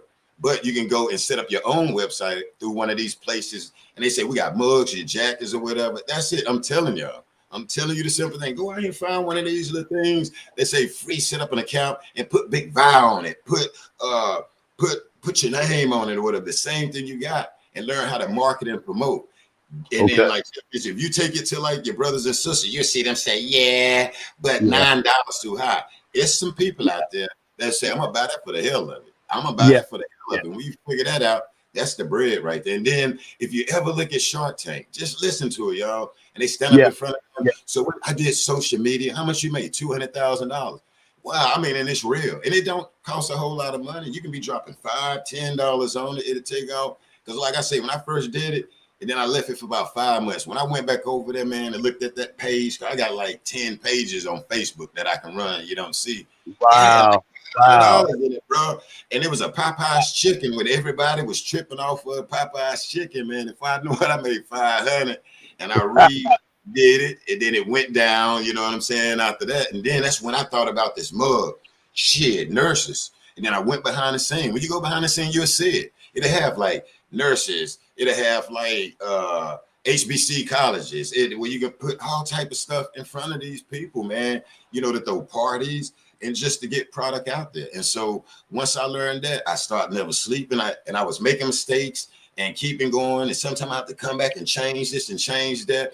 Those are the people that become rich. And see, that's why some, like say for instance, white people and people on Shark Tank will look and say, you gotta not sleep. And some people come up there, no, just not sleep for a little bit, man, and understand what's out there. Because a lot of us don't have the money, man. And I didn't at the time. But I made that goal. I was like on Facebook, on YouTube. Okay, I need to take it to another level. And I said, I want to make about, how can I make like hot Tasha cake? I don't care for it. But anyway, I went up under there. I learned make $6,000. And within these last couple of months, I did it. You know, and anytime I can go back over to my pages, and some people say you pay for subscribers. No, I don't pay for that type of subscribers. I can take a YouTube video, put it on my my Facebook page, like with Shanquilla. It's so hot right now, and I can run that damn video, and I can get 100,000 views, real views in front of real people, instead of going and say, let me go to this bot and get around with that. I take an actual picture and run it, man, down in Charlotte or New York where I know it's hot, and it'll bring people in, liking. They'll be liking, subscribing. Then you get ready to put your product out there. You know what I'm saying? Whatever it is, it can be a video. If this video monetized on YouTube, you better put that shit over there and put it out there to get more money, whatever. And see, a lot of people ain't gonna tell you that, you know. And you know, I told Vine one time before, I might do a damn I was like a little program, but you have to be careful with that, man. Also because you got some people low energy, but man, you just gotta like say, I'm telling you this, like, bro, after I tell you this, you just got to do the research, never sleep, and want it. Because I'm telling you, to like the sisters, these queens, these beautiful sisters, and everybody, bro, you can be healthy and well off, because that's what other people doing. You got whites, blacks, the whole nine. Look at Shark Tank. And that's exactly what I'm telling you. You got a YouTube channel, man, learn how to damn monetize it. Get your Facebook group, monetize it with yard sales or something, with t-shirts or something where it's yours. I mean, I got R&B groups over there. I got all types of stuff, man, on YouTube. I just don't promote it as a businessman, and then I don't come and put my stuff anywhere, you know what I'm saying? Because you don't want to do that. I can come out, yeah, I got a fake. No, I might bring haters. You don't do that, you know. But yes, man, you just, you know, you just gotta never sleep and do research. And if I tell you this, like I'm telling everybody, research, you know what I'm saying? And what you think you might say, I'm gonna be rich off of, it might be a simple cup with a bird on it. And you can say, damn, people like dogs. You mess with a damn dog, you go to jail. A puppy and all of that. So here, go over there and find a royalty-free puppy and go to one of these websites, man, and set it up where, you know, you got the mugs, they ship it out, and then put your saying on that damn mug. It's that simple if you want to be rich. I mean, a bandana if you want to be rich. They got the hat companies. Here, put Big Red on there. I like big trucks. Bro, who like big trucks? I like big trucks, big wheels. I don't like that shit, but I like the money that come in there. So that's how, you know what I'm saying? So I sell to my Caucasian folks and my black folks, the whole nine. And so once you get that mind frame of understanding what people like, the market, and understand how to market, man, you can become very rich. I mean, you can become very rich by starting with $100, $200, anything like that. That's how I started, with like $100. I lost money, but I kept reading, staying up all night. And it's simple. And YouTube is the key. You don't know something? Go to YouTube. You want to know how to set up a business page? Go to YouTube. It may take you 2 or 3 months, but go to YouTube. If you want to be a thousandaire, bro, just do some research and it will come. And that's what I have to see in you and other people have to see in. But if you want to be have people say, man, I'm from day to day and all of that shit, follow them steps right there. And white people or Indians won't even know and sell it to them. They won't even know it. You never know who's selling you stuff. So when you do go to a flea market, you look online. Sometimes you be like, man, white people selling it. Yes, they know your ass gonna buy it. That's African stuff. So turn around and reset up some simple shit. Like sell them a mug with a big truck with some damn wheels on it, man. And I guess I yield back, but you know, that's my thing. Never sleep, invest in yourself, sacrifice, and network. You know, it can be online, however, but yeah. And like I said, I made a goal. Because I lost money. I was going to bring Keith Sweat here. I'm paying all this stuff. And then Rona came, the pandemic, and it shut me down. I was heartbroken and you know, but I said, all right, let me get back up. And what I did, I made a goal on YouTube. I'm a grind like hell. People see my grind. That's how you knew who I was. I learned YouTube and grind. But what I meant what I said about Kels, you know what I'm saying? I meant what I said about Shanquilla, man. And you know what I'm saying? And the same way. People will hate on it, Sister Tasha K. I don't care for her, but I stole some of her strategy and seen it. You know what I'm saying? She would say stuff in so many words, people didn't get it. Like, come on, man. It's like, I'm gonna say this for a year back. You know, when you hear people say, I don't have to have no money, watch them. I'm on here, I don't have to have them. That's the people who's with respect. You got to get the hell away from them because you want to be around people that's setting up, making money, bro. And you have to watch, man, I'm just here for, no, don't always, you got to do something with your time, man. You know what I'm saying? Right. For, you know, you be fussing and arguing with people, get that business mind frame. And that's why I sit back. I had a couple of people, Black CEO think he the shit or whatever, when they put in their title. I don't respond because I'm over here looking at these damn coffee mugs and t-shirts with trucks and shit on it. And I'm making bread, man, or either, you know what I'm saying, like that. And so you just have to build your logos, copyright it or whatever, and put it on shit, you know. And that's like with me. You see in my live, everybody's showing those Black CEO t-shirts, and they saying, Right. Jay, give us some Lion Den. That we know the blessing name. So we're in the process of doing Lion Den t-shirts because people say that way we can come online, we're gonna rock them like that. So I got that market set up where they buy my t-shirts, but you learned who I am, my personality and all of this. And once they like your personality, we'll buy from you. People will buy from you. I like that dude. He's a good dude or whatever.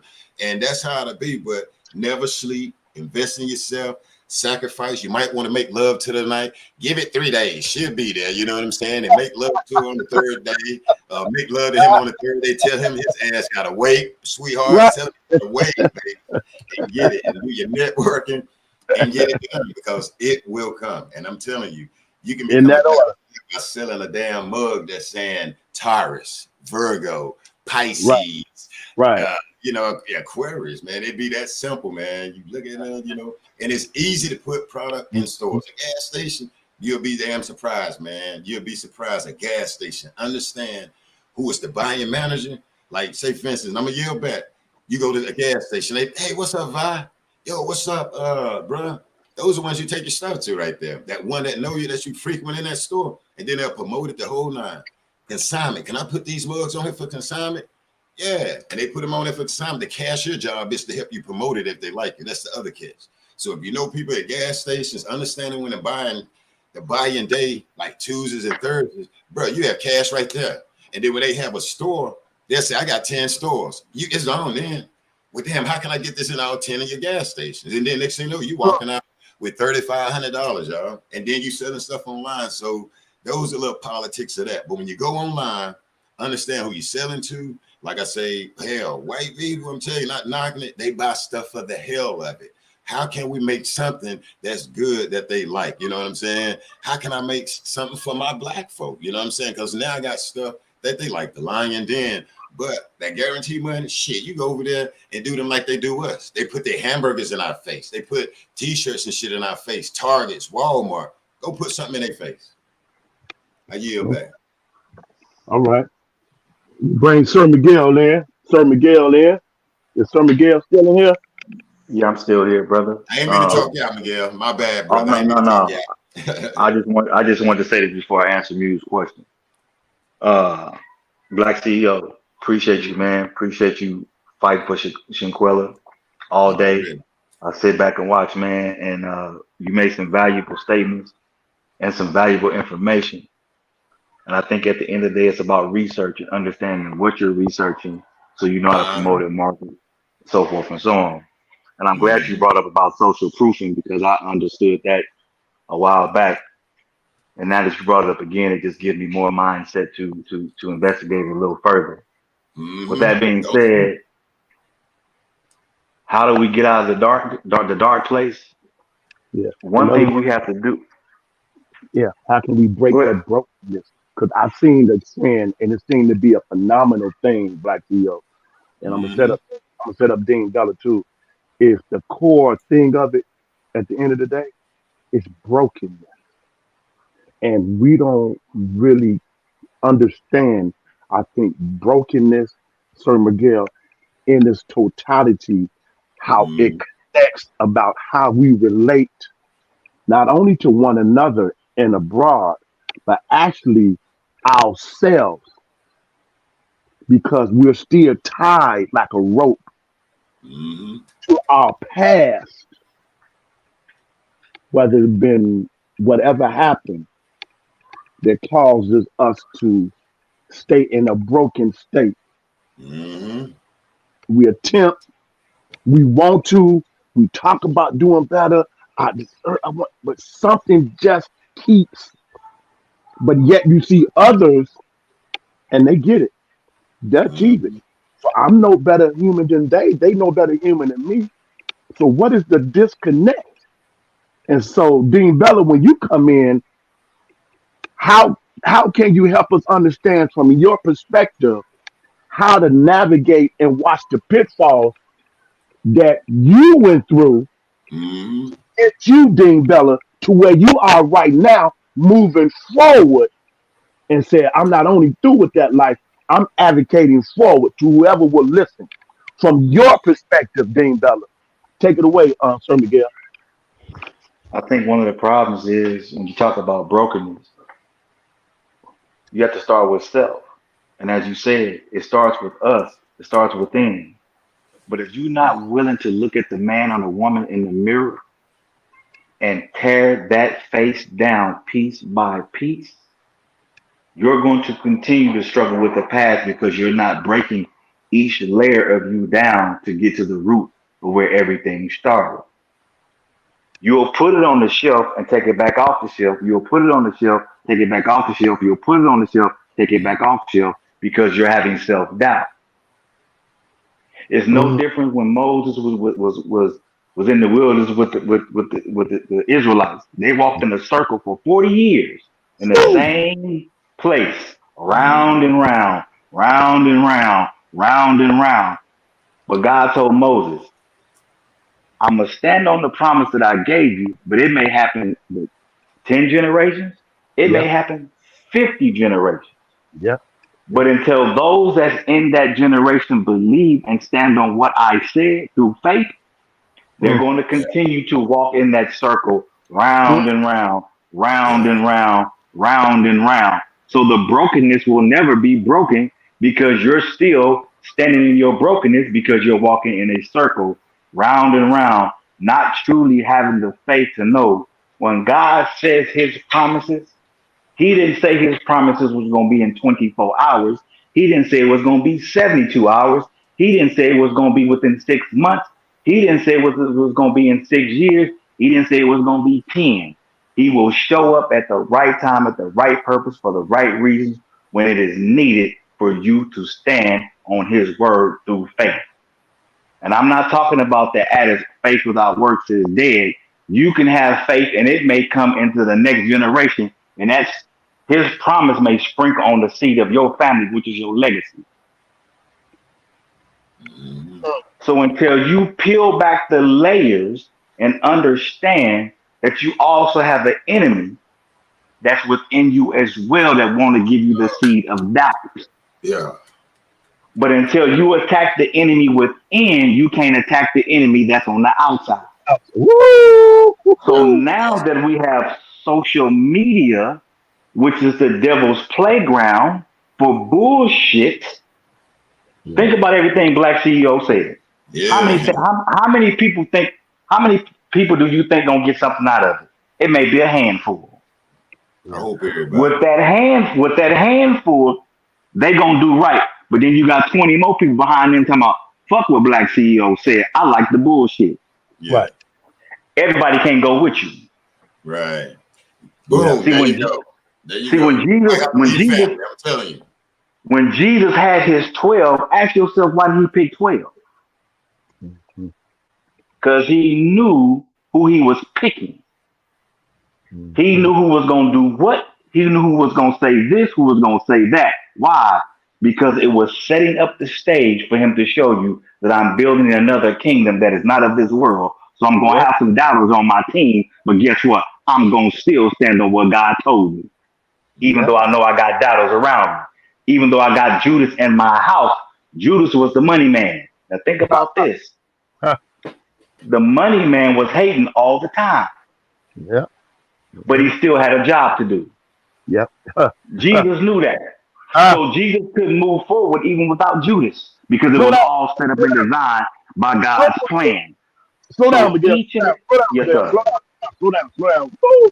Chat. Hey, we know my nephew Vibe. Put his initial up there. Me, put the letters up there for Big Vibe, for my nephew in the chat. We cooking right. We cooking that. We cooking right now. We wonder why Keldon dropped certain people. They stayed around. Look at what Jesus did with Judas. I'm going to pass it back to Miguel. I don't think y'all realize what Miguel just said. And let me and Miguel finna walk together as brothers. He said in his word, Black CEO, Judas I love, Peter I hate. Let me let that breathe. Holy Ghost. Yes, hear me, man. I'm trying to be quiet. Listen what I'm saying. Don't look at it so much in the context of the actual word. Look at this.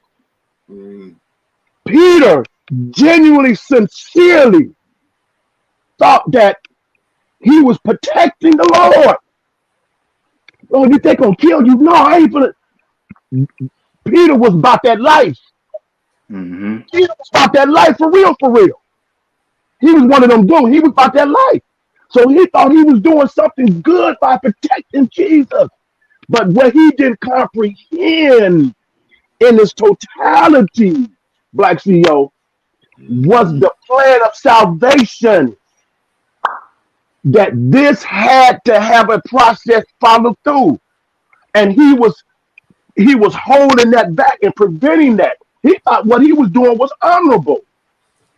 And Jesus had to tell him, Satan is speaking through you. He wants you. Because I'm going to establish leadership with you. Because of your gifting. Because of what I've endowed in you. So if he can get you, man, the rest of the brethren is no more.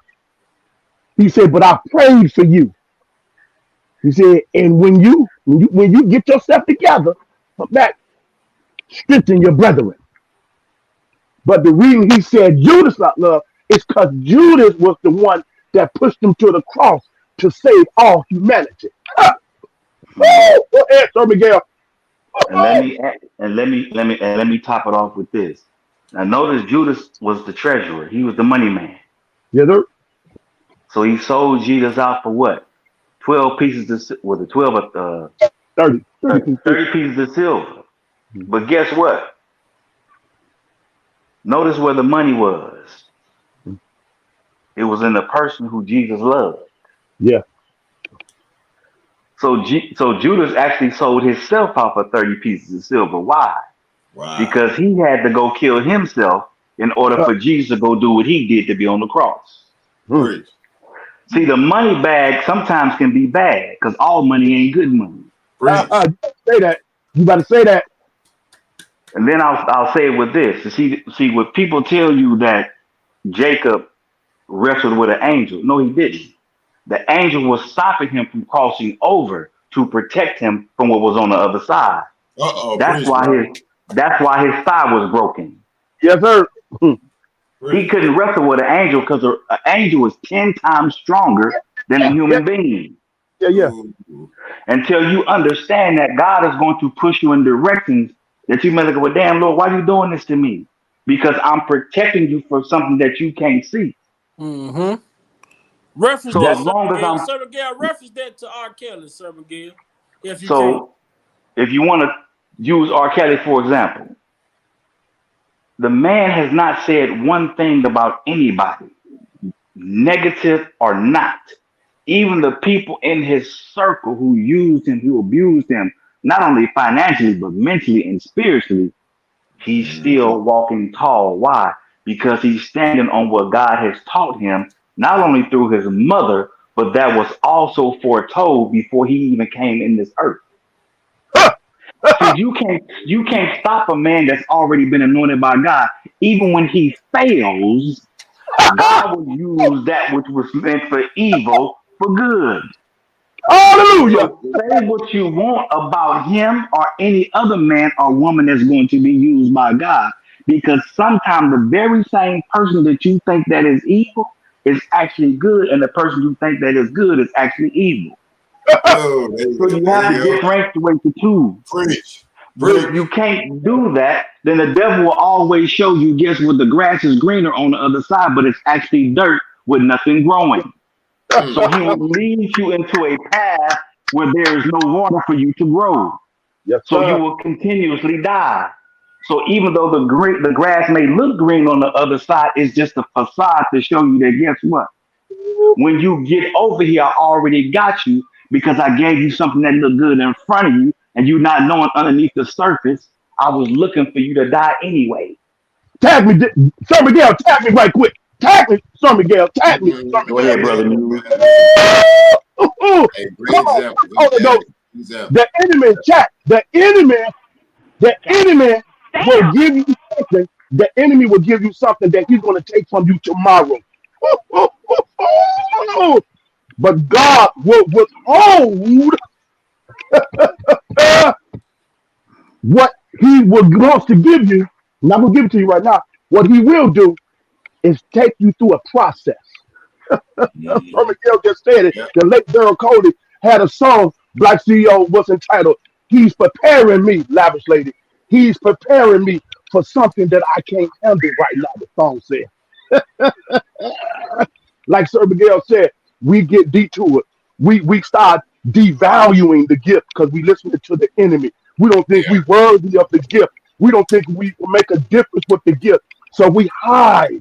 We hide and sit on the gift. And God has to interrupt us like he did Jonah. So anytime you get connected and you pull away from God, he'll still keep your gifting inside of you. But sometimes when you pull away from that source, then now you got to flip the bill for what everything going to cost you. You got to buy them lessons. But because of his master's love that he has for his children, he still see a king inside of you. He still see a queen inside of you that he said, I need to arrest your attention. You're too good. I love you too much to let you go. I love you too much to let you go. So I'm going to allow circumstances to get your attention. And when Jonah said that prayer, when he understood, okay, when he surrendered, when he repented, when he asked God, God stepped in and not only threw him up out of the well, out of the water, lavish lady, but God placed him right back where he started before he went in the other direction. And then it said, and the word of the Lord came to Jonah the second time. Go to Nineveh. If you research it, how many days, how long it took to go to Nineveh, Jonah got there so fast, Jesse Owens couldn't catch him. Carl Lewis, you do nothing to catch you. Go ahead, bro. One word, Uncle Muse. One word, Uncle Muse. I got one for you, Uncle Muse. I yield back. No, I don't want you to yield back. I need you to go forward with this one. Pruning. Yeah. Hey, now let me say this real quick to y'all. And I'm gonna yield back. When you get on that journey, y'all, you might have to leave best friends, your mom, your sister, your brother, your cousins, or whatever. And it's a sacrifice. And you may have to leave them and walk alone.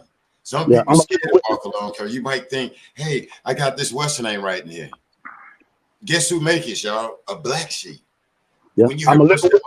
black sheep are the ones that's millionaires and billionaires, believe it or not. You see I'm a a little. person like a black sheep is the one that makes it. When you out here trying to, you're a black sheep. You start going to people and they, well, this and that. Get away from it and take it to the world, man. Take it to the world. I used to tell people, I'm gonna leave my friends and I'm gonna take it to the world. They used to laugh at me, man. I used to want them to go. I had to leave everybody, my sister, my mom, and everybody. And once once you hit it, guess what they're gonna say? He with the Illuminati. He think he too good. And you told them to sacrifice with you and go. When you get there, the same stuff we look at other people and say, he this and that, he ought to be helping the black community. He ought to be, what you gonna ask them, bro? You in that mind frame, get out of it. And it's gonna be hard to uplift them. And they're gonna be throwing stones at you. You this and that, comparing you to Jay-Z and everybody. Jay-Z worked his ass off. Jamie Foxx worked his ass off. You have to work your ass off. Some people don't want to work your ass off. When you start working your butt off, that's God right there. When you stand up and start walking on, I'm gonna sell this hat without him. And you see people, bruh, you have to move along. Leave your husband, your boyfriend, your sister, your cousin. You have to get up and let them stay there drinking beer, smoking weed, or just constantly talking or keep telling on, yeah, let's do it. You have to leave all of that and get on out there and get it. But always be ready though. Once you get it, people gonna be mad as hell and think you owe them something. They're gonna say, I hear all this stuff. Man, you think, and it's like, damn, I might as well be on Shark Tank. So if you see Damon John after the black guy, I used to say that a long time ago. He need to be helping people. And then when you talk to him, he'll say, like, how did you, well, this guy you have to grind. You have to grind. And like I say, get out there by yourself and just be ready. I'm telling you, hey, your mom or your sister or your cousin or your brother, your sister might come back and say, no, I asked you to sacrifice with me. But what you got in your mind where you're trying to be, they don't have that.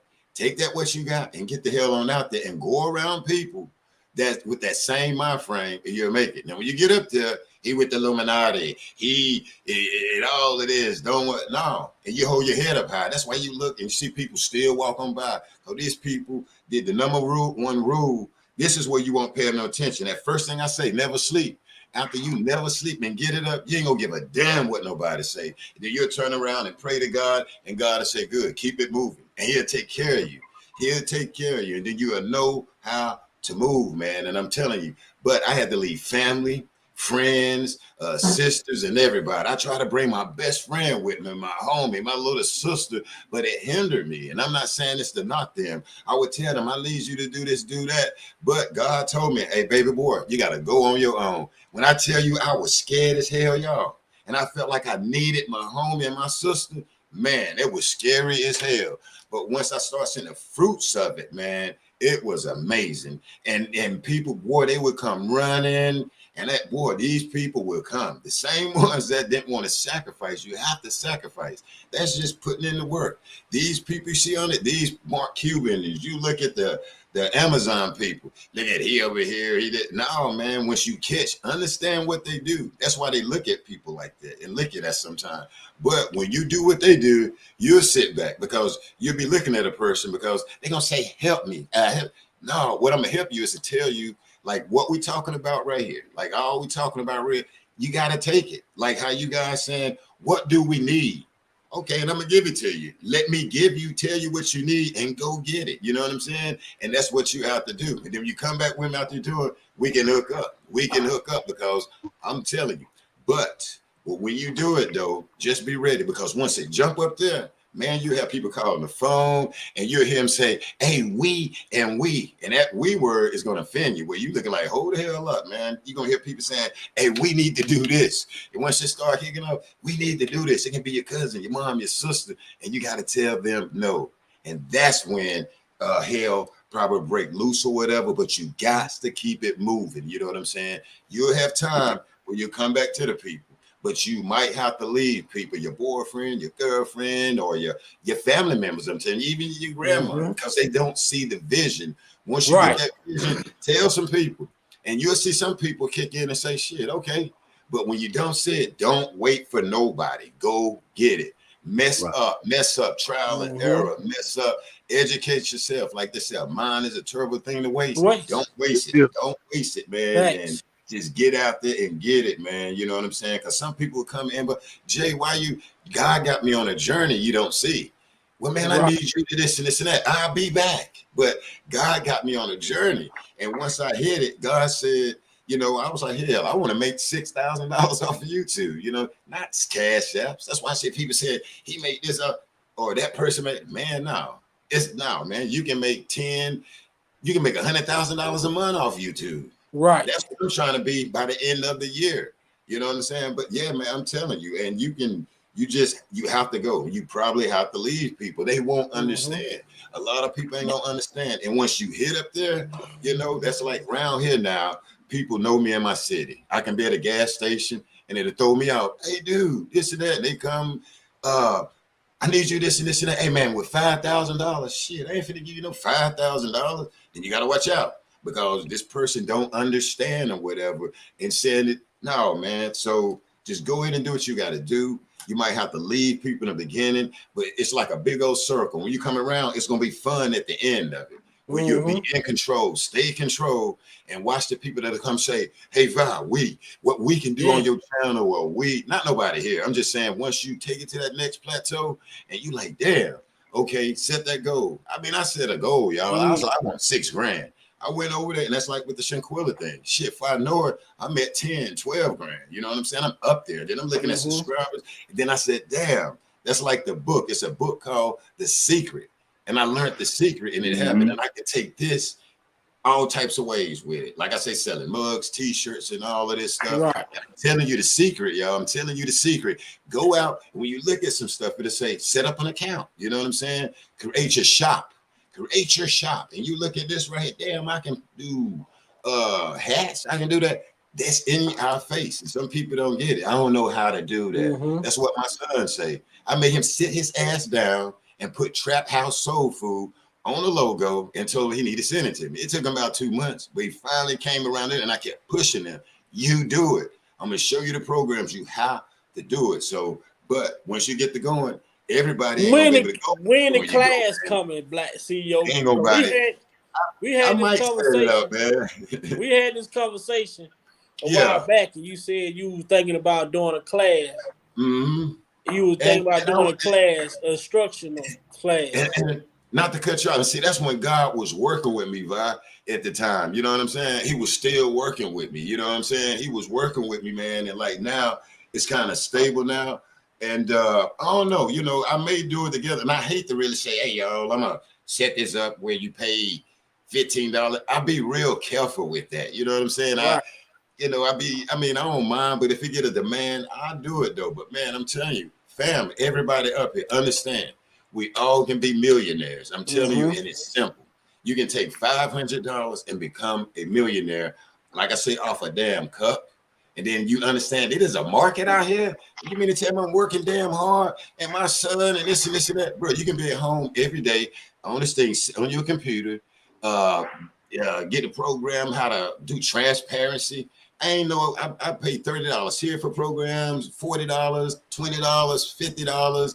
And when you look at StreamYard, look at that shit behind it. Figure out how, if it say you can connect to 10 different platforms, you better be up all goddamn night trying to figure out how to connect to each platform and build them, brother. You got to connect to them and build them. Don't just let it sit there. Yeah, no. If that shit say you can hook it up to Facebook, Twitter, and all of this, you better have everything going to every last one of them. Because I'm going to look at you when I come at you, I'm going to say, use all of them, my brother. Well, I don't do it. Okay. And then I got to understand, God got to come back and finish working with you. But after he beats you down, you're going to come back and say, damn, now, what was that? I love the people that do that. And then when I show you, there it is. It's like, bro, you better set all that shit up. When you look at me, I set it all up. I don't be on Twitter like that. I go, hey, dog, I'm late or whatever, but set it up, man, and it will come. Put it in your mind, I want to make 10 grand. And I'm telling you, y'all, you can do it. I mean, you know, from, what is it, January, when I jumped over there, my family had me to get over there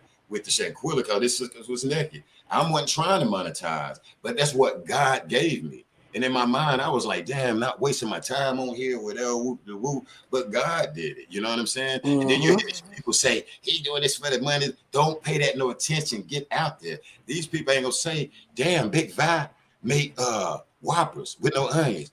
and they get paid for it. They ain't gonna say that, man. You got to Right. watch these people. Damn, he out here, he got a lawn company. Then you had these people, and he getting paid for it. Damn right, you getting paid for it. You black, when you die, man, people monetize off your ass for like 10 years. Yeah, yeah. You get what I'm saying? You gotta go through that I'm telling you.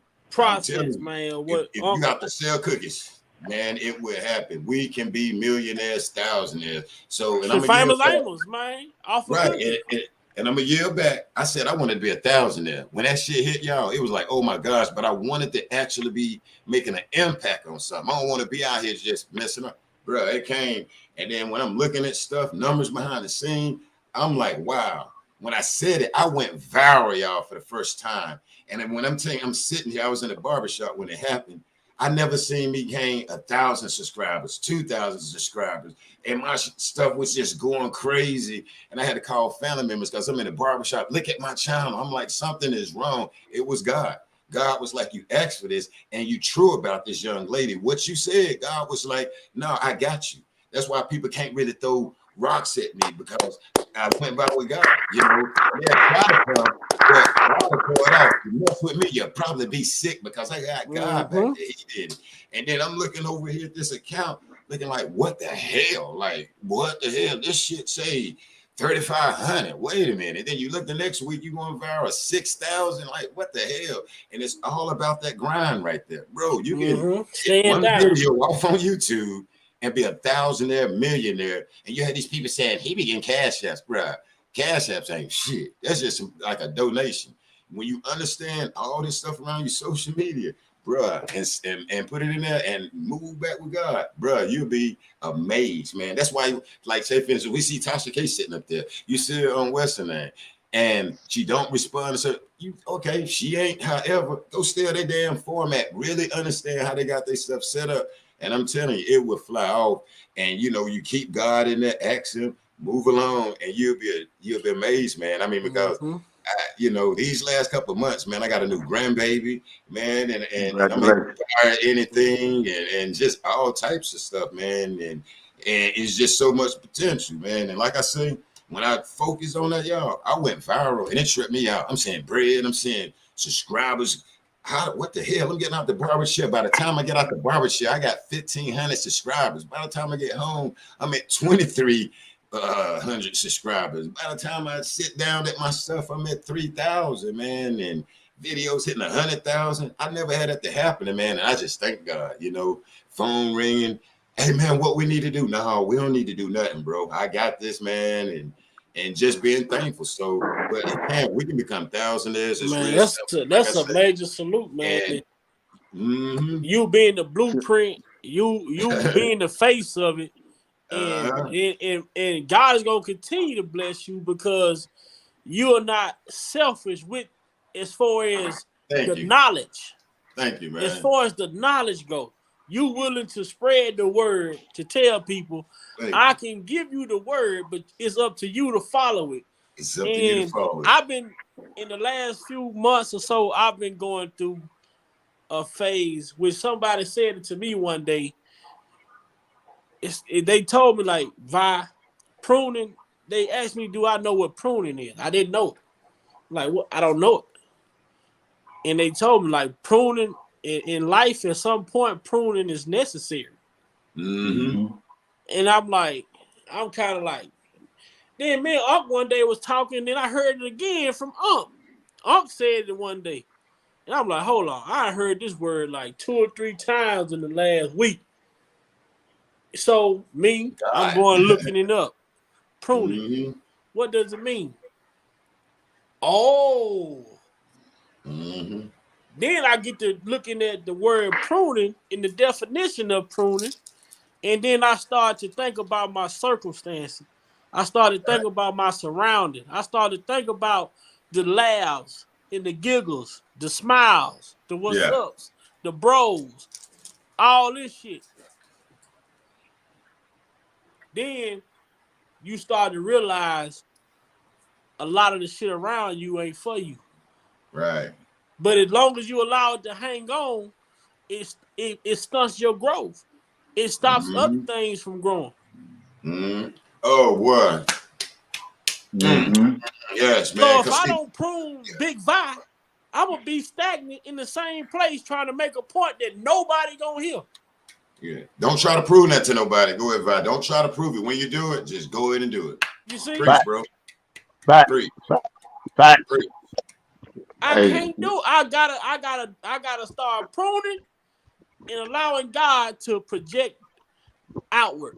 That's what I tell. Me and Lavish Lady were having a conversation earlier, and she said, "How far do as far as how far do I expand my sight? I try not to expand my sight on things I can't see, because it's the things that you don't expect what catches you up. Facts, facts. mm-hmm. See, Always if you prepare for the worst don't, case scenario. it's okay to, you can always say I want to reach the mountaintop, but if you don't see these falling rocks, then what? What's the likelihood of you getting to the top? I want to keep my goals set as far as my vision can see. Preach. Therefore, when things come about, obstacles come in place. Look, I'm prepared. I'm ready. I'm doing what I gotta do. But I ain't afraid to lose people who are not for me. I ain't afraid to cut ties. You said a lot, mouthful, man. You're gonna lose family, you're gonna lose friends. Oh yeah. That's something that I had to tell one of my brothers. When God bless you, God is blessing you. There's a blessing in store for everybody. I don't have to share my blessing with the next person. It's my blessing. But at the same time, if this person genuinely support me and been there for me, rooting me on, genuinely showing, have the same motivation and admiration for me as I have for them, then, all right. But then sometimes people look at your blessing and then they become the enemy. They get mad because you didn't ask God to put this blessing. You asked God to show you favor, but you didn't expect this to happen. Like you say, I sit in the barber chair, 1,500, 3,000, like you, like what the? It's like you done hit the jackpot. Yeah. When it hit, man, yeah. But I appreciate you for sharing that, and that's something that I need to hear, because I understand that it's a lot of more things. I done been doing some cleaning, but it's a lot more cleaning I need to do. But I try to do things in a professional manner, because guess what? I understand that this platform here is the structure that has to stay. And I built this platform on solid ground. There you go. Sir. Yes, sir. I support, and I appreciate I appreciate Sir Miguel. These people, this is real. These are relationships that I have with people that I don't even have family members that call and check on me. I don't have family. My son had a graduation Wednesday. Understanding his circumstances, losing his mama. Yeah. Me raising him by myself. You know who the only person in his graduation, only person he saw was his dad. Wow. I salute you, my brother. But much as I was hurt, it's a lesson that I wanted him to see. Wow. Yeah. When you feel like you can stand up to me, when you feel like you can poke your chest out to me, when you feel like you can talk back to me, I'm the only person you got in this world that's going to be there for you through thick and thin, hell or high water, and will give his life for you. Yeah. That's a real father right there. Yeah. I got to salute it. Even if I clap too loud. Even if I clap too loud. Nobody in this audience. My son got to get his diploma and tell me, Dad, I feel I'm hurt. Because you hear other parents calling their kids' name. I ain't got no answers for that. Wow. But at the same time, I understand pruning in life is necessary, bro. I can't allow my circumstances to dictate how I move further in life. I'm beyond that point. Once I see what it is, I'm moving how I move. Mm-hmm. If you don't understand it, I can't explain it. It's just time to move on. Preach. What I ate. Let me say this real quick, Big Boy. And I told you this before. God allowed you to build this platform for days like this. Black CEO, God allowed him to build his platforms for days like this.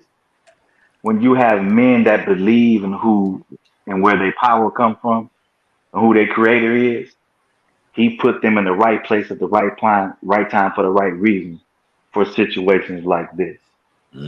As always, Big Vi, I salute you and your son. Congratulations. Again, Black CEO, I love you. I support you. I appreciate your thoughts, your sentiments. But the word says the steps of a good man are ordered by the Lord, and he delighted in his way. Though he fail, he shall not be utterly cast down, for the Lord upholding him with his hands. For all the people that's on this panel and the people that's in the chat, if you think God ain't doing something right now, then you might want to go find another channel or go to Twitter or go to Instagram and get your instant gratification. Because over here, you're going to be not only spoon fed, but you're going to be given something that's going to quench your thirst that no man can take away from you. Because when the gates of the heavens be opened up, can't no man touch what God got for you. With that being said, I'm going to step off and I'm going to come back a little later. But I appreciate Lavish Lady. I appreciate Black CEO, Big Bob, Uncle Muse, Dean, all of y'all. Because not only this, I needed to hear what I heard today, the word prune. Now it makes sense why God has been dealing with me these last couple of weeks, because I needed to get some shit pruned in my own life. So Big Bob, I thank you for that. And Black CEO, you just hit on something that I needed to hear, because there's been something I've been wanting to do for a while now. Do it. You just put it back in my spirit, so thank you, sir. Do it. Brother Muse, let me tell you something you said a while ago. When you said when the devil got kicked out of heaven, God still left him his talents. Remember this. Even though he had the pridefulness in him, God said, I'm gonna let you go down to earth for a little while. But you still gotta get permission from me to mess with whomever I either covered or haven't covered. Yes, sir. So guess what? There are evil people with talents that will draw you in to take your talent that God gave you and use your gift for something evil. So know the difference between the two, who's for you and who's against you. With that being said, my brothers and sisters, I love you and I'll see you shortly. Already, bro. One love, my brother. One love. Peace. Get it done. Never sleep and get it done, man. Sacrifice, invest, and have faith in yourself, man. And God will lead you there, my brother, because it can happen. Yes, sir. Yes, sir. But I'm going to tap back in a few minutes. All right. Okay. Nephew Dean Bella. You need me to repeat that question for you, or you got it? If he up, he probably pull a Derrick on us, man.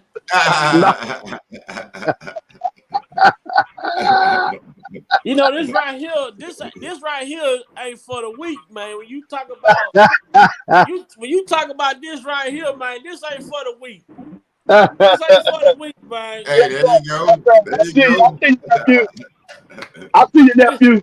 This ain't for the weak. And the next segment is gonna be so dope.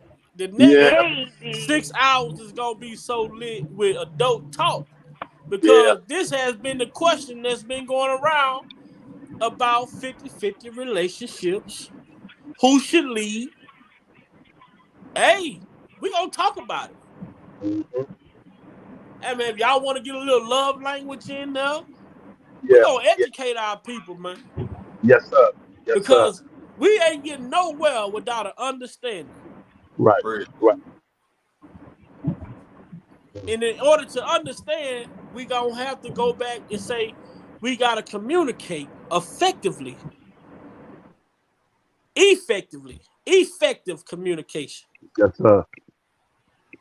That means I'm understanding what you're saying, you understanding what I'm saying, and we can agree to disagree. Mm-hmm. Period. Yep. So that next Well, segment, Black I'm ready for the CEO next just segment came because I want to hear what the people got to say. And I know the women gonna outnumber us, so we gonna be swimming uphill. We gonna be swimming up a muddy river, man. Yeah. I appreciate you inviting me on it too, my brother. Man, Black CEO is always a blessing, bro. I was trying to get it done over there today. It's a blessing, bro, to have you come through. I appreciate it. I appreciate you taking out the time to come on this platform because it really means something to me and all of the people that be on this platform because, when we look at this sector that we in, I understand the dynamic of it. And I understand that you have to move a certain way and people gonna form opinions about you based off of not their own assumption, but what others tell them. Right. Just why no matter what goes on, I always try to keep my platform strictly the same. I don't tolerate no bullshit, no drama. This is gonna be clean. This is gonna be informative, educational, motivational, emotional. You gonna cry, you gonna laugh, you gonna do it all. But at the end of the day, you gonna leave this platform saying that I got a blessing today. And it came freely. It didn't cost me nothing but a little time to listen in. Sometimes that's all it takes. Just like Sir Miguel just said, man, pruning. Yep. Wow, I need to do that. Yep. You never know who you talking to when you speak. But long as you speak abroad, then somebody gonna take something that you said and it's gonna make a difference in their life. You're gonna have more people probably talking down about it, but long as you say one, according to God, your job is done. You only got to convince one person. Yep. Yep. Each one teach one, reach one. Ever since I came to your platform, I heard you earlier when you went on. I had to FaceTime my daughter. I stepped away, but I heard you talking. Like, I remember Dunn coming on your platform. I remember him saying all he was saying, but where are all the other people that paraded him around as this muscle person that's so for R. Kelly? Why aren't they holding him to the same level of accountability as you? That part. That's what you call honorable, right? Everybody not this shit is not meant for everybody to do. Right. Everybody ain't built that way with you. Not everyone built that way, Black CEO. It's just what it is. It's just what it is. Everybody not willing to stand corrected because they're ashamed. You would rather go down as a coward. Say it on. Say it on. Pride. I'd rather live like a man than die like a coward. If there's a better weapon, then it's ours. Black power. Real talk. And it's narcissistic thinking. It's a scarcity thinking. It's a prideful, man. Pride to snuff you out. This pride, Black CEO, have taken more people to the graveyard than any disease they can ever come out with on this planet. Jealousy is crushed people's dream and aspiration and stop their course of their destiny fulfillment. You know what I mean? It's because you have listened to the wrong voice who has devalued your worth on this planet Earth. Everything that God created, He established. Before He even created man and then brought woman, He said not only it was good, Black CEO, He said it was very good. Oh, come on now. He looked back and said, you know what? And I'm God. Now that's good, but that's very good. So you, in other words, you enough. Everything Black CEO said, and I'm gonna sum it up like this. Black CEO basically said everything you need to succeed and go after your destiny and walk in your purpose. Black CEO summed it up by saying, God put it inside your DNA. It's there. You got to tap into it. But if you walking around with people who are chicken, who got a chicken mindset, you know, chicken, Black CEO, they pick down, they nip, they everything. They don't pay no attention. But eagles,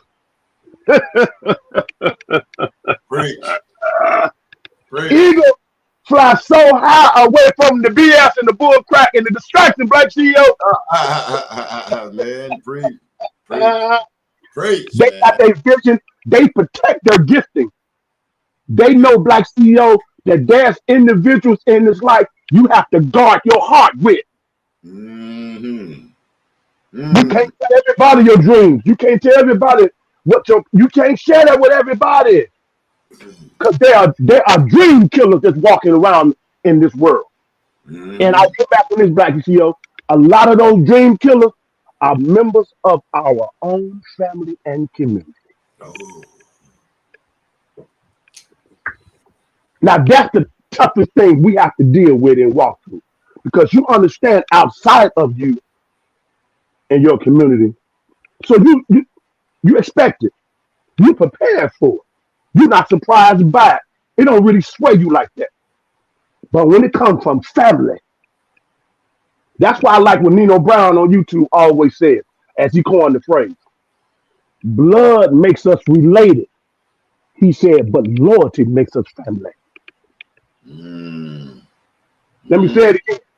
Blood makes us related. Our biological DNA makeup makes us related. But loyalty makes us real family. It's loyalty over here. Big Vibe opinion. It's loyalty over here. It's integrity over here. Justice over here. Goodness over here. The spirit of the living God. You can smell the fragrance of his presence over here. When you get refreshed, when you get renewed, when you get encouraged, even when you get chastised by an awakening of information that you know better. Tighten that up. Cut them off. Get up early. Go to bed early. Push away from the table. Do some fasting. Cut that off. Stop hanging with so-and-so. The intent of their heart is not good. You know what I mean? That's what you're going to get over here, Big Vibe. We're going to give you what you need to be the best version that you ever thought or imagined that you can ever become. You're going to get that over here, Big Vibe Senior. And this is Black News, Big Vibe's uncle. We're going to give it to you straight like that, tight like that. I yield back to your nephew.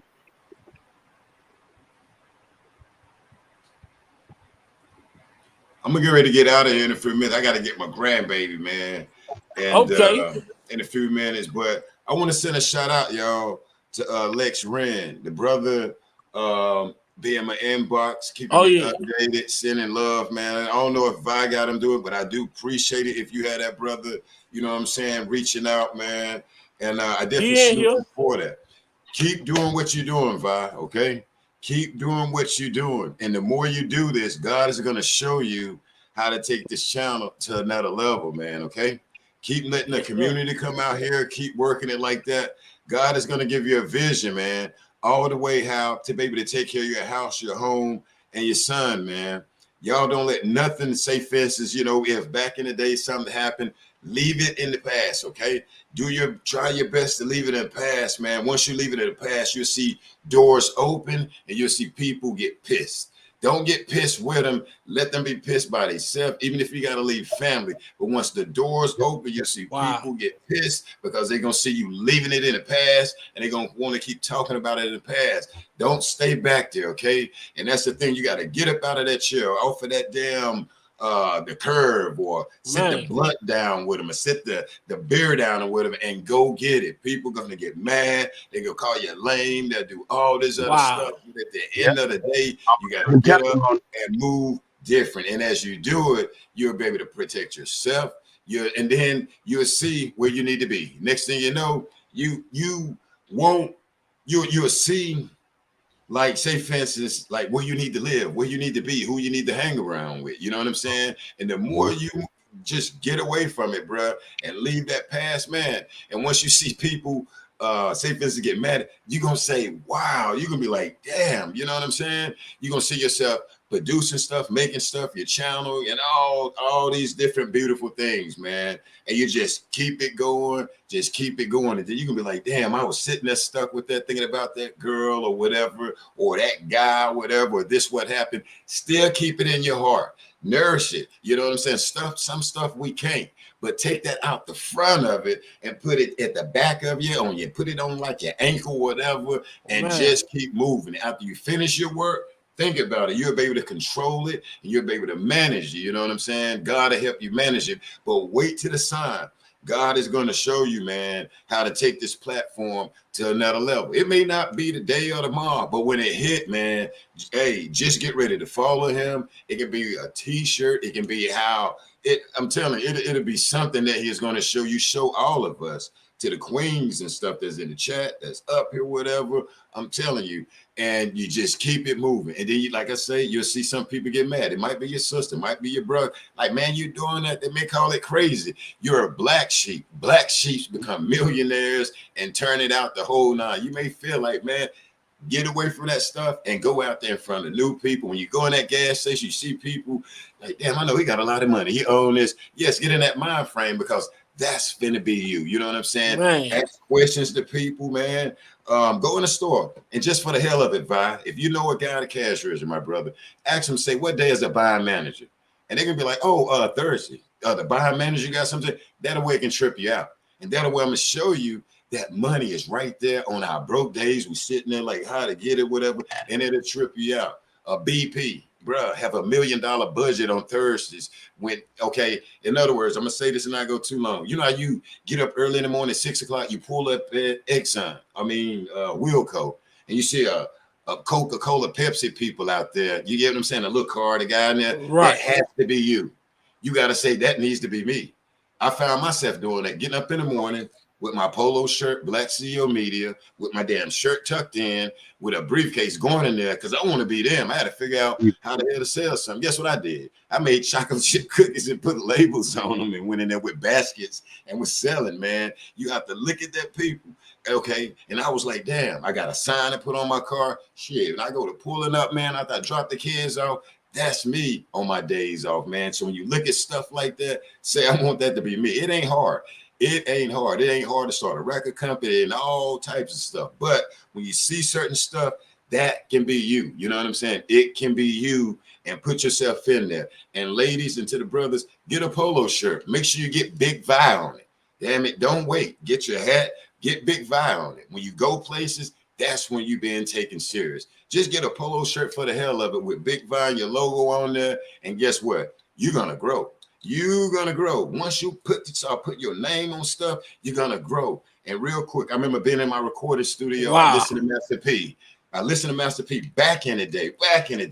And Master P said in that vibe, he was like, I wanted to see records in that corner. I wanted to see what he said, posters, boxes, and stuff. People in my family tell you he did that. When we came to his studio, that little studio in the basement, we laughed at when I came. This dude had a case of blank CDs. I started out with blank CDs, cases of DVDs, and cases of blank CD posters and stuff. I followed exactly what Master P. I didn't know what the hell it was. And I put together marketing and all of that, and it gave me the strength. Put together something you can see. You know, put together something that's tangible that you can see with your name on it, and you'll take off. And that's coming from God to you and to anybody out there. Put your name on it and manifest it, man. Instead of looking at these people, damn, they're Coca-Cola. You can be Coca-Cola, Pepsi distributor and be your own distributor. You know what I'm saying? Start with something small, be your own distributor. I used to go to Staples, get me a damn book. I wish y'all could see me in there trying to figure out at the cash register, trying to figure out how to write the invoice. Okay, I'm gonna come back Tuesday and I'm leaving you 30 this, 30 that. Man, I walk out of it, I feel good. You know, and I come back, like I say, the person to say, I got 5 stores. I ain't pay that no attention. Yeah, Right. I want to such and such, this and this and that. But I started out, y'all, started putting my name on that, man, tucking my shirt in with my brown my brown khaki pants and shit. I don't care if it's 100 degrees. Damn, that businessman got on khaki pants with it. I'm looking at them. And I started doing all of that. And it started making me feel like a businessman. And it was God. So I'm just relaying to y'all how to say for instance, to see it and to really make it up. Man, buy your polo shirt. Next month, Right. you can go online and say, shit, I'm finna get Big Vibe on there. Not all across here. Do it professionally where you can go up in the store and watch these people take you serious. When I did it, I went to the first store and I said this stuff, man. The dude was like, okay, what do you got? It threw me the hell off, man, because I didn't know they buy stuff right then and I ain't had nothing ready. I was just telling about the product. And the dude was like, okay, what do you have? And I'm sitting there talking. I ain't get that part of the book. And I had to go back and go get some damn product because it was real. You know what I'm saying? I was in a broke state of mind. Like, damn, I'm looking at these stores like when I went in there, the real world. And the dude was like, okay, what do you have? What do you have? So You go.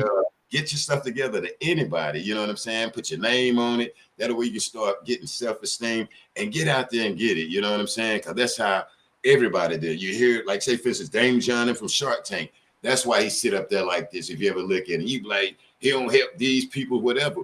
Once you get the picture, you get who to help and who not to help. So that's what I'm gonna leave you with right there. Keep building your brand, man. As you keep doing this, look for the signs from God. You know what I'm saying? It may come from their sister, it may come from our little homie, it may come from your uncle, but keep visioning it and it'll come, man. And hey, get out there and do it. You got your son, and then like with me, I said I want to leave my daughter, my son, and then my little princess granddaughter something. Hell, man, as it come, I can almost not buy everything, but I see a vision where they can take over and understand and be happy, man. So that's what I'm gonna leave everybody with. And like I said, I appreciate you, man. I salute the queen right here. She is working at chat.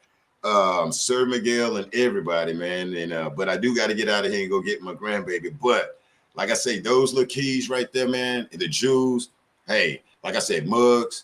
Learn Facebook, a business page. Go over there and look at my business page. Don't look at the likes. Damn, you got 1 like on there. I can take 1 post and you say, Jay, they got three likes on it. Come back in 3 days and watch me have 5,000 likes on that from people around the world. So don't pay that no attention. I always can social proof it whenever I want to get I can go tomorrow to my Facebook page and sell mugs with anything because now I get the secret. I get the secret. I ain't got to worry about nobody, man. And you can go over there any day, bro, and buy you and your son a mansion. To this queen up here, all these queens, and spend it, bro. You can get however you want, man. You just got to jump out there, listen, and get it. Like I say, I can go tomorrow and start a mug campaign and damn near have $20,000 by the end of next month by taking $500, setting up this free store, dropping a logo or something on there. And you out of here. How you like, how I'm gonna pay this? And you out of there. So y'all remember that what I told you, okay? Wow. Just remember what I told you. It's something simple like that where you can become, hey, financially able, man, at any time when you get off your behind or leave stuff back where it needs to be, leave the past. I have a lot of stuff. I can be cheated on, babies pinned on me and all of that. And when God peeled that back right there, boy, these people look like he used to. God, put that under your damn shoe, on your ankle, whatever. That's pruning. He think he would. And guess what I do? I'm do like this, like I'm on the football. Like Kale say, boy, you run into the touchdown and people are killed. And they pull you back. Hey, run to the damn touchdown and don't let them pull you back, okay? I got to get out of Thanks here. for the blessing, man. Thanks for the jewels, man. Like you say them 5 things again, Black CEO, before you go. Say them 5 things again. 5 things. Never sleep once you get to going, right? Go to Dollar General. Get you 5 notebooks. That got me going. I went in there. Don't touch these notebooks. Get you some ink pens and know it's for whatever you finna do. Like I say, coffee mugs. Understand who like a coffee mug, who like dogs or whatever. But never sleep. Invest in yourself. Sacrifice and network. But the network part is you say, man, we need brothers and sisters. It may not be the brothers and sisters that you need to network with. Right. Don't let that get you twisted up also. And you don't mean no Not gonna harm. be the brothers So and sisters. don't let that get you twisted up. You have to move away from, we need to come together. And then once you move away, you're going to see some people over here like, damn, we need to come together because you're doing this. But you got to let in your mind, God is working with me. You know, I don't mean no harm. But you got to go ahead, leave it, and go get it, man. Like I said, a t-shirt, something got to spark it off. Go get you some notebooks and write it down. Damn, I'm going to set up a store. I'm going to go get me a polo shirt with my name on it. Take your time and check it off. It's a business plan. If you don't go by a business plan just by raising up, it won't work. It won't work. And that's like you go to McDonald's these days. Guess what you say? The damn food nasty. They're not going by the business plan. This younger generation not going by the business plan. And like Unc said today, what he said about Chick-fil-A? They going by the business plan. What that brother said earlier about that? They going by the business plan. Your business plan, it be in that little notebook. Get me that t-shirt and this little stuff, and you sit up at night and you write it, and then you sit your butt up on a Sunday night where everybody's asleep. Let me find a damn store on here where you got cups, mugs, or t-shirts or whatever, and do it. And once you get it, figure out how to market and promote. And that's a social media platform that lets you run ads. And whichever one you want to run on it, you stay your butt and your ass up all night learning how to do it. If your butt ain't hurting, your hip, your whatever, you ain't doing it right. You ain't sitting there long enough. You don't want it. You got to go serious. You damn man. Like I say, y'all, prime example, Vine, I thank you because you came through and said, I hope you feel good, Black. That's part of the wear and tear like 5 and 6 years ago when y'all seen me where I was up here with it, man. So you just got to grind, never sleep, invest in yourself. And that ain't got to be money, but let it be money and sacrifice. You know what I'm saying? Here, you might tell her, look, baby, I'm going to see you Thursday night. Well, baby, I want you. Tell that guy now. I'm supposed to be up doing this. And guess what? Sometimes I make more money than a nursing practitioner, like in a month. Sometimes a damn police, and you'll be making more money than all these people, man. And, you know, you'll be in another stratosphere. But start small, get you some notebooks, write it down, and boom, you'll be there, man. And anything in the past, leave it there. And as you go, you'll see people, you know you're doing it then. So, yes, sir. So, other than that, man, I appreciate you inviting me. I hope I can come back soon, man, because I'm going to go back over and take these people balls by our damn queens. I don't play by our sisters, y'all. I don't play about our damn sisters. So, I appreciate you, and I'm going to get up out of here, man. I appreciate you coming through again, Brother Black CEO, man. Always a blessing. And, man, like they say, $1 million worth of game, you just gave it. Yes, sir. Man, all right. And y'all ain't got to call Master P on that, because Master P costs $100,000 just to sit down with you and talk to you, all right? Hey, so it goes over $200,000 to $100,000 that he gonna turn you on to, okay? And it's something you can do yourself. The same exact thing he did. Learn how to market and promote either on Facebook or Instagram, and then go to one of these online things that's free. That don't run out here trying to spend your money on extra t-shirts. Let them sign that contract online. Let them take the little percentage, and you'll see your blessings. So, and start off like that. Once you get enough money popping out of there, then you can go and start buying your other stuff because you got the bread instead of doing it backwards. So a lot of people ain't gonna tell you that, but I'm here to tell you that, and I'm out. Bless you, Black CEO. Bless you. Thank you, One Black love, man. CEO. All right, Uncle JB. No problem, Queen. Be safe. What's up, nephew? Thank you, man. Yeah. Dang, you woke up now?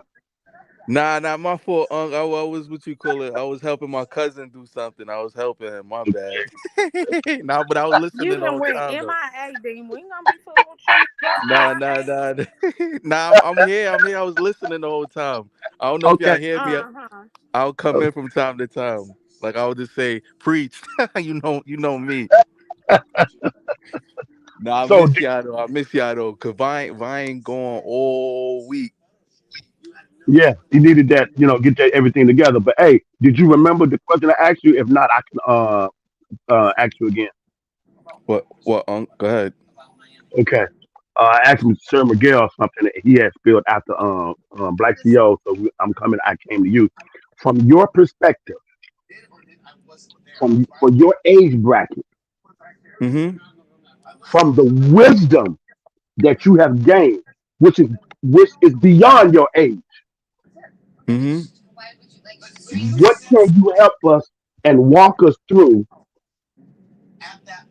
life success that brought you from where you used to be involved in and doing all your teaching and pedigree, lessons learned, failure, all of that that got you up to today where you at right now, and tie that into if you have to be sitting at the table with Mr. Kelly and some things that you can share with him that will be encouraging for him. But after you have seen all this stuff going on in the sector and all of that, Mm-hmm. what can you walk us through and give us maybe your top five? You might not can give us 10, but whatever you say right now, Uncle, today, I'm gonna tell you the five key things I can sit here and contemplate that got me successful moving forward to be able to take care of my family based on where I came from. All right. I'm gonna give you 5 characteristics that I feel like like what I abide by to get me to who I am today. I'm gonna give you 5 characteristics. One, I'm a man. I feel like I'm very a man of integrity and morals and principality. That's one. Two, I feel like I'm very loyal. People throw that word around too much, but like you can't just tell me that. You gotta really show me. Three, like I'm trying to choose my words. Look, I don't want to just throw anything out there because it's like Right, right. this ain't Because I'm nothing. gonna ask, You 'cause got I'm what I'm gonna saying? ask you, I'm gonna ask you to elaborate and just walk us through just a little bit. You ain't got to go all, do Mm-hmm. no thing, do no write no book on it, but just No, give us no, a I little get what you're saying. because you didn't always probably walk in integrity when you just flash back It, in the pages it, of your life. So what was the light switch that turned on that caused you to now I understand what is integrity and being honest, walking in that no matter what. And then that loyalty that don't come every day. You just don't wake up and just have that. And nah, that's a sometimes it's fact. not That's a fact. an example. You know what I mean? So I yield back. I think you got where I'm going. I yield back. All right, all right. With the integrity, like, all right, where I feel like I got that from, and where I feel like up until a point where I feel like that clicked in with me. I feel like I translating back, like just looking at my dad growing up, because apparently, like you know what I'm saying. Luckily, I'm one of those black males.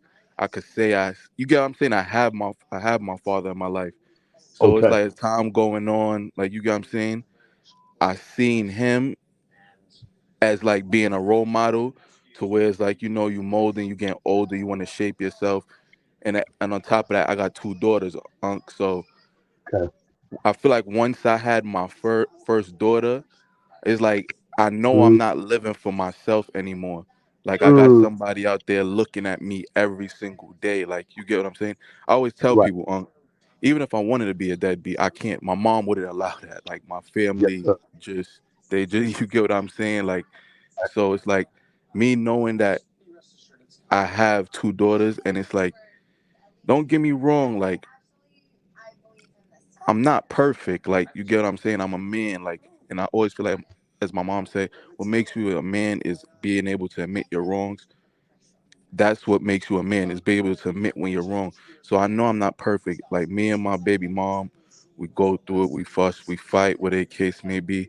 But in the day, like never allow anybody to disrespect her, just due to the fact of why you got what I'm saying, I have a child with her. It's like at the same time, I know, as I said, I know I'm not perfect. As a father, I feel like I can do better. You get what I'm saying? Like that's just me.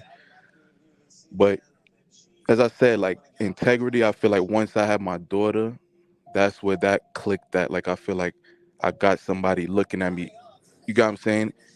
Every second of the day, and like just me, like me being from New York, our term we would say is like, excuse my language, like I don't like men that are D-riders. That's just me. Like, and I don't Right. ever want my child to look at me in that light. Like, you got, Right. like, to me, like, I'm at a point at my age, like, you got young guys, or not even, you got grown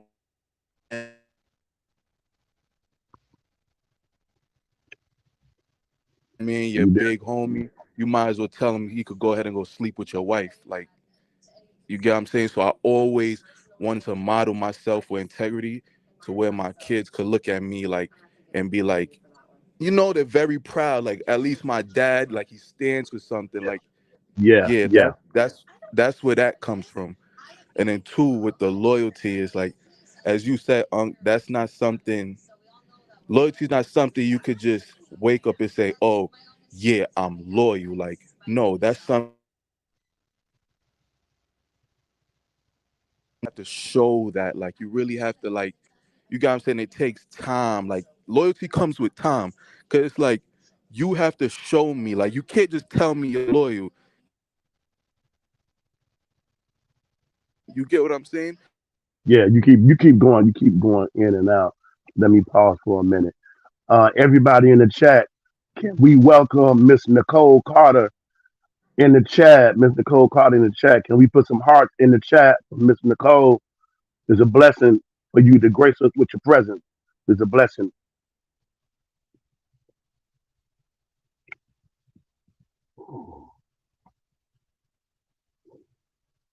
Well, like he got knocked out, nephew Vi, Lavish Lady. Like Dean got bumped out. His signal was going They intermittent. got bumped out. Yeah. Yeah, we finna be winding this segment down anyway, because it's almost 9 o'clock, Okay. and the other segment is already set up, ready to go. We're gonna Okay. go into the adult talk. We're gonna go into the adult talk. So I want the people in the chat to understand we have to end the live at 6 hours in order for it to save. Right. Last time we did the 24 hours straight through, and then it didn't save the live. So there was a learning process. So we doing it this time around. So all of the lives will be saved. So I want y'all to understand the next live is already in the queue, ready to go. So when this live ends, you just click right on the next live. It's the adult talk segment. You know, So uh, nephew Vi, Yeah, for clarity, do I leave out like we normally yeah. shut down? This live is gonna end. It's gonna be a whole new link. Okay. Okay. Okay. You already sent the checks out. Now I ain't sent it out yet. I'm gonna send it out. Oh, I'm gonna end this one probably like 5 minutes ahead, 5 minutes prior. Then I'm gonna okay. send the link out, and then we start back up. Okay. Okay. All right. my All right. my bad. My You good. service, my connection, I went out. But Okay. yeah, We back to what we we gonna saying. end, we gonna end the segment probably with you, so you can stretch it out to that time. For nephew Vi, pull on you. You know what I mean? You Huh? pull on your hand. You know what I'm saying? Nah, say no more, But yeah, nah. As I said, back to what I'm saying. Like, yeah, as I said, like, I always feel like if we never been through nothing, like, can't really, like, there's no loyalty there. Like, I'm not like, it's just that's just how I view it. It's like, yo, we have to at least went through something for you to show me a loyal. Cause it's like you got people that's looking in from the outside and could just speak on somebody's situation. Like, for example, like me, I never found it cool to where, like, this is something that just disgusts me when I see other men or females sleeping with, you know what I'm saying, like, your man. This supposedly, you call this your peoples, they ex, they girl, like, you got what I'm saying, Right. like, Right. that's Right. you know what I'm saying. But Right. you got people that would look in and then would speak on a situation that would be like, oh yeah, like, that could never, you know what I'm saying, that could never be me. But it's easy to say that if you never been tested or put in that situation. You get what Right. I'm saying, Unc? And Right. that's Right. just like, I say it's easy to sit there and talk loyalty when you haven't been battle tested to show me your loyalty. So And we that's see that that's in Mr. Kelly's sector. We see that. We see that like clear as day. And I think a lot of people, nephew, and I yield back immediately to you, they not they not understanding that you got to be self-aware of that and be prepared for that, how to navigate through that. And you put so much trust and weight in another human, and when they don't follow through with that, and you thought they was lost, some people get crushed and they never bounce back from that. Sometimes it turned, not all the case, but sometimes it turned them into a person that they don't even recognize when they look in the mirror. You know what I mean? And some of them being able to weather through that and recover from that. You know what I mean? And they're a better version of themselves and they move differently. You know what I'm saying? So yeah. Nino Brown on YouTube got this phrase where he say, and I said a moment ago, that blood makes us related, but he said loyalty makes us family. Hi, how are you? How much liquid courage have you had today? Well, my mom's in town, so she was like, last time we had that. I yield back to My you. go now, Uncle. You still Yeah, speaking? yeah, yeah. Go ahead. Yeah, I yield All back to right. you. My third thing, I feel like I'm a very mannerable person, and I feel like that could take you very far in life. Yes, you can. Like this is something my grandmother, like, I pride myself upon, and she taught me very young.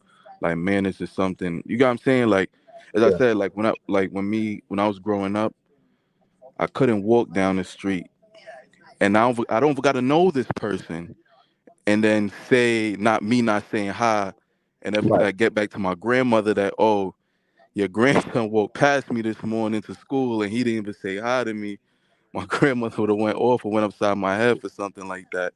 So it's right, like manners is something I really pride myself upon, and I feel like that's something that's very lost in this generation today. Because you get what I'm saying. You got this yeah. generation. They feel like, you get what I'm saying. Like it's just like like whenever you speak to me, I give you the utmost respect. Yes, sir. Like Yes, I sir. remember one time when I was saying what a case may be about, I felt like a lot of men have predator, and then you trying to school me on it, like what a case may. There's a reason why you got what I'm saying, we are Right. like that, and I sat there. You feel me? I never respected you. Yeah, That's yeah. shit. You got what I'm saying? That's how you feel. That's how you feel. You get what I'm saying? But Right, I remember right, you schooling me. You telling me. You got what I'm right, right, saying? But it goes back to, I said, like, you got a lot of younger cats in generation that would have probably went about certain things disrespectful. They feel like right, they don't know how to take constructive criticism. You get what I'm saying? And I'm right, very, like, I'm a man. Like there's nothing you can do to make me feel uncomfortable out of my skin. Like I right, very much view myself like as an alpha male. So it's like right, you could put me in a room full of anybody. I'm not gonna feel like right, any different. I feel like I gotta show out or be something I'm not. Like I'm very much me. Like that's right. that. Then four, like another, like I'm trying to think what would be four. Like we got integrity, loyalty, and mannerable. Basically, manners. Trying to think what would four be. All right, I'm not gonna use a characteristic trait this time. What I feel like my success, but I feel like Kels could apply to his situation because I'm not gonna use a characteristic. This is me. I feel Right. like sometimes you can't allow your heart to be too big. And in his situation, we seen that. Like when he poured his heart out on the Gayle King interview, he was Hmm. saying, I forgive, I forgive, I forgive, I forgive, I forgive. Sometimes, as much as you want to be like that, that could really be a downfall. And look at it. It's one of the things that winded up, you could say, being his downfall. Because there's times where we looking in from the outside, why the hell is Lisa Van Allen? You get what I'm saying? Why did you give her so many chances after We said all the earlier, breed? yeah, What you say, Unc? we spoke on that earlier. It's amazing that you just said that because we actually we pointed that out and deliberated on that a good while. And I said along those lines also that there's individuals in this world we have to safeguard our heart with. Mm-hmm. You just can't share that with everybody because they don't have the character and the maturity to Mm-hmm. reciprocate that back, and they just not there, and you can't make them be there as much as you care for them. All they see is to come up in the lick, Facts. survival mode. That's just what it is. Facts. Nah, it's a fact. Because sometimes it's like sometimes if it's like, yo, like people want to go 50-50. Nah, I'm gonna go 100. You gonna go 100. Cause Right, that's what's gonna really make. Nah, right, I don't want half of you. I want you to give me your all, and I'm gonna give you my all. And it's right, like Kel's probably looking like I'm gonna give you my all when you basically loving something that really don't love you back. You can't like, right. and Mm, that's people problem. You can't mm, force somebody to love you. Like you know what mm. I'm saying. That's just something that's Yeah, gonna come naturally and organically. And I don't yeah, ever want to feel like I gotta buy anybody love or right. feel like I gotta force anybody to love me. Cause I know who I am as a man and what I bring to the table and what I can offer. And at the end of the day, I'm not a liar. If I can't do something or certain things is not my certain things not my strength, I'm not gonna Hmm. try to fake the funk and Yeah, try to, you get what I'm saying, make it seem I like I believe can that. do this. Yes, yes, yes. That's why I believe that wholeheartedly. That's one of my things. Yes, sir. You spot Facts. on with that, nephew. You spot on with that. You That feel fifth me? one, think of it in the context of and kind of help us. Some of us, older, but we connect. We still can relate. We understand Hmm. when you break it down. But as you moved around in these streets, as this thing called life, Hmm. some of the principles that you wind up gathering that you see is the key to not only your success, but as you view people's in the industry of your peer Hmm. that you say that's one of the things they miss. You Hmm. might hear the certain other ones. You know what I mean? Like I heard little baby in the interview. You know what I mean? He done went through some things. He got his head space right. You know what I mean? And something Nipsey Hustle, some principle teaching some things he said. I'm like, wow, you know, Facts. people around you don't want to come up and want what you got, but they not trying to get the lessons to have longevity and quality of life because Ice T said a year back, Ice T said you got individuals who hustle to be seen, and then you got another class of people who hustle to disappear. Mm, that's fire. That's fire. Got two classes of people who hustle. Hmm. Ice T said one is the one that they got to be seen. They want you to see the picture on the Instagram and make all whatever. Hmm. But you got another class, the smart one. I think he was saying the smart other person that hustles is the one that's trying to disappear, not trying to be seen. Facts. Want to stay up under the radar. That's what I got out of it. I yield back to you. Facts. So So yeah, you look at based on all I said, man. What things you see, you look in the industry, Kales, others than your peers, that you have learned in the street to know that it's so. And it was one of your key principles of life that you won't deviate from. It's non-negotiable. You said was the ultimate success of where you at today and made it through the feds. What would you say that fifth one is? mm, fifth one. I'm trying to help you out. I'm trying to help you out. Mm, Because you went through some I stuff when you sharing a little bit on the fed. You went some things. You learned some stuff. You know what I mean? I And in the I industry, these jokers getting caught up left and right. Like you ain't learned nothing yet. facts. Jay Morant. Like, bro, what is you on, bro? Oh yeah. From the Yo Grizzlies. yo yo yo Are you yo yo yo are you back? I'm just saying with his situation. What makes me mad is like you got something that a lot of people out there wish they had and they would cherish it to the core.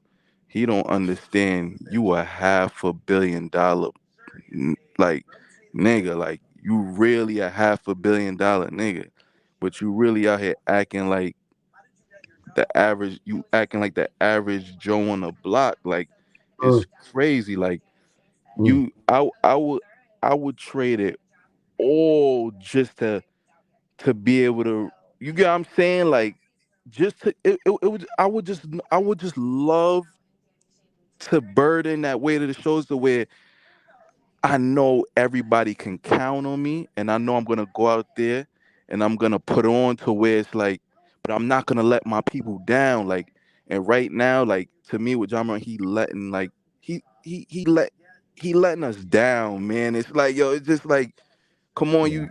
Not a lot of people get that opportunity you got. Like, you got a once in a lifetime opportunity, and I say you, and it's like you don't got nobody around. He don't got nobody around and be like, yo, shape up. Cause it's like, yo, to me, clearly you ain't no street cat. Cause it's like, I'm pretty sure once you in the streets, you gonna always have that one person that's gonna come and check you and be like, yo, bro, you get what I'm saying, Unc? Like, but I Right, don't know, right. maybe, but see, in my So you, generation, like, so you saying what I hear you saying is respect your humble beginnings and seize every opportunity moving forward from that. facts, Always respect your humble beginnings. In other words, always stay grounded and facts, seize every opportunity because I think it was a disappointment, for example, for his sister. It was you let her down. facts. You let her down. That's just Come on, my observation. With respect, with respect. You know what I mean? come Sometimes on, like, you got, yeah, yeah. now I'm saying, Unc, you like, come on, you like, as I said, you got street cats that they get the money, and then it's like, as you said, relaying back to the IC thing, you got people, you feel me, they do it, they hustle to disappear. That should be, you feel me, you should disappear to where like you don't want none of that negativity around you. But it's like, you Right. see, you got these motherfuckers now that's goofy to where it's like they grew up in a great home with you making all this money to go chill back on the block. I don't. Woo, man. Like, There it is. yo, Unc, you can never in my life get me to understand that. Like, to me, that's ignorance, and that's just straight idiot shit. Like it's like, yo, like it's like, what you hustling or doing it for? Like, like what you playing basketball for? Like, don't get me wrong, yeah, you love the game, but like, come on, you like right now, you got an opportunity to really take care and put your family in a position for generational wealth. But right now, it's like, yo, you squandering everything. Like, you lose your Nike deal, you losing all your commercials. Like right now, yeah, you got a guaranteed contract, but then after once that's up, ain't nobody gonna want to deal with you no more. Cause like you out here, like, come on, like, and it's like it's just a big slap in the face to where it's like, bro, you didn't but at least wait till 2 3 years or something. Bro, it ain't even been a month yet, and you back in the same mess. Yeah, yeah. Like, come on, that shit is just that shit is just retarded to me. Like, I don't know, maybe my thing is like, maybe it's just like I like I grew up like my mom. She had my sister when she was 17. My mom had me when she was 34. So you got what I'm saying. My mom was Okay. much older when she had me. So maybe it's like I grew up with parents to where it's like, yo, She experienced a little they more got life. Yeah, she they got spent a they little more life by the time she had to. feel me. And then it's like they like I grew up with parents that really got like that that old soul rubbed off on me. Like, a Right, lot of right. older people always tell me, they'd be like, yo, you got an old soul. Like, you just so laid back, calm. You get what I'm saying? And that's just me. Like, but like, I don't know. Like, And he that's just what they leave. mean when they use the word when they talk about Papa whoever else and they say you got good pedigree. You come from Hmm. good stock. In other words, you got good pedigree. And I want to read something to you because I don't know if you've been able to pay attention to in the chat. But Coco Chick said, Dean, you are so wise beyond your years. Praise to you, my brother. Thank you, Coco. Thank you. Much love. Thank you, thank you. I appreciate you, Coco. I appreciate you. Yeah, we got like I think what like I think nephew said 5 minutes till, so we got like 20 more minutes. So we Yeah, can man. stretch it out if you want to, or if you want to bring something or say something. I don't know, nephew, or if you want us to, you want me to keep stretching it out, nephew. Let me know, Big Vi.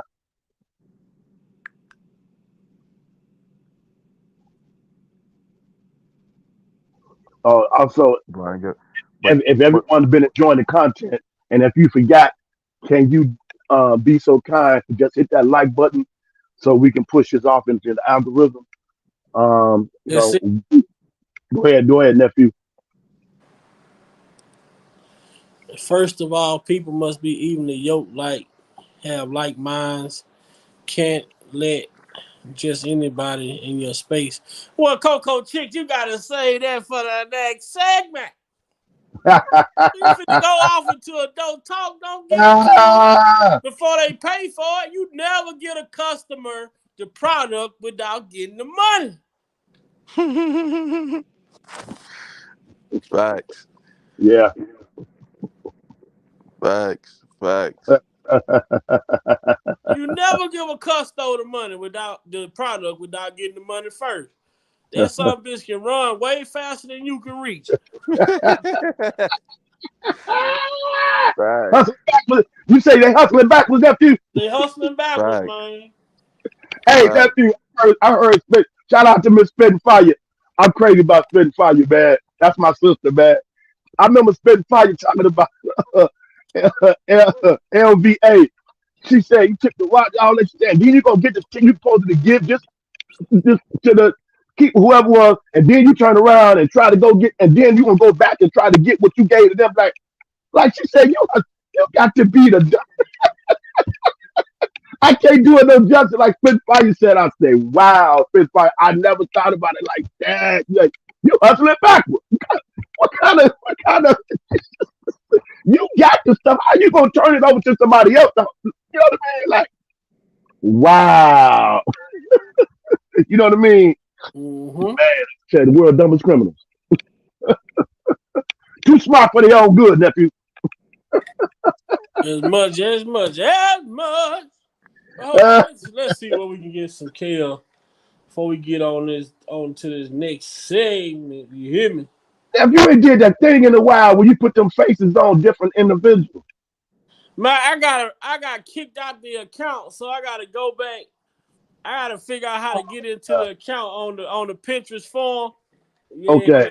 I've been chilling lately, man. Okay. I gotta get back into that account eventually. Because I had one for you to do the restaurant scene from Scarface. You need people like me. You need people like me.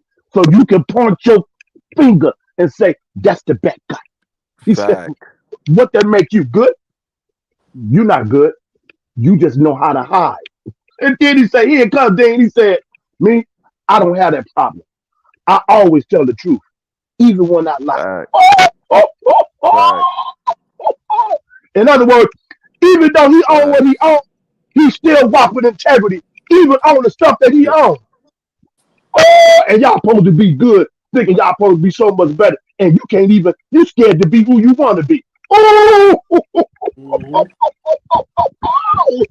Are you picking up what I'm putting down? D Wild, Spitting Fire safe. Spitting Fire safe over here. She's safe over here. Oh yeah, she's safe. It's okay, Coco Chick. Spitting Fire safe over here. Yeah. But I ain't never. Yeah. I ain't never cut off a motherfucker who didn't have it coming. Right. What Scarface say? Yeah. I ain't never cut off a motherfucker who didn't have it coming. Yes, he did.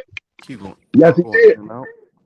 Yes, he did. I didn't like them motherfucker anyway. Yeah. Then you got your mic. Yeah. Nephew's loud was speaking. I was saying, and another thing.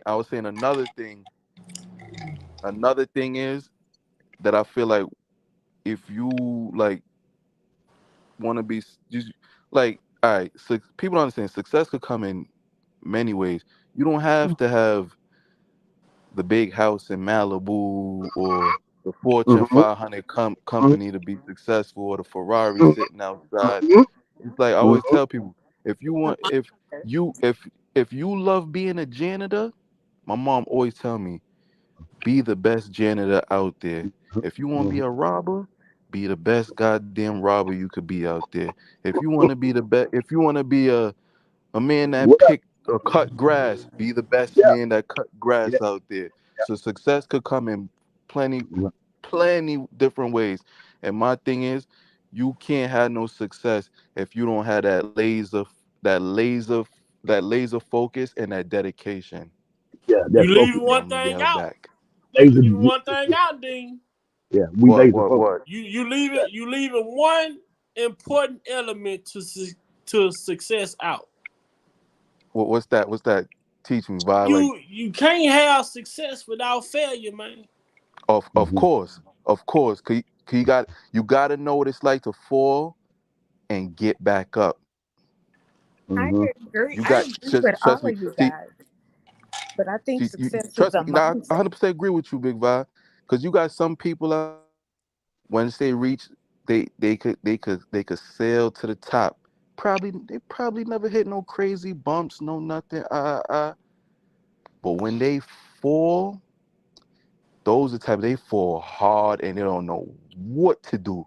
That's just like I remember I seen in the recession. They had this guy when the recession hit. He basically saying, "Yo, he didn't know what he grew up having." Like, and then once he got to you feel as an older man, he became. I think what he said he was worth $24 billion. So the recession hit, he went flat broke. And you know what that man wound up doing? Hanging himself. So as you said, you gotta know what it's like. You got what I'm saying? I agree with you. You gotta know what it's like to have failure. And as I said, there's some people out there that really don't. They don't really like. How can I say it? Like, I'm not gonna say people. Not everybody don't go through nothing, but you do got some people out there. It's like, yo, they probably had mommy, daddy to guide them everywhere to where they probably don't know what it's like to fall and be able to get back up.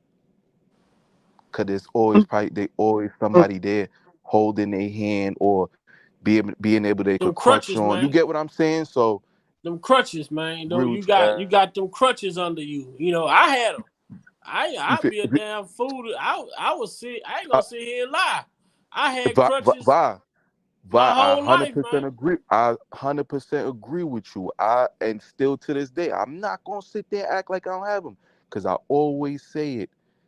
I got mama love. I'm not gonna lie. Like I always sometimes I be in my head like, yo, I don't know what I wouldn't do without that woman. Cause I'm not gonna lie. That lady always come there to my savior. As I said, like playing in these streets, I'm not gonna lie. Like you got what I'm saying? Like when you're in these streets, like just so thank God. I was always one of them fortunate people that every time I got locked up, even though I've been to prison before, but I always said every time if I have a bail, I had this in my mind. I know a debt, which is my mom, is gonna come get me. It's a fucked up way of thinking. I gotta, you got what I'm saying? Because there might come a day tomorrow where I Right. don't have my mom. You get what I'm saying? Got you. Especially I like got I changed my life. I'm not really, you know what I'm saying? But I'm you. talking about when you play in them streets, like, but it's like I always had that woman to depend on because I know she gonna come save the day. You locked up, or commissary come, or whatever the case may be. I know she, but you got what I'm saying? It's a crazy way of thinking because you can't think like that because there's gonna come a time where she's not gonna be there. So, but Let me that's say. just the way I was thinking. Let me say this. This going to start off the next segment of our adult talk. I'm going to pose a question that's going to go into the subject matter that nephew is starting off. Kind of let should be 50-50 and all of that. And what I'm going to ask is what we just got to talking about. That's going to segue into that. It's going to be powerful the way I'm going to break that down and tie that in. And you all going to probably relate to what I'm going to say. So I'm going to ask this question. What is the highest level of success that a person can obtain? Let that breathe and meditate on that. It's going to go on to the next segment. That's going to be very critical to answer that question and know what that is, chat. When nephew starts off, that kind of relationship be 50-50. It's about to blow your mind. You thought the first one had, you thought God was using me on the first part of this life. Wait till he turned me loose and the Holy Ghost stand up in me on this next one. I yield back to your nephew, Big Vibe. Okay. So how I feel, y'all. The next live is already is in the background. It's in the background, queuing up, getting ready to go. So I decided. Let's see how can we segue out of here. I appreciate everybody that's over here in the chat. I need for y'all to come right back. If y'all gotta go to the bathroom, y'all gotta go fix y'all a drink, y'all gotta go fix y'all something to eat. We got 9 minutes until the next live start. So if y'all gotta take care of your business, go pee, whatever you gotta do. Because for this adult talk segment, I need y'all here. I need y'all active fingers. I need them active fingers. I think I'm gonna open up the call-in line because I need to hear opinions. And the first topic, the first subject matter is, should relationships be 50-50? Or how do y'all feel about 50-50 relationships? I don't even say shit. I'm gonna ask people for. So if I say how y'all feel, that means individual opinions about relationships being 50-50. But Dean, I salute you, brother, because you came on these last 30, 40 minutes and spoke, and that's what I like to hear that from you, and for you to get on the platform and speak. You've been in here with us for over the last year, I want to say. You've been in here rocking with us, and I'm telling you, you can't sit in the background. You can't continue to sit in the background. You're going to have to make your voice heard.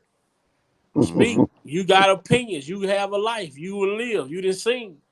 Don't be in the background listening, soaking up everything, and not active, not participating.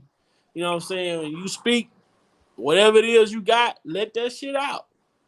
Somebody want to hear it. Somebody need to hear it. Facts. So just like me and Unc and Sir Miguel, J-Rock, everybody get on here and talk, lavish, classy. You got to start being more vocal, man. Let the people know. Before you know it, I look up, you going to have a platform. Facts. And that's my challenge to you. I need you to get more active, man. I'm going to have to pull up on you. Say no more. Say no more. Say no more. Say no more. All right. We got 2 minutes, nephew. 2 minutes and counting. 2 minutes and counting. Before we slide on out of here. Well, I just want to thank the chat and thank the panel and thank everybody that came through. Black CEOs, Sir Miguel. Shout out to Black CEO.